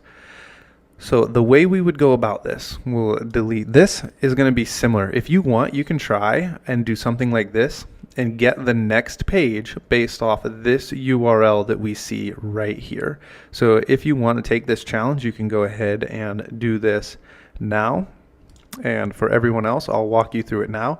We'll call this, we'll just call it second page because I'm so good at naming variables. And then we're going to make this an F string just like we did down here. And we're going to add all this together to get that new URL. So we're going to go ahead and we're going to say repo, and let's see, what did we name this one down here? We named it, we'll just call it repo because we have the repo up here. We'll just copy this. Actually, we'll just leave this. So we'll just use the repo how it is, and then we'll just add in this right here. And we can copy that and paste it in, and then we'll add our slash for the new page that we're going to want to go to, and we'll add this variable in right here, a.text. So we'll say a.text, and now if we print second page, we should get a URL printed that looks exactly like this. And the reason we did it this way is because we're going to be looping through in this for loop all of the links, and we need these links right here. So if there was, let's say we had a main.py, and then we had a CSS, a main.css, and then we had a index.js, and then we had index.html, or we had file.php, and there was a whole bunch of files inside this program, we would want to loop through all of these files for us.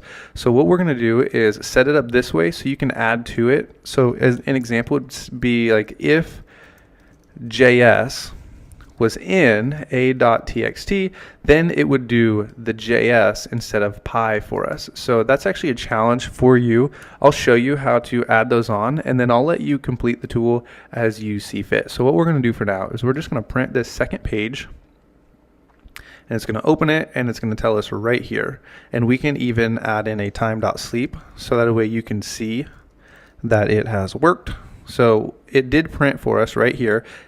Okay, so I just noticed if you click this page, it takes us to a page not found, and when you compare the two URLs, we're missing this repository right here. So what we will need to do is add in an extra repository, and let's actually see if we can just grab this next page right here. So we're looping through what would be considered the next page. Where's our links at? Okay, so we'll see if we can loop through the next page right here. So we'll add in, instead of repo, we need it to have that repository on it. So we can say next page, which is getting passed through our function. And now let's print it and see if this works for us. It's paused, and we have the repository, and if we click on it, it brings us to the next page that we want. And if we were going to add on to this program, let's say, like I was showing you, if there's a JS inside the file, so like if this is a JavaScript file instead of Python, or maybe we want to check for JavaScript and Python, and maybe later we want to add PHP, we can do that. And so we can say a.text, and then we can say right here, we need to close this off, and then we could say this exact same thing, and then we would print whatever it is that we want to test for. So we would say we're going to go to a new page. If a JavaScript is found, then we're going to do this, and then we can we would turn this into an elif, and it would say, okay, there's no JavaScript file, so because there's no JavaScript file, we're going to check for a Python file. And so we'll go ahead and run this, make sure we have no errors, and it's going to pass this JavaScript file, and it's going to go straight into the Python file for us. So we run this, and it passes this right here, and then it closes and it pulls down the main.py. So what you would do if you wanted to make this a comprehensive tool, you would say if there's PHP, if there's JavaScript, if there's a JSON, and any other kind of file that you might want to check for sensitive data. But because the repo we're working with to build this tool doesn't have any of that, I'm going to just leave it with Python, and I'm going to challenge you to make the if statements and the elif statements and the else statements all on your own, and maybe you can go look at repos and see what you want the program to open up to look for passwords. Now that we know that works, we're going to comment out this sleep function because we don't need it. We also don't need it to print the second page. What we're going to do now is we're going to call a second function inside of this function. So it's kind of getting like the movie Inception. We have a function that we're calling inside of another function, but we're going to do this one in a much easier method. So we're going to go ahead and we're going to call this one function is going to be called going for raw, and I'll show you why I'm naming it that. Going for raw. This is going to be the best variable name I have ever come up with.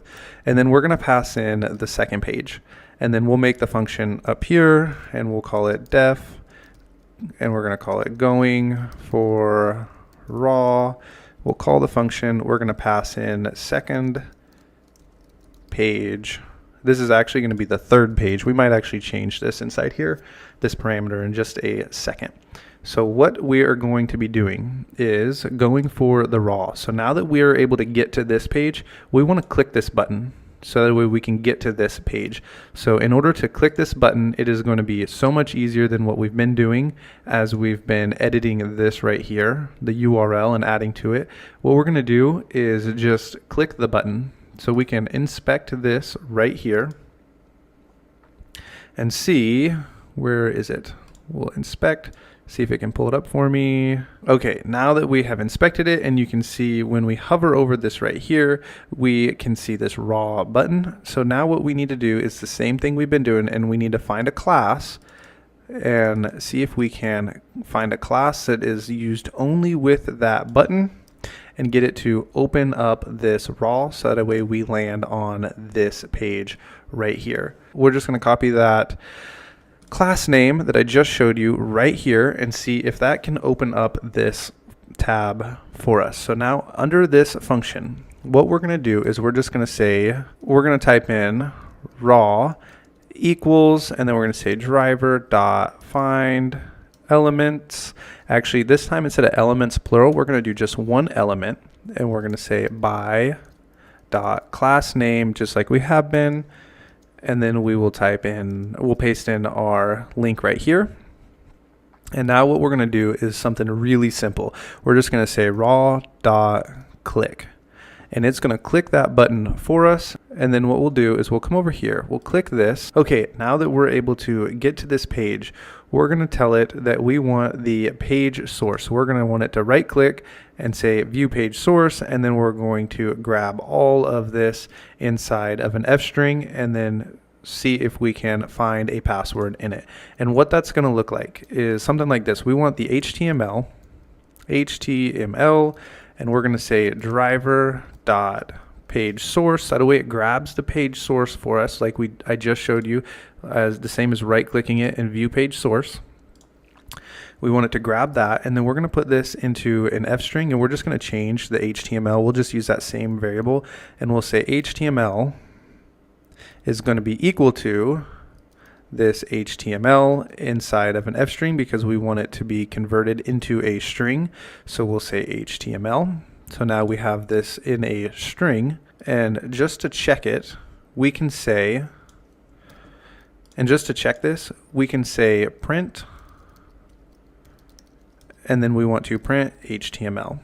And now when we run this, it's going to print all of that page source for us into our console, and we want to make sure that it is in a string. We have an error. Let's see if we can find the error here. We need to use driver.get, and then we need to get the second page right here. So now if we run this, it should work. And it clicked the button and it printed all of this for us. And let's see if it printed. Here we have the tags for us. And now that we have this printed, and it's printed inside of the HTML, so we know we grabbed the entire page, we can close out of this. We don't need this print statement. What we're going to do now is really similar to what we did down here. We're going to say if the password is in HTML, we want it to print found password. So we'll say print found password.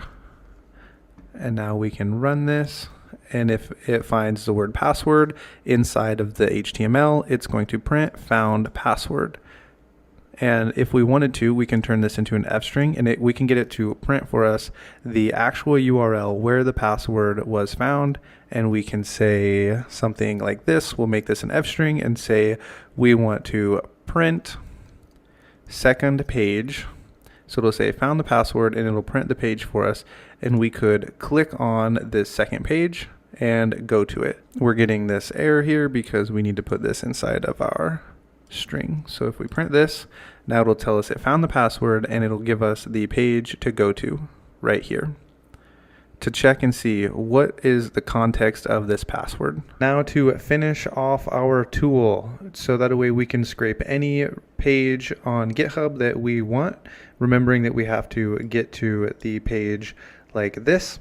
We can go ahead and copy this, and we're going to make an input, and we're going to name our input scrape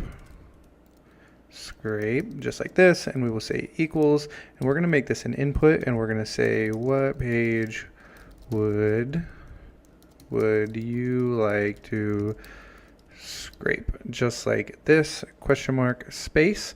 And now this scrape we're going to pass into our driver.get right here. So we will pass in scrape. We're going to have to make this an F string, and we'll say scrape, and then we'll highlight it, put it inside curly braces. And now when we run this, it should ask us for an input. What page would you like to scrape? And then we put in our page, making sure we remember the HTTPS. And now when we run this, it should run the page for us. And now you can run it against other repos, and it is a complete tool for you. All right, we are going to be creating a packet sniffer. So you can go ahead and come up to File and New Project right here and create a new project. I have already done that. So I'm going to go ahead and delete all of this start text.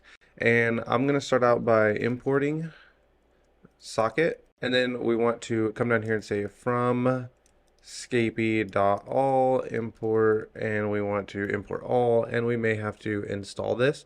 So you can just highlight, you can just hover over it and then come down to install package. And then while that is running, the code that I'm going to be using, I came over to sockets, and you have to understand a little bit of networking. And then you can come over to the sockets documentation and read through here. I'm going to try and explain the different types of socket functions that we're going to be using as we're writing the code, but it may help you to come over here and just read through it so you have a better grasp and understanding of everything that is happening. And you're going to need to make sure and watch that networking portion of the course, because you are going to need to understand some networking in order to create this packet sniffer. And we can start writing our code. So the first thing we want to do is create a packet sniffer. So we want to be able to capture all of the traffic on our device. So we can just call this our sniffer underscore socket, and it's going to equal the socket dot socket. And we need to call the socket function, and that's spelled wrong, so we need to call the socket class right here. And we're going to put a bunch of information in here to actually grab the socket. So we'll type this out, and then I'll explain what's going on. We'll say socket, and then dot AF underscore packet. And right here is what we want. And then we're going to comment it, and we'll hit comma, and then we'll type in socket.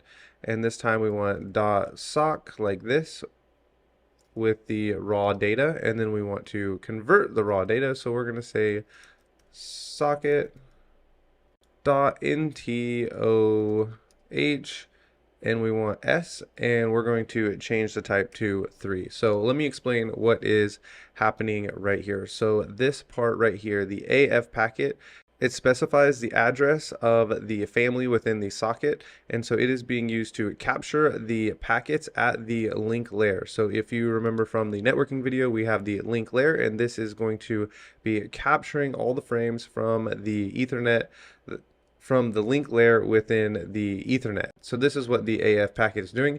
The socket right here, so this socket raw is going to be capturing all of the raw data on the lower layers of the protocol on the OSI model, so such as the IP. This is going to be grabbing that raw data, and this needs a space right here so it will stop squiggling at us.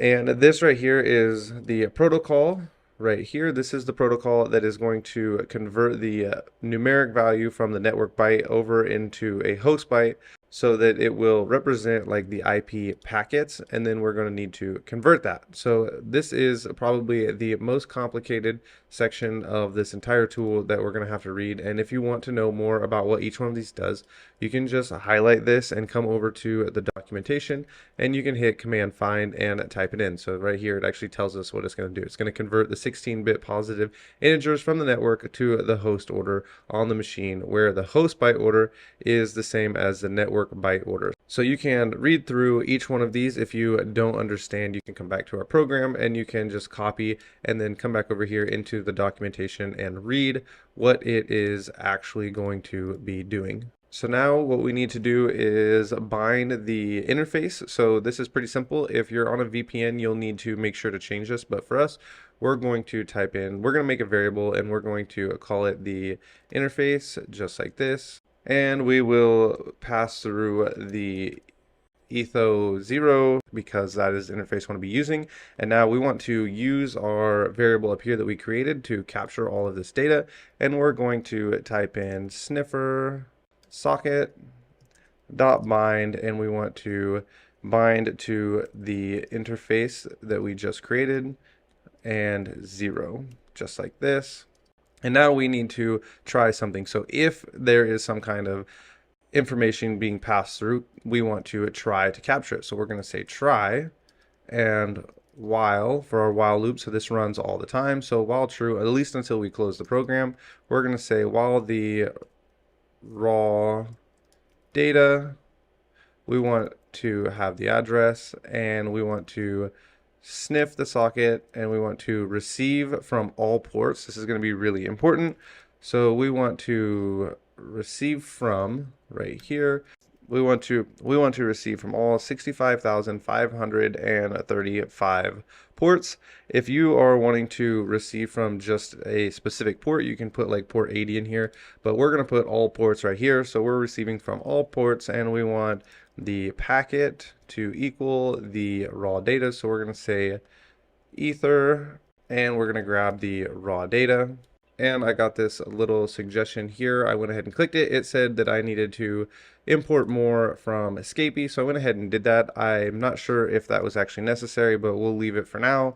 And then we'll come down and print the packet summary. So we want to print the summary. So we're still getting this little error here because it wants us to have an accept. So we can come down here and say accept.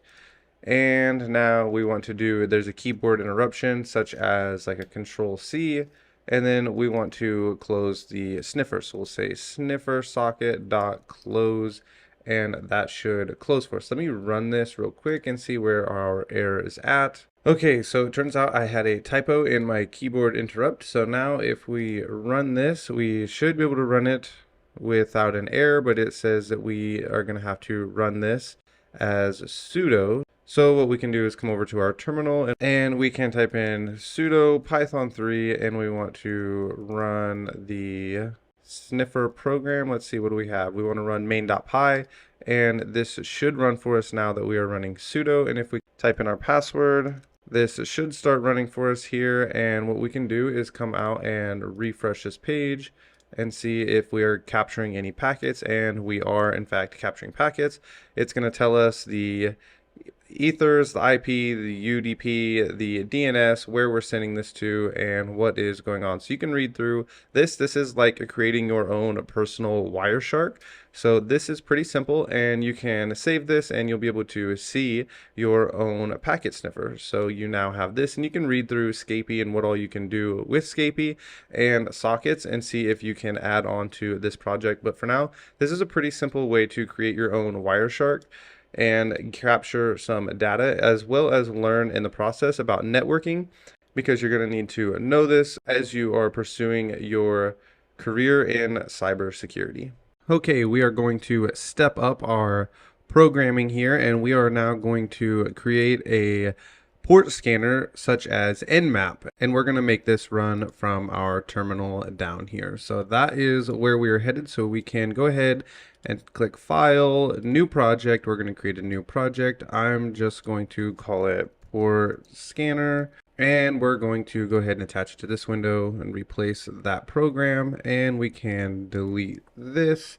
Click on our red dot and we are ready to go. So like last time, we're going to be using sockets. So we can go ahead and import socket, and then we want to import sub processes this time, and we also want to import date and time. So we'll type in date time and see if this will work for us. So I think that's all we need to import this time. So the first thing we want to do is we're going to take an input and we're going to take it as our target IP. So we can say target equals, and we're going to have our input, and we're going to ask for a target IP address. So we can say enter the target IP address, just like this. And we can take it like that. We're actually going to create a function this time. So we'll say def and the port we want to scan. So we'll call this port scan, and we're going to take in our target as our parameter here. So we'll say target, and we can close this off, type in pass for just a second, and we want to call the function. So we're going to type in port scan, and we're going to pass in our target that we have right here. So our target variable. And now we can delete this pass here because we're ready to start putting in some information. So just like we did with our packet sniffer, we're going to start out with a try. So if we are able to enter in a successful target, we want it to try and do something with this. So the first thing we're going to do is we're just going to say our IP address is going to equal the target. So we're going to set our IP address as our socket.get host name like this, and then we want to pass in our target just like that. So now we have our IP address set with our target. So after we submit our target name, we want to actually print that our program is doing something. So we'll just say that the target is printing something. So we'll actually just make this print, and we'll make this an F string, and we'll say scanning the target. And then we'll pass in the IP address, so we can just put IP like that. And so we have that printing, and we could add in here the date and time, which is why I had this right here imported. And to get our date and time to print, we're actually not going to be able to run this as an F string like I like to. So we'll just say time started, and we have to come outside of our quotes, put a comma, and then type in date time, and now with calling the function. So the reason we are getting this little error right here is from our date time, we're going to have to come to the front and say from date time, we want to import date time. Now we get that to go away for us, and this needs to be indented. So now we can come down and we can start our actual port scanner. So now that it's going to print everything for us and then give us an error, it's going to tell us we need to indent. But it's actually already indented enough, so we'll ignore that for now. We need to create our for loop. So we can say for the port in range, so whatever range of ports you want to scan. I have a hack the box running, so I'm actually going to just scan like port 21, 22, 23, 80, so you can see some are open, some will be open, and some will not be open. And then we can come down here, create a variable socket, and it's going to be just like we saw last time. It's going to be socket dot socket, and we're going to create a class here, and we're going to tell it socket dot af init, just like we saw previously. And then we want to do socket dot the socket, only this time we're going to use stream just like this, and we are going to now say sock.setting, and we're going to give it a timeout. This is similar to what you would see on Nmap. You're going to try and reach out to the IP address on that specific port, and if it times out in a specific amount of time, it's going to say that the connection is closed, or or open. So this is our attempt to connect to the actual port. So we're going to give it a timeout. And then if there is a timeout, then we're going to put in an if statement. But before then, we need to put in our result. So the result will be sock.connect. And we want this one right here. And if it does connect, we're going to tell it we want the IP and the port. So let me close out of that and come down to the next line. And down here, we're going to put our if statement. If the result is equal to false, and then we're going to say that we want to print the port is open. So we can put the 0 here. If I can stop fat fingering, and we want to print down here, we're going to say the port like this, and we're going to say that it's open. And then we want to format it. So dot format the port like that. And then we will want to close the socket. So we'll say sock.close just like this. And actually, now that I'm looking at this, we're not going to be able to pass in these ports right here in this way because we're doing a range. I forgot that we're not taking an input. So up here, it's actually going to have to be like 20 through 90. So we can do this range of ports. So it'll be 20 through 90.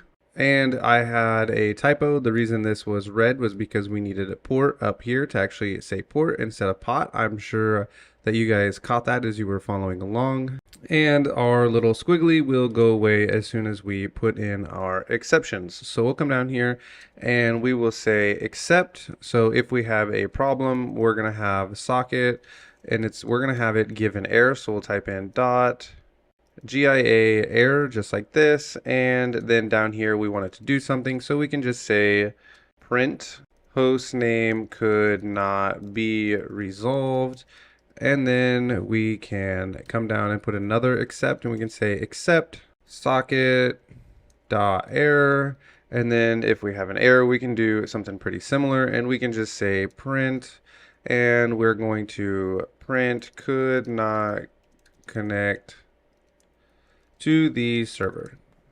So let's see if this will work for us. Let's actually give this a run. So we'll go ahead and try it. And we have an int right here. This should be an input. So input. Now let's give this a run again. And it says enter the IP address. The hack the box that I have running is the same one I've been running. And it is 11.183. It is the box ambassador. And we get our first error that we get to try and debug. So let's see what we have going on. Okay, actually, I believe this little port scan is going to be our problem right here. You can see that it tells us in line 17, we have an issue. So in line 17, I believe that port should be port, not port scan. So let's try this again. 183, and it tells us port 22 is open, which it is open, and then 80 is open. So it actually skipped over the ports 20, 21, 24, 25, and all the rest, but it did successfully do a port scan from ports 20 to 90, and these are ports that are indeed open. I believe on this box, port 3306 is open as well, so if you wanted to, you could run this and go 3306. It's going to take a lot longer to run the port scan, but it should identify that port as open as well. So it's going to go ahead and run this port scan for us. I'll bring you back once it has hit port 3306, so you can see that it's actually port scanning all the way through. And in the future, we will turn this program into a graphical user interface similar to like Burp right here, where we have buttons and we can put in some input. Only it's going to be not near as complex as Burp. But we are going to make a graphical user interface so that way you guys can see how to use those, and then also how to create classes out of objects, which we are going to be doing in the very near future. And it looks like it turns out we did not need to import the subprocesses, so we could actually delete that. And it looks like all we needed was the socket and the date time. This is still running for this port down here, and we are going to be moving on and looking at some object-oriented programming and how we can create our own objects and classes. This is going to be something that is really hard to grasp at the beginning, but once you have a handle on it, it's not that big of a deal, and you will be able to create your own classes and objects. Okay, so it tells us that port 3000 was open, not port 3306. So with that, let's go ahead and start checking out some object-oriented programming, and we will create some more projects after we get a good handle on how to use classes and objects and how we can create our own. And let's go ahead and check this out now. So that concludes this course. If you are interested in the more advanced course and you're looking forward to more Python content, you can go ahead and subscribe. And in the next couple of months, I will post the full 10 hours here on YouTube. Thanks for watching.